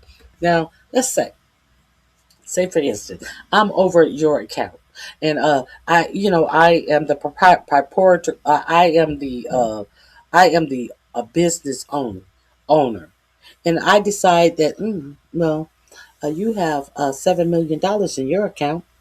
So let me take out $6 million of those $7 million, and then let me freeze your account. I'm gonna freeze your account until I can repay you, and I'm gonna give you a whole bunch of bullshit reasons why your account is frozen. But actually, I'm waiting on some money to come in over here, and when I get that money over here, we're gonna resolve the reason why I frozen your account. How would you like to deal in business with somebody like that when you were the first person to invest in their business and you have invested the most money in that business? So this is what is allegedly going on here. Okay, Son alleges that his account had been subjected to a freeze since September and that he has not been able to sell his holdings. According to analysis by the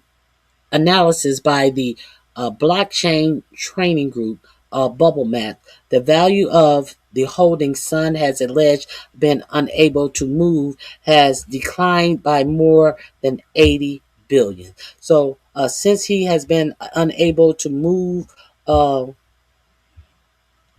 this crypto, it has declined in value. He has lost $80 million dollars in the value of something that he was unable to use, move, or anything. So this has cost him $80 million to about 43 million. Oh, it was valued at $80 million. Now it's only valued at 43 million. I apologize for that. Sun said that he spent at least 75 million on World Liberty tokens, at one point becoming its largest investor. I have always been an ardent supporter of President Trump and his crypto-friendly policy. I guess you were, because you were able to get from under investigation under his crypto-friendly policy, Sun wrote. However, he said that this is the opposite of decentralization. This is a trapdoor marketed as an open door. I denounce the ongoing token scandals by the bad actors at World Liberty Finance. Okay, World Liberty responded by accusing Sun on social media of engaging in misconduct himself. So, did somebody accuse you of misconduct? Are you going to deny the misconduct, or are you going to say, oh, well, you committed misconduct yourself? So, this is what I'm getting from this answer. World Liberty responded by accusing Sun on social media of engaging in misconduct himself that warranted the freeze and the seeming to threaten a lawsuit. It was your fault, and I'm going to sue you. Now you brought it out in public. Now I'm going to sue you. Remember what we said about those slap cases that Donald Trump's always putting on people? They have a term for that. A slap lawsuit. Michael Wolff is suing Melania Trump for that just right now. A slap lawsuit is if you don't take back what you said and apologize, I am going to sue you for some huge amount of money. And usually people don't want to fight with the people who put these lawsuits out, who have a lot of money to possibly tie up your life and make you go broke trying to defend these cases. So most people usually settle. Michael Wolff is got a letter from Melania Trump saying that she's going to sue him for either $1 to $10 billion. When you get into the billions, it really doesn't matter. $1 to $2 billion to $10 billion is the suit that came out on Michael Wolff, and he said, "Go ahead and do it." And then in the meantime, he sued her on top of it. Now she wants out. Now she's crying uncle. But shit about to come out about her that's going on with this Epstein stuff. So I digress. The Securities and Exchange Commission charged Sun in 2023 with fraud over crypto trades and illicit promotion. Now, understand that the Biden administration, I do believe he was scheduled actually for trial. The Biden and DOJ caught that. In March, the case was dismissed after he agreed to pay a $10 million fine. A $10 million fine to whom and for what? The case was dismissed in this March. No, I think it was last March. I think the case was dismissed last March. We have the contracts. We have the evidence. We have the truth. World Liberty wrote on X. See you in court, pal. A representative for World Liberty referred NBC News to the comments on its X account. They had no further comment other than what they wrote on X. You know, everything is bound by your tweets and things on social media. Nobody needs to do anything but be attuned to your social media. It is your responsibility to stay tuned to my social media for all of my breaking announcements. That's what they said. A representative for World Liberty referred NBC News to the X account. World Liberty, which was co-founded by Trump, three sons, lists Trump as a co-founder. Emiratis was launched in 2024 in the heat of Trump's third presidential campaign. Trump was removed from any official position at World Liberty upon taking office. The White House, so you don't think he making no money? Okay, believe that. The White House has said that he is not involved in managing his family's crypto holdings. Of course he's not. He wouldn't know how. He's just getting the money. He don't know nothing about no goddamn crypto. He just getting the money. We can get rich from that. Yeah, sign me up. Yeah, go sign me up. I don't blame him. A World Liberty promised to become a world leader in the crypto and decentralized financial space, and Eric Trump remains a prominent figure in the crypto world. This summer, he will be the keynote speaker at the Bitcoin 2026 conference. Dozens of crypto platforms have launched in recent years, all touting their own tokens, each of which is governed by the company's own rules. Many offer certain assurances and securities on how the company's money will be handled. Some have risen in value, but broadly, the values of most tokens have declined along with broader crypto market. The value of the World Liberty's primary token, known as the WLF, has lost 74% of its value since August, and as of Monday, it was trading at around 8 cents. However, its stablecoin USD1 ranks among the 10 most heavily used stablecoins, which are crypto tokens designed to be traded at par with the US dollar. The World Liberty stablecoins have enjoyed prominence thanks to the prominent partnerships and their availability on a large exchange such as Binance and Kraken. Some comments come amid a broader investor concern about World Liberty's finance. In February, blockchain data first reported by CoinDesk show World Liberty borrowed $75 million from another crypto group, Dolomite, and used 5% of the entire supply of World Liberty finance as collateral. That prompted fears on social media about whether World Liberty can make good on its loan, and World Liberty's value continues to decline.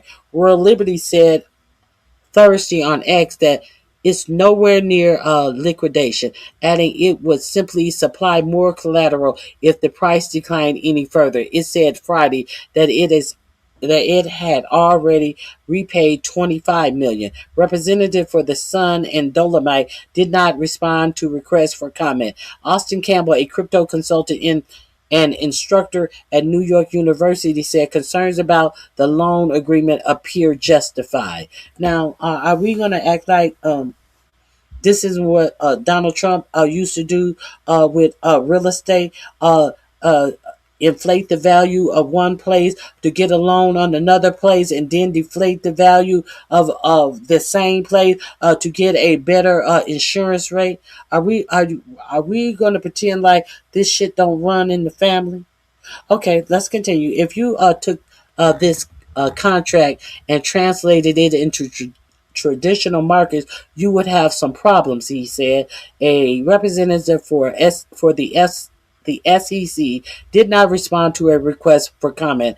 Last year, House Democrats devoted an entire week to calling out the Trump family's crypto activities, accusing Trump of profiting off of the presidency, while White House denied any wrongdoing. World Liberty governing document said a Trump family-owned company has the right to 75% of revenues from token sales after operating expenses are deducted. Damn. On his 2025 financial disclosure form, Trump listed more than $57 million in income from World Liberty. A representative for the Trump organization did not respond to a request for comment. The White House has previously issued blanket denials of any conflicts of interest. If you made $57 million income in 1 year from World Liberty Finance, that's a lot of motherfucking money.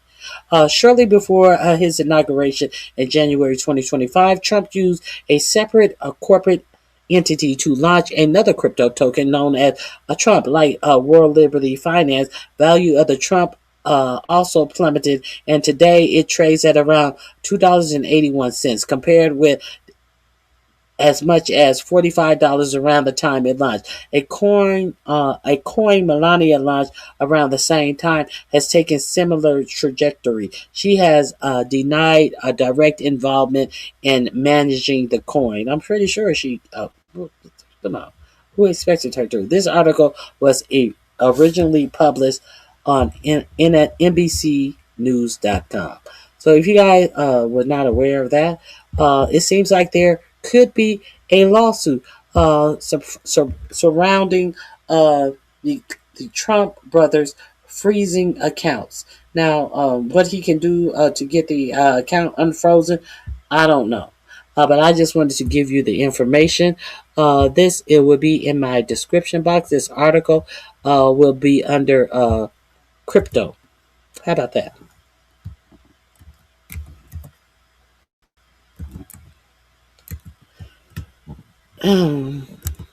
Here we go. Yes, it's under crypto.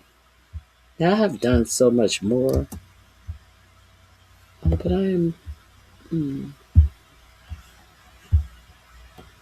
I have a couple of more things that I'm going to share with you, and then we're going to get out of here and get ready for Friday. My geez, this has been a long, long day. Let's see what the judiciary has found about the Trump family and their crypto ventures, shall we? Since we're here, since I pulled it up, since I researched it, I may as well share it with you so you can understand why they're getting AI to audit the everyday man and try to shake the crumbs from under their fingernails and try to see if they can come up with $1 worth that you didn't file on your taxes. House Committee on the Judiciary, Democrats ranking member Jamie Raskin. A new report exposes the Trump family multi-billion-dollar crypto empire fueled by self-dealing and corrupt foreign interests. Explosive report details how the Trump is exploiting the presidency to enrich himself and his family while dismantling anti-corruption safeguards and pardoning corporate cronies. Washington, D.C., November 25th, 2025.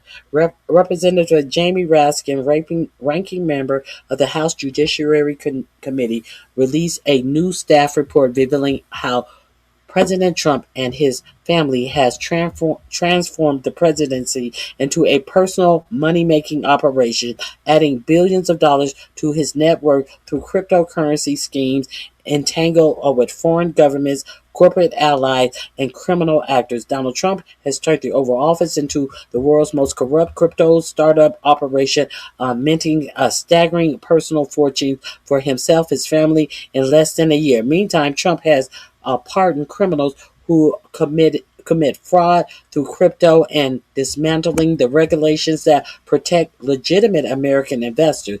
We don't know where all the money is coming from yet, but the Americans have never seen corruption on this scale take place inside the White House. The reporter shows how Trump's so-called pro-crypto agenda is just one more Trump family self-enrichment plan built on a pay-to-play deals and corrupt foreign interests seeking secret channels of access and influence. The ranking member, Raskin, Congress must expose this dangerous grift and defend the rule of law against the profiteers and criminals who would destroy it. The report.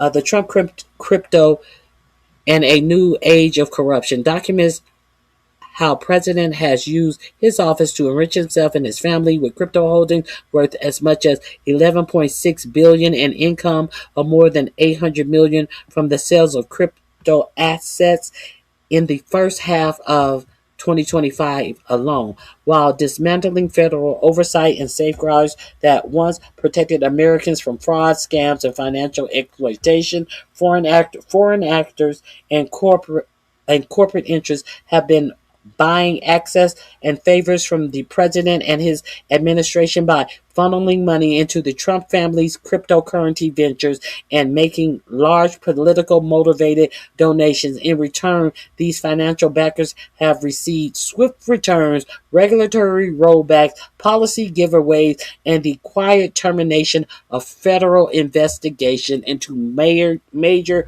players in the crypto industry. We just saw one in Jason Sun.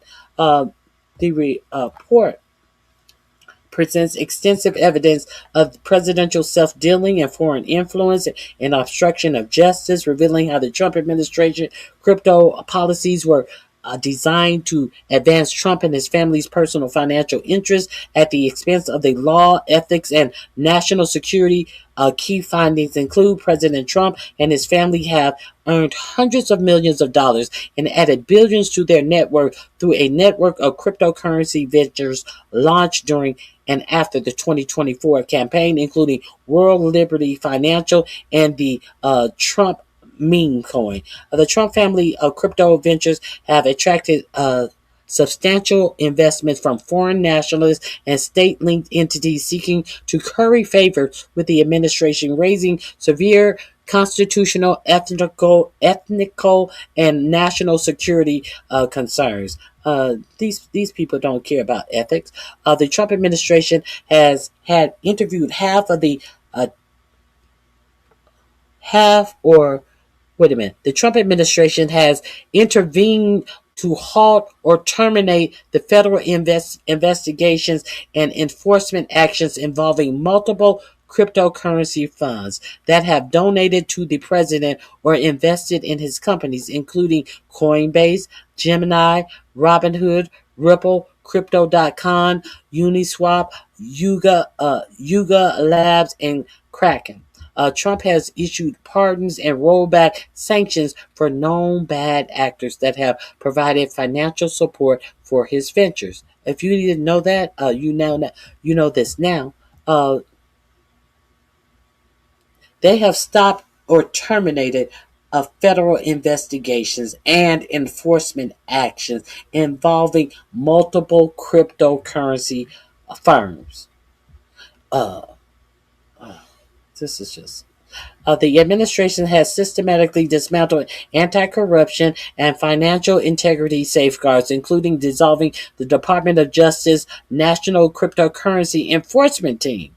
Well, how are you going to be doing so much with Chris? With that you are going to be doing so much with cryptocurrency, and then at the same time, your DOJ dismantled the National Cryptocurrency Enforcement Team and repealing investor protection rules adopted during the Biden administration, moves that have directly advanced the president's personal financial interests. So if it don't if it does not impact me for the good, I'm going to get rid of these protections. Okay.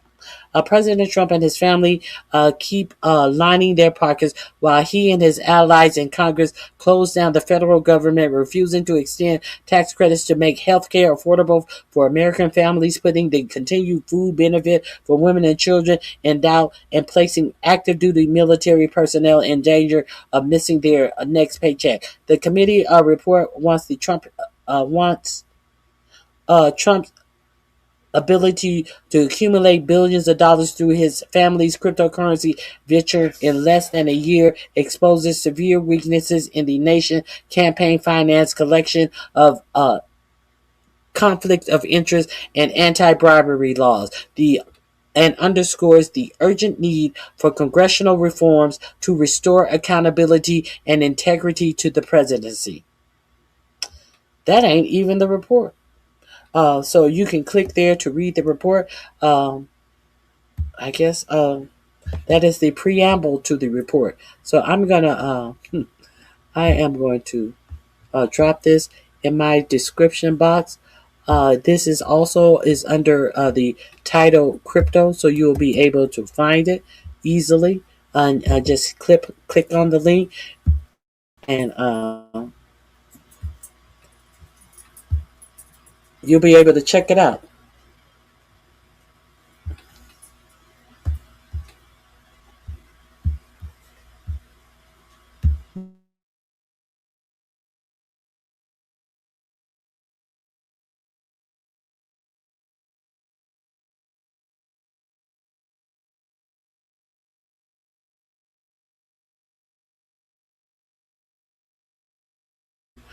Okay, one last thing. Now, after all of that, you would think that would be it, but no, that's not it. Trump Jr. Let's see what Trump Jr. is also up to. Let me put this here, and let's check what else Donald Trump Jr. Uh, is up to. Shall we? Him, Donald Trump Jr.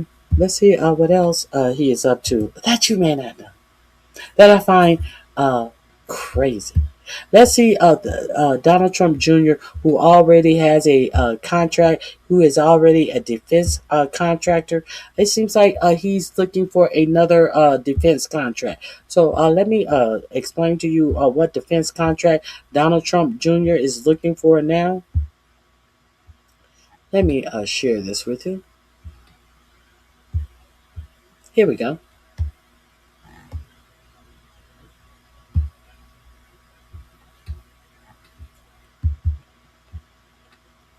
Secure massive military contracts to train America's military service members.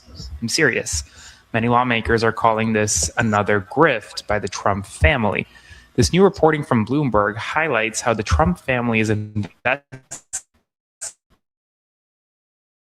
in companies to get government contracts. In this case, a mixed martial arts company to train U.S. service members. And it's not just to military service members, it's also to police officers, federal officers throughout the government. Now, it's unclear whether or not they'll be successful in the government contracting process, but this mixed martial arts company was invested in by Donald Trump Jr. There is a push to make it happen. We'll see if it happens. As always, spread the word.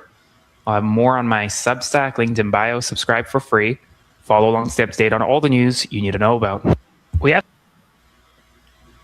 Now, is that crazy or what? Donald Trump Jr.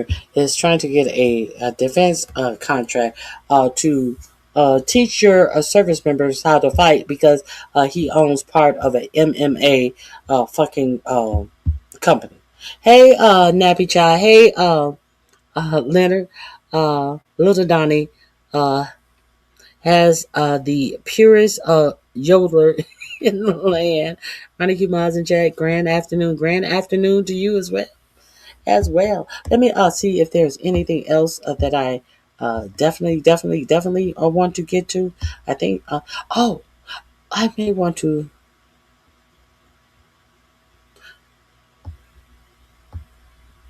Now we watched the Keg Breath. We did breath interview.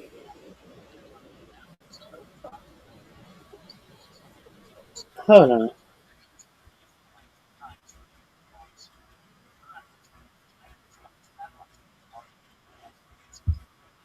Now, they're saying that Iran has used Chinese spy satellites to target the U.S. bases. So now we heard that 4547 was saying that Iran would be in trouble. I mean, China would be in trouble if he found out they were giving missiles to Iran.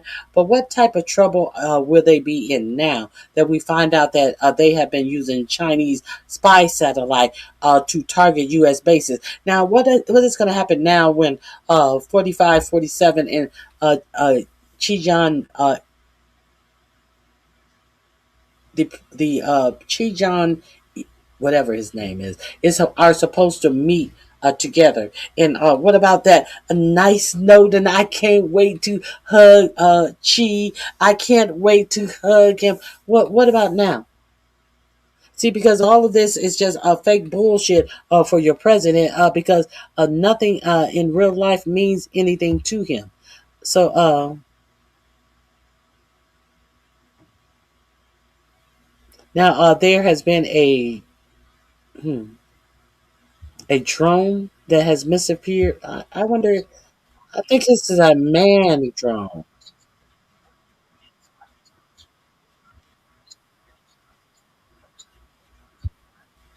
So let's go into this drone that is missing over the Persian Gulf that they are saying nothing or little about. Why? Because it's one of the most advanced drones in the Persian uh, Gulf. I didn't know about this story. Let me share this with you right quick. I'll go over to breaking points. Let's get into that. By relationships between the US and China, between China and Iran, and how all these pieces fit together. Yeah, that's right. Let's go to the next one, shall we? A2, let's put it up here on the screen. Actually, our friend Brandon Weichert was one of the first to actually report this, but it has now basically been confirmed. A U.S. Navy MQ-4C Triton surveillance drone disappeared abruptly and unexpectedly from online flight tracking after declaring an in-flight emergency while flying over the Persian Gulf. This was a dateline from a couple of days ago, on April 9th. Now, the reason why that this is really important is I was personally unaware of this, but this surveillance drone is one of the most advanced drones, actually, that is in the U.S. military arsenal. The estimated price tag appears to be some several $100 million. Did Pete Kegbreath tell you about that this morning when he was giving you an update and talking about how depleted the Iranian military was? Did he give you an update about this at all? Did he mention it? Has he mentioned it yet? I'm just curious. And was broadcasting at one point an in-flight emergency. So very likely to have been shot down. And we know that it's been disappeared over their airspace. But you add it to the list of all of these strategic assets, which took hits. You had a refueling base. And they actually talk specifically in that Financial Times article about how that attack on the Prince Sultan Air Base, probably the most significant strategic strike that the Iranians. So obviously they had those strikes which killed U.S. service members, but this strike took out, that critical U.S. Navy surveillance aircraft, which cost $700 million. It took out and disabled multiple different tankers. We actually saw that picture, remember, of that tanker coming back to the U.K. with shrapnel all over. I mean, you haven't seen imagery like that since like World War II in black and white. And then you have this surveillance drone, which is added to the list of all of the other MQ-9 Reaper drones, which we actually lost over Iran. So the total price tag just in lost military equipment is going to be well into the billions. The operating cost of the war, I mean, it's always difficult to ballpark. The conservative estimate is something like 35 to 40 billion. And if you add in, all of the soft costs, it's very likely to be 80 billion. So we just vaporized almost $100 billion in a month, which everyone should be like, combine it with the China piece. How is that preparedness? This is a low-level tertiary conflict, which didn't even involve U.S. ground troops. So what is a real conflict going to look? It's a nightmare. And obviously, look, money is not everything, but what it does expose is inefficiency, problems within the system, and the inability to actually accomplish the task that you set out to. We didn't destroy the ballistic missile program. We didn't change the regime. We ultimately really didn't accomplish. That's what happens when you fire the competent people who have worked all their life to be professionals and to get the job done because you're insecure racist. That's what you get, and that's what you get when you choose to hire an insecure racist to do your bidding of racism.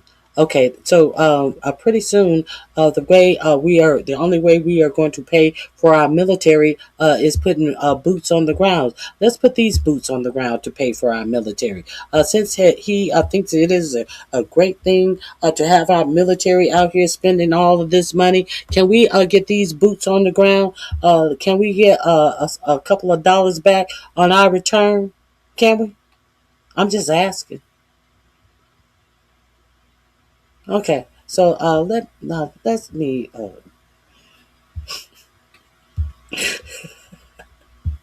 Okay, let me quit being silly. Okay, let me see. Make sure there's nothing further that I wanted to share with you guys today, because I did have quite a bit, but I don't think I'm gonna actually get to all of it. I'm gonna drop for you. Oh, is it this one? No. Hold on. I need to get into what I did not show you yesterday about J.D. Vance being heckled at the empty. at the empty turning point event that had in Georgia that had so few people in the seats that Erica Crying Kirk didn't show up herself. Now, Erica Kirk is supposed to be at some event tonight, and it has also came out that there were no viable threats. Erica Kirk said that she couldn't go to the event that the vice president would be at in Georgia because of personal threats to her life. And did I say the vice president was going to be there? You know, the whole Secret Service team that I guess they're not as good as Erica Kirk's security. Erica Kirk says her life is in danger. Danger! If you get up there and rub your hands through his hair again. So that has been determined that that was a lie. Everybody knew that was a lie when she told that lie. But it's been determined that was a lie. Now let's get into J.D. Vance sitting at this empty arena. You think that this is our next president? This is from Jake Trailer.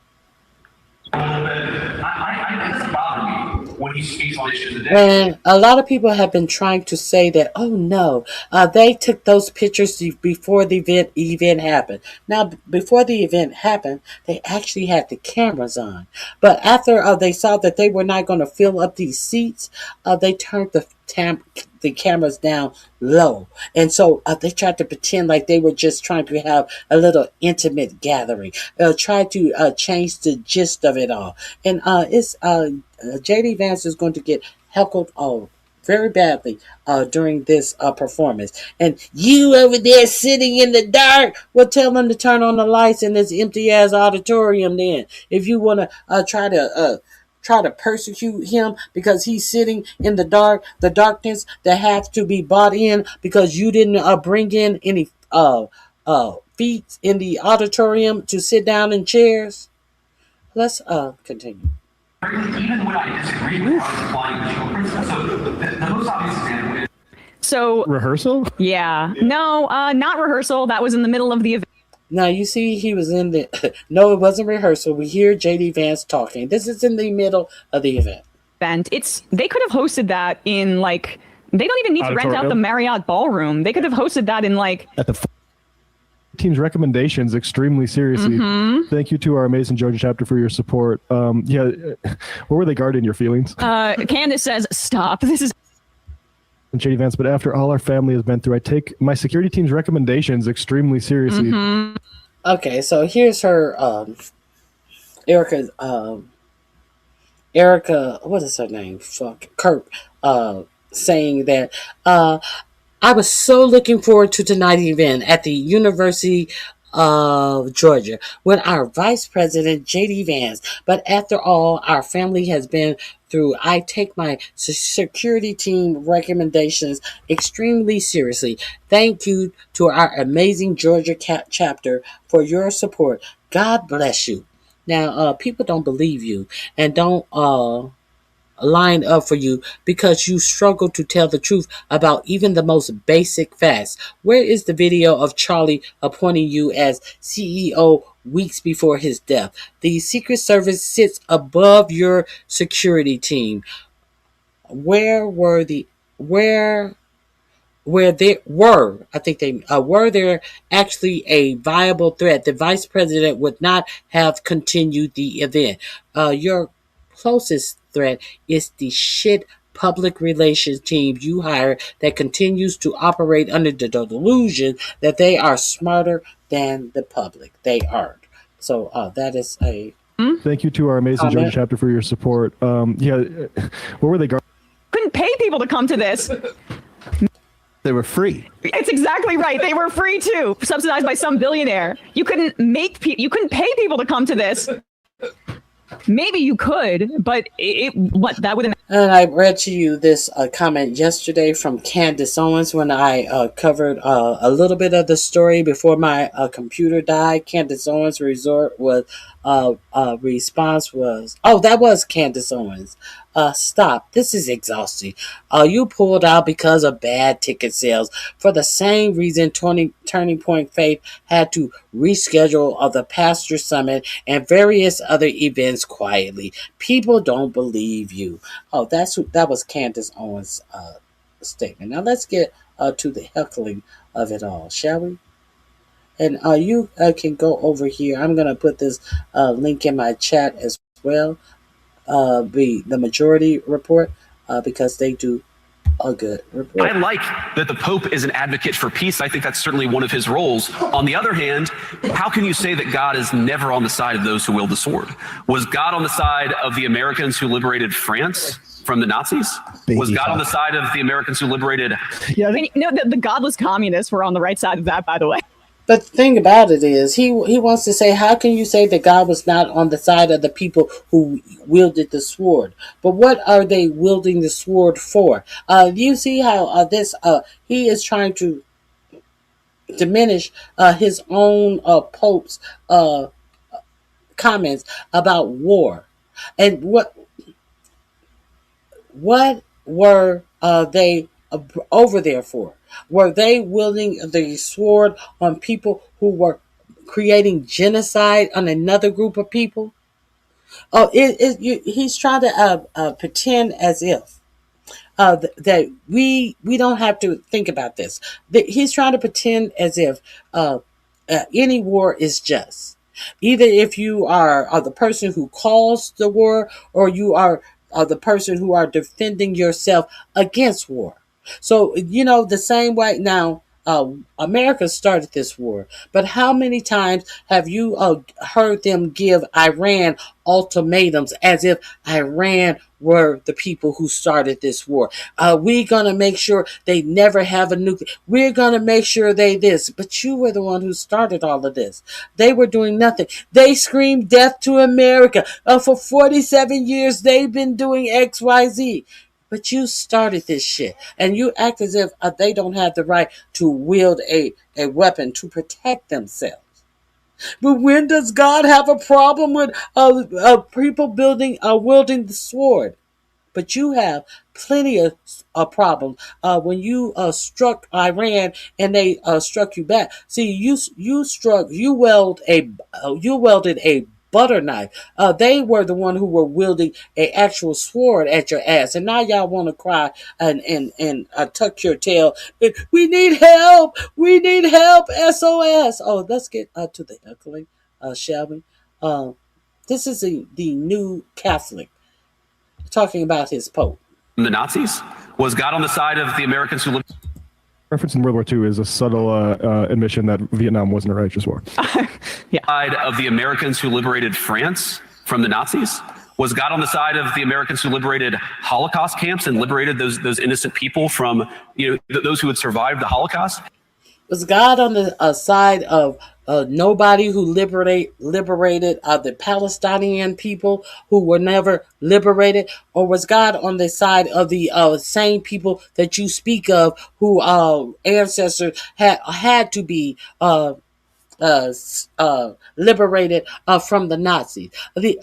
Is God on the side of the same people who ancestors had to be liberated from the Nazis? Is God on their side? Now that they are the ones who was committing a whole genocide on the Palestinian people, whose side is God on?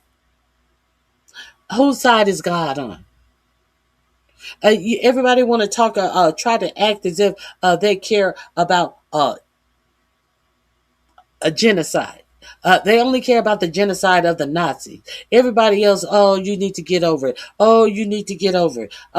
Genocide by the Nazis. Oh, you need to get over it.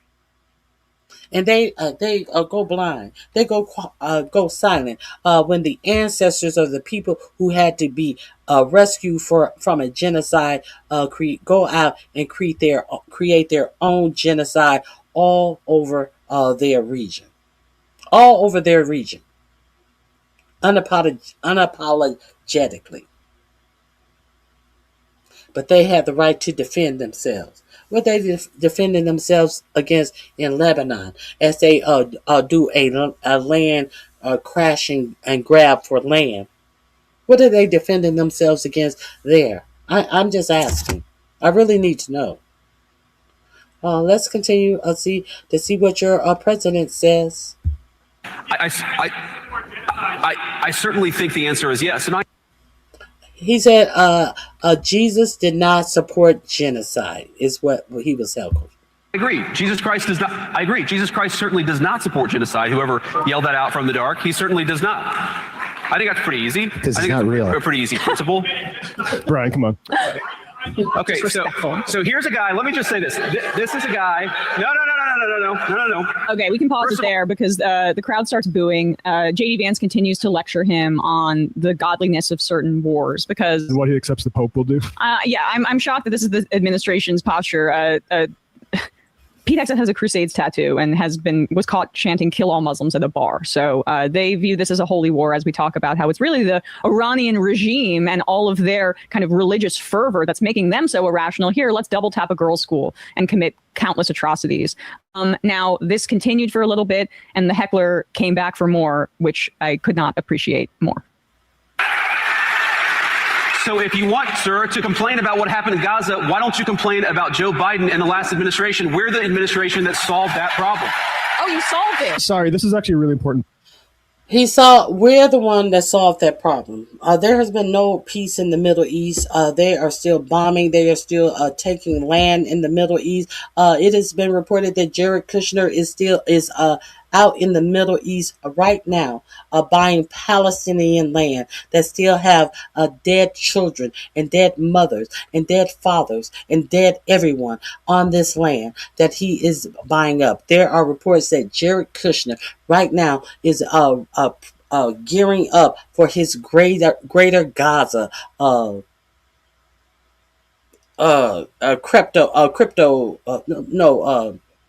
what type of city is it? AI city. So let's keep it above. JD Vance is sitting up here saying that there has been more aid that has entered Gaza than in the last 5 years, and that is why. First of all, y'all done killed damn near all of the people in Palestine have lost their lives. Why would you be bringing as much aid in as you were when all of the people that have lost their lives were still alive? Of course, you'd be bringing in less aid, but when all of the people were alive that you allowed to be genocide, they starved to death because there were zero aid coming in. So it's not hard to bring in the most aid into a country that you set by and let zero food, water, medication get in for over 3 months. But you want to brag about how much aid is getting through while you conveniently ignore that the fighting and the killing has never, and the genocide is still ongoing in Palestine. Let's keep it above. Because you got to understand who you are dealing with. Now, America, hands are not clean. America is sitting around and still trying to lie to you and recreate the facts. The fact of the matter is a genocide happened in 2025. I believe between and Joe Biden and Harris, yes, their hands are dirty as well. Everybody who sat down and ignored a full-fledged genocide that happened on the watch of the American people, on the backs of Americans continuing to finance Israel. So don't fall for the lies and the bullshit. let's finish this out. Point. And this is reported that the reason that the ceasefire happened when it did was so both the Democrats and Republicans could claim credit for it. And flacks like J.D. Vance and his counterparts in the Democratic Party have said this was actually Joe Biden that did it, or actually Trump actually did it. Israel did that to give both of these sides a bone to chew on. 100%. We know this from how Netanyahu was meeting with Trump periodically prior to the 2024 election. Do you not think that he understood that Biden was so weak and captured ideologically by Zionism that he could elongate this as long as possible to hurt the one party in this country that has a constituency that's actually activated on the anti-war left for anti-genocide purposes, that he could hurt that political party, get Trump in power, and give him this win of the ceasefire, which, by the way, Israel has violated almost every single day since it was agreed to in the fall? You don't think that was a part of the political calculation so he could sit up there and cynically, smugly say, we ended this? They're literally selling off the real estate with the bodies of hundreds of thousands of people unaccounted for under rubble, babies crushed, to Trump's son-in-law. And Israel is ethnically cleansing Lebanon right now. And the Iran thing, this is all part of the same issue, which is the construction of greater Israel. Yeah. The Gaza stuff and... Let me see if there's one more. I don't want to play all of their stuff. I want to... used to say what this wussy has to say to some heckler sitting in the back, thinking he is really done it.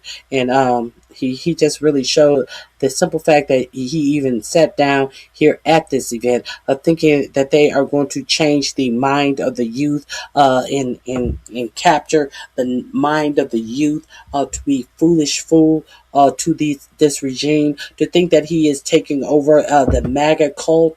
He's not taking over the MAGA cult, and he's getting fried at huge venues with large participation. That's all is happening to J.D. Vance. By the way, not only was our administration like the administration that solved the problem, but the president. Yes. Excuse me, sir. Right. You're killing children. You're bombing children. Yes, sir. But yes, sir. But what? Yes, sir. But what? What do you say? What is the but after you have to say yes to your bombing children? Let's hear that again. Sure. The president. Yes. Excuse me, sir. Right now, you see more humanitarian aid coming to Gaza than it has any time in the past 5 years. That's a lie. Because we have taken that situation seriously. And that's one of the things that I'm proud of about our administration is whether it's there or Thailand and Cambodia, we have consistently tried as much as we can to solve these problems, not just complain about them like the guy who just ran away angry. Oh, yeah. Just complaining. The guy who just ran away. Like the guy who just ran away. He was taken out of the event. Let's be sure. Now he's acting like this man was so in fear that he ran away. No, he was taken out of the arena. And let's also be clear. He said that the guy was hiding in the dark.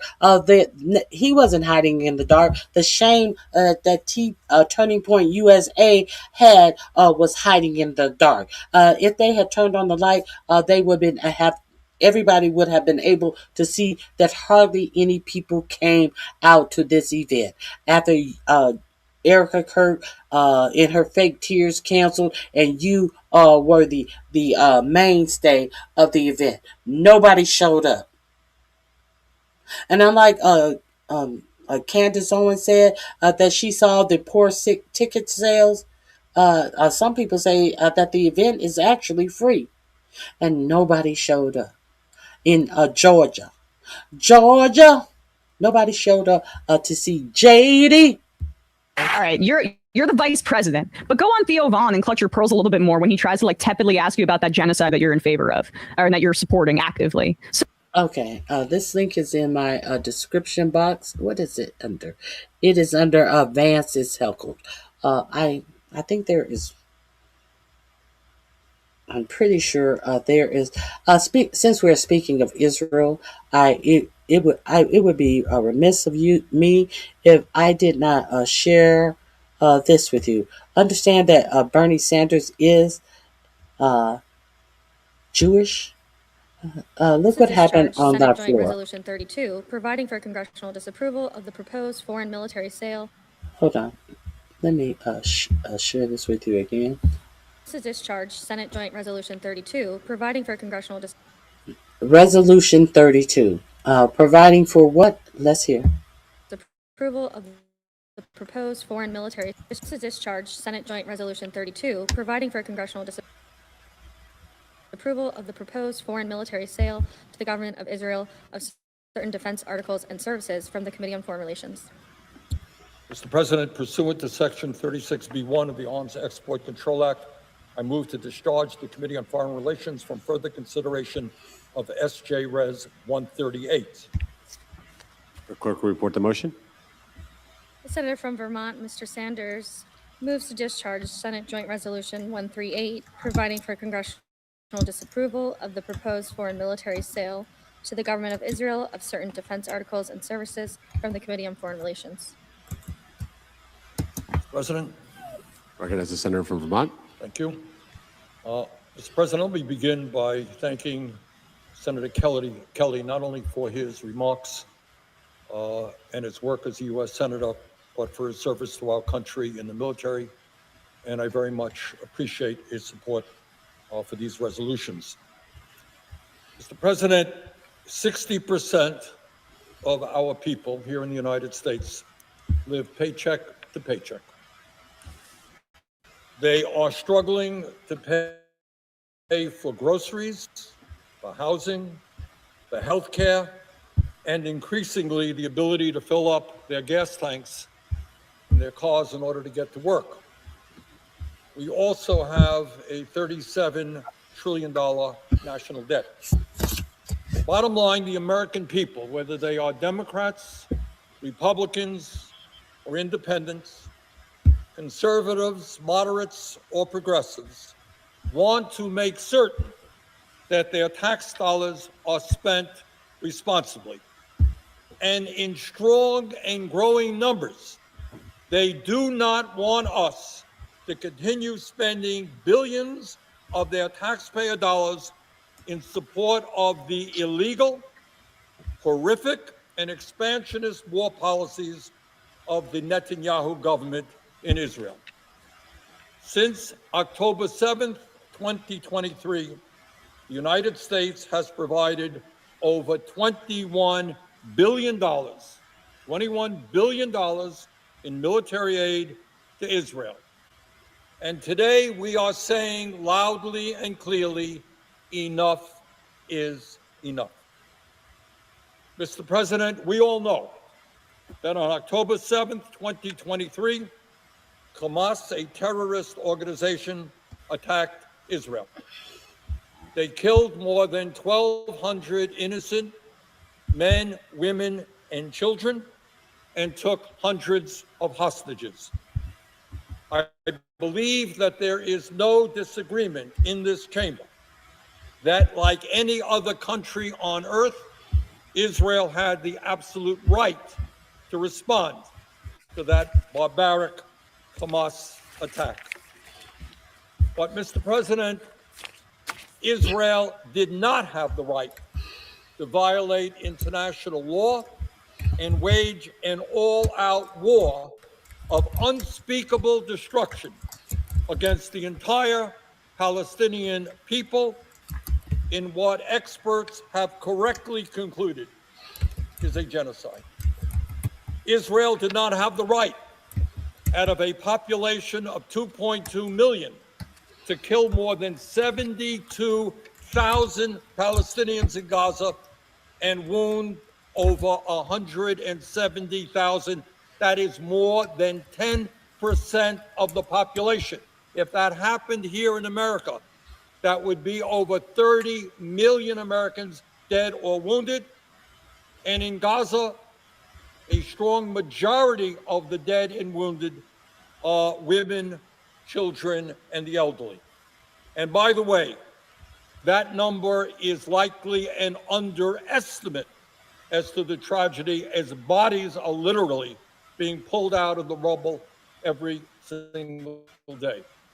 Mr. President, Israel did not have the right to destroy virtually all of Gaza's infrastructure, including its water and sewer systems and its supply of electricity. They did not have the right to demolish every one of Gaza's 12 universities, along with hundreds of schools, dismantling their entire educational system. Vast majority of the children in Gaza today are not in school. Israel did not have the right to indiscriminately bomb civilian neighborhoods and damage or destroy over 90% of the housing units in Gaza. Over 90% damaged or destroyed, resulting in the vast majority of the population there now sleeping in tents. That is where they are today. Israel did not have the right to bomb over 90% of the hospitals in Gaza, and kill 1,700 healthcare workers. You know what, Leonard, and the other person in the chat. Let me pull out. I do believe this happened today. I do believe this happened today. Isn't it a little bit too late?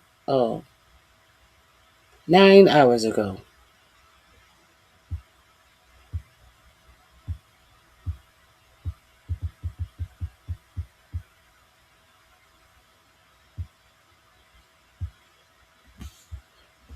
I do believe that this is new, and it happened 9 hours ago. Let me see. Oh yes, this is current because he is referencing what they're doing with in Lebanon. You know, this could have been done so long ago, where so many more people lives would not have been lost. But let's continue. And Mr. President, but goddamn, I must commend him for being Jewish and finally speaking up, finally saying it on the floor where it shoulda, coulda, woulda mattered. I must say that you hear these supremacists talking about none of this type of stuff even is a thing. None of this type of stuff matters. It shows you where the heart of some of these, where these people lie. Their hearts lie. They don't care about life. Israel did not have the right to impose a blockade which prevented food, water, and medicine from entering Gaza, resulting in thousands of Palestinians being diagnosed with malnutrition and hundreds actually starving to death. But, Mr. President, today we're not just talking about Gaza. In the West Bank, in direct violation of international law that protects Palestinian territory, Israeli soldiers and settlers since October 2023 have killed over 1,000 Palestinians, including 233 children. During that period, Mr. President, they have demolished more than 6,000 Palestinian homes and established more than 200 new illegal settlements and outposts in Palestinian territory. And let us be clear, because I think there is some confusion about this. These actions are not just the results of some extremist, out of control settlers who are just doing whatever they want. Those actions are consistent with Israeli government policy. Netanyahu's security cabinet has approved the most sweeping changes to the West Bank's legal status since 1967, removing nearly all constraints on settlement expansion. Netanyahu himself declared, this is Netanyahu, quote, "There will never be a Palestinian state," end quote. And I say that to some people here who still say, well, we're in favor of a two-state solution. That is not Mr. Netanyahu's position. Quote, he said, there will never be a Palestinian state. His finance minister, Bezalel Smotrich, bragged that new settlement construction in the West Bank would bury, that's his word, bury the idea of a Palestinian state. But, Mr. President, it is not just Gaza and the West Bank. We now know that Netanyahu convinced President Trump to start an unprovoked and unconstitutional war on Iran. For 40 years, Netanyahu has wanted the United States to participate with Israel in a war against Iran, and finally, after 40 years of effort, he finally found in Trump a president willing to go along. He couldn't get Democratic presidents in the past, couldn't get Republican presidents in the past. In Trump, he finally found a president willing to go along. This war in violation of international law has resulted already in the deaths of thousands of civilians, including hundreds of children in Iran and Lebanon, including 26 Israeli civilians who are now dead and 13 American soldiers who have lost their lives so far in this conflict. Mr. President, all over the world, certainly including the United States, hundreds of millions of innocent people are suffering the economic consequences of this war, with higher prices and growing scarcity of basic goods. I believe that in Vermont now, the price of gas, regular gas, is about $4 a gallon. Parts of the country, it is even higher than that. But, Mr. President, for Netanyahu, Gaza was not enough. Attacking Iran was not enough. Netanyahu is now waging a full-blown war of expansion against Lebanon. That war in Lebanon has not only killed more than 2,000 people, but has resulted in Israel occupying 14% of Lebanese territory. Let me repeat that. The war in Lebanon has not only killed more than 2,000 people, but has resulted in Israel occupying 14% of Lebanese territory. Mr. President, the Israeli Defense Minister, Israel Katz, has announced that all Lebanese border villages will be demolished. His exact words, following, quote, the model in Gaza. Demolish border villages. Bezalel Smotrich, the finance minister, has warned that Dayaya, a suburb of South Beirut, quote, will look like Khan Yunis, end quote, a city in Gaza that Israel reduced to rubble. In other words, what they did in Gaza is now what they intend to do in parts of Lebanon. And these, Mr. President, are not threats, they are promises. For all of the reasons that I have given, and more, and you're going to hear more from some of my colleagues in a few moments, support for Israel in this country has plummeted. Today, according to a recent Pew poll, 80% of Democrats now have an unfavorable opinion of Israel, and 41% of Republicans share that view. And the numbers in all parties among young people are even higher. Young people, whether they are young Democrats, progressives, conservatives, do not want us to continue to fund the horrific war policies of Netanyahu. A recent Quinnipiac poll also found that 60%, including 3/4 of Democrats, 2/3 of independents, and 37% of Republicans, I say that to my Republican colleagues, 37% of Republicans do not want the U.S. sending more military aid to Israel. And that is why, Mr. President, I am offering today 2 joint resolutions of disapproval, the only formal mechanism Congress has to block an arms sale. The first resolution would block the sale of $151 million in 1,000-pound bombs. The second would block $295 million in bulldozers, the machines used to demolish homes in the West Bank and Gaza and make a Palestinian state physically.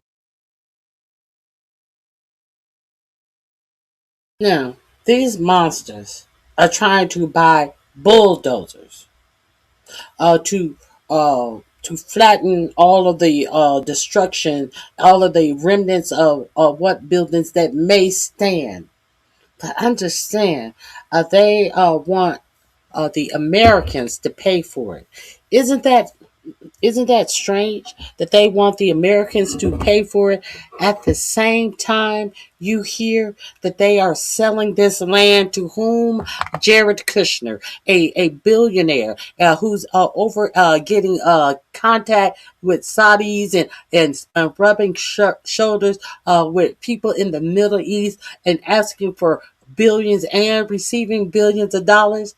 The same Jared who said that Palestine, the people should be taken somewhere in the desert, and that it is that Palestine was a great lakefront property. The same Jared Kushner who is in this administration under some fake premise of being a peace envoy for peace.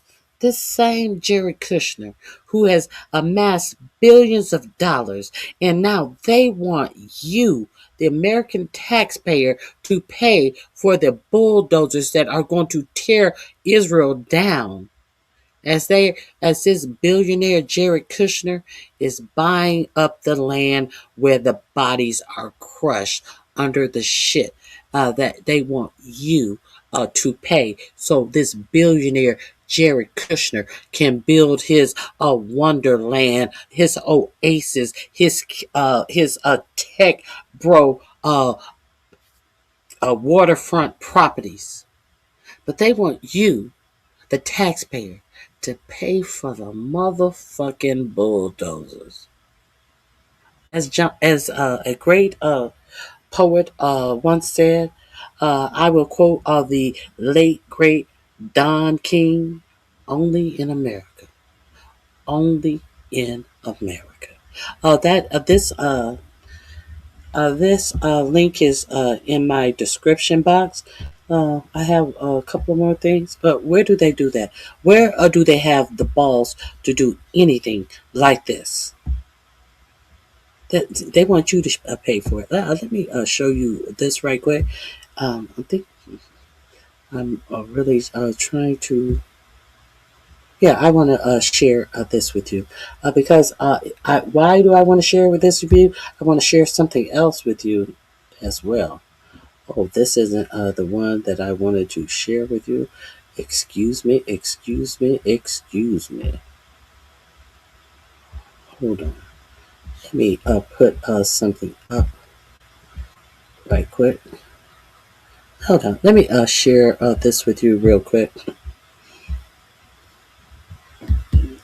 That isn't the one.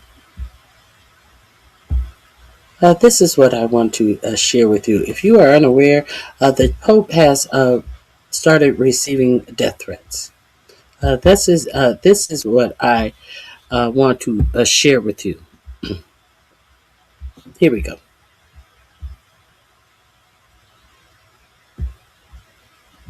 Here we go.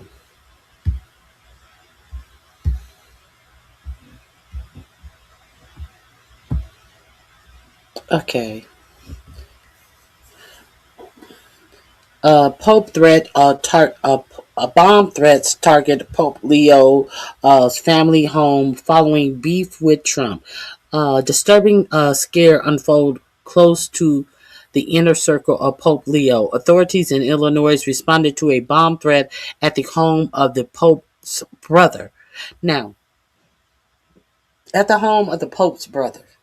That brother, that 45, 47, said, I don't like Leo, but I like his brother Lewis. I hear he's a big MAGA guy. Would it be that brother? Would it be that brother?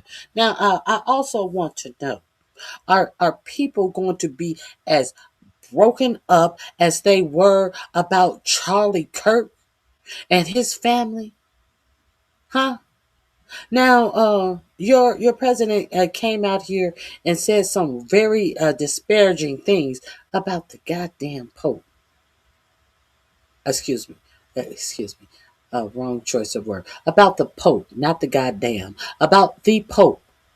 And now his family is getting death threats. Authorities in Illinois responded to a bomb threat at the home of the Pope's brother, prompting an urgent police investigation into Lennox. After a full search of the property, officials confirmed the threat was ultimately unsubstantiated, but not before raising serious concerns about the safety and targeting. While no explosives were found, the incident highlights the heightened risk that can extend beyond public figures to their families, especially amid growing global tensions and visibility. Police have not released details about who made the threat or what may have prompted it, and the investigation remains ongoing. Why is that important? Because it's important. It's just important because it's important to know that your big mouth president is out here putting people's lives in danger. At the same time, they are looking at ways to try to figure out. Now they said that Renee Good and the other guy who lives that they took, they tried to present them as domestic terrorists. And they have taken all of the white extremists that your own government intel told you that were the likely people who needed to be on terror watch list, a terror watch list that they never put these white extremists on. No. But they want you to believe that all of this left-wing violence, are they going to be talking about all of this left-wing violence now? You know they ain't going to be talking about a goddamn thing about no left-wing violence now. Now, let me go back. Let me go back to let me see. I hope I can find it. I really hope I can find it. I may not be able to find it.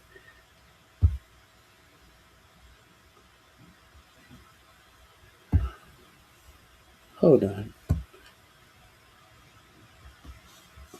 Pope Leo's brother, not the, no, it wasn't the MAGA one. Pope Leo's brother, not the MAGA one.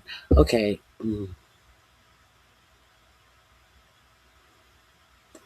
Let me share this with you right quick. These people have lost their everlasting mind. This is who this is who's alive they tried to take. This shit is crazy. This shit is absolutely crazy. And for all of you alleged Christians, you should be embarrassed. I don't care if you are a Church of God in Christ, Catholic. All of this should be condemned because J.D. Vance had the nerves to actually say that the Pope needs to try to talk more about the church, stay out of politics, and not try to talk about morality. Why would you, a politician, tell a pundit not to talk about morality when that is what his job is to do? But you are 2 years a Catholic and you telling the Pope what to do. Well, you ain't nothing but a motherfucking hand-picked do-bitch for a multi-billionaire who never got your own job, your own nothing without Peter Peter Thiel putting up some money and some connections for you to do to be anything. And you sitting up here telling the Pope what he ought not to talk about. Let's see what the Pope has been talking about. The masters of war pretend not to know that it takes only a moment to destroy. They turn a blind eye to the fact that billions of dollars are spent on killing, on devastation, yet the resources needed for a healing, education, and restoration are nowhere to be found. Do you think that that's why they're mad? Let me make sure I can. Do you think that's why they're mad? You think that's why they're mad? Your own president took down a service that they had for him for Easter Sunday, a heathen service where he said they ain't got no money for no child care. They ain't got no money for no Medicaid, Medicare. The states ought to take care of that. We need we are a war nation and we need money for these wars. And they mad at the Pope. If y'all don't get these devils up out of this office, y'all better. Now let me show you. Speaking of getting these devils up out of office, let me show you one thing. Where is it? Where is it? Crypto. Vance heckled. We got through that. Article 6. 6 articles against Keck breath. Here we go.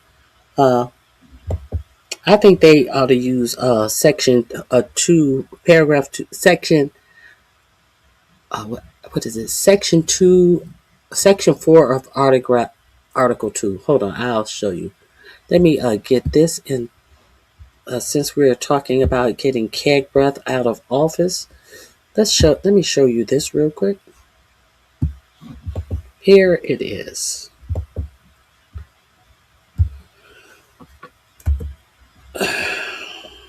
Oh, God. Oh, God. Sorry, this page is not available. Okay.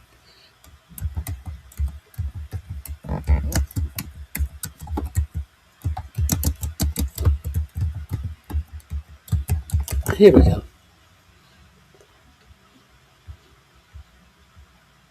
Let's get into it right here. If you were unaware, there have been 6 articles of impeachment filed on Pete Kegbreath. Let me read to you a little bit of the article.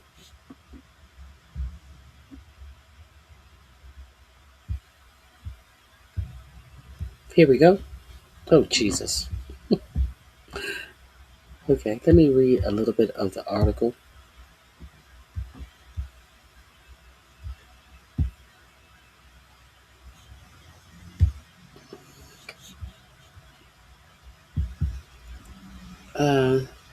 House Democrat files articles of impeachment against Kegbreath.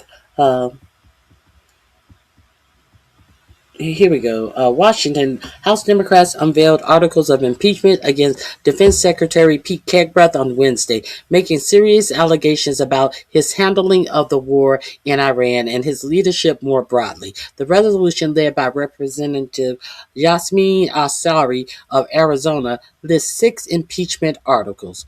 Let's read them together. Shall we? 1, 2, 3. Okay. I apologize. Unauthorized war against Iran and reckless endangerment of U.S. service members.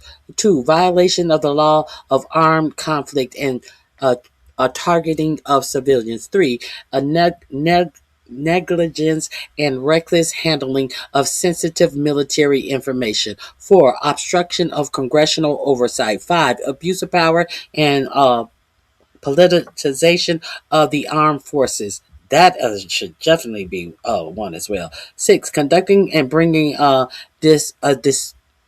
disrepute, goddamn, upon the U.S. and its armed forces.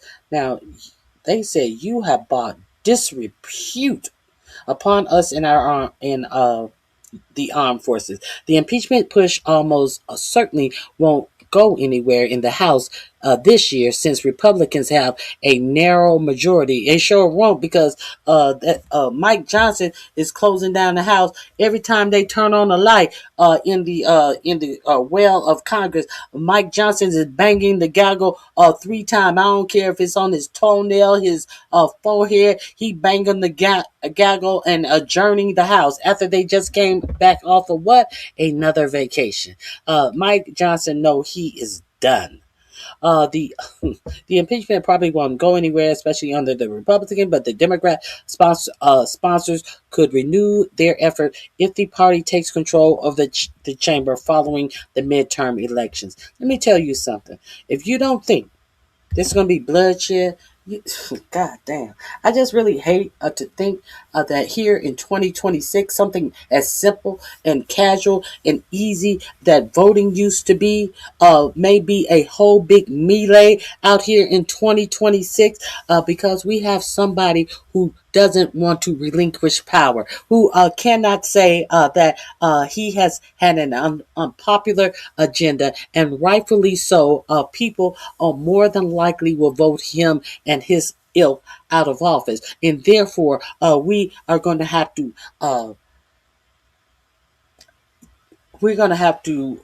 really think and really consider how dangerous voting is going to be. Voting is going to be something like in the late 50s, early 60s for people, not just black people, for people in Democrat cities, not just black people. You white people are going to get it too. You white people are in Democrat cities, in Democrat polling areas. You're gonna get it too, but you ain't gonna get it bad as black people. They are definitely going to go for the black polling places. So this is what I wanted to show you about that. Let me make sure. I think that is really all that I have to share. If not, if I find something that I really, well, there is something I do really want to share. Before I go, let me share this with you, and I'll meet you guys up here tomorrow.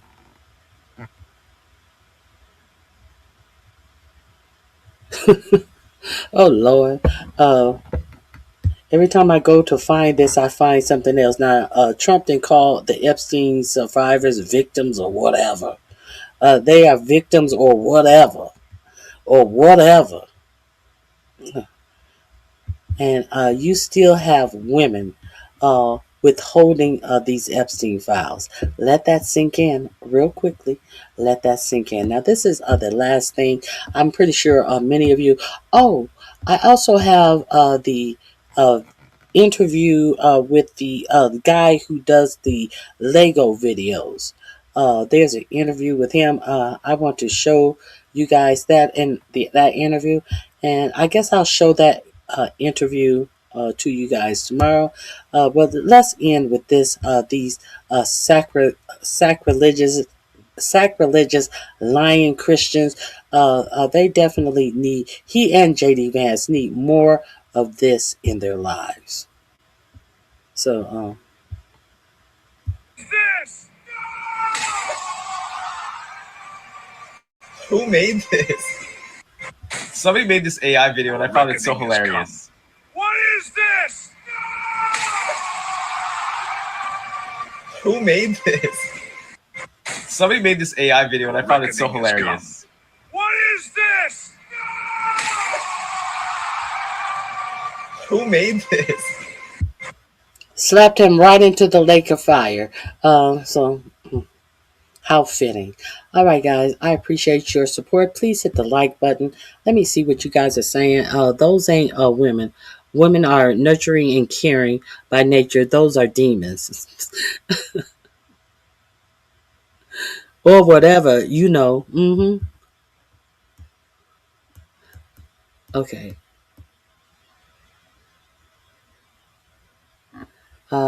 They doing it on purpose. They're going to make it so difficult to vote. It won't be worth it. They are doing it on purpose. Yes, they are doing it on purpose. They are hoping that people have the mindset of, oh, fuck it. You ain't gonna get me out there. Oh, fuck it. I ain't going out there. ICE is out there and they're gonna do this, this, this, this, this. Uh,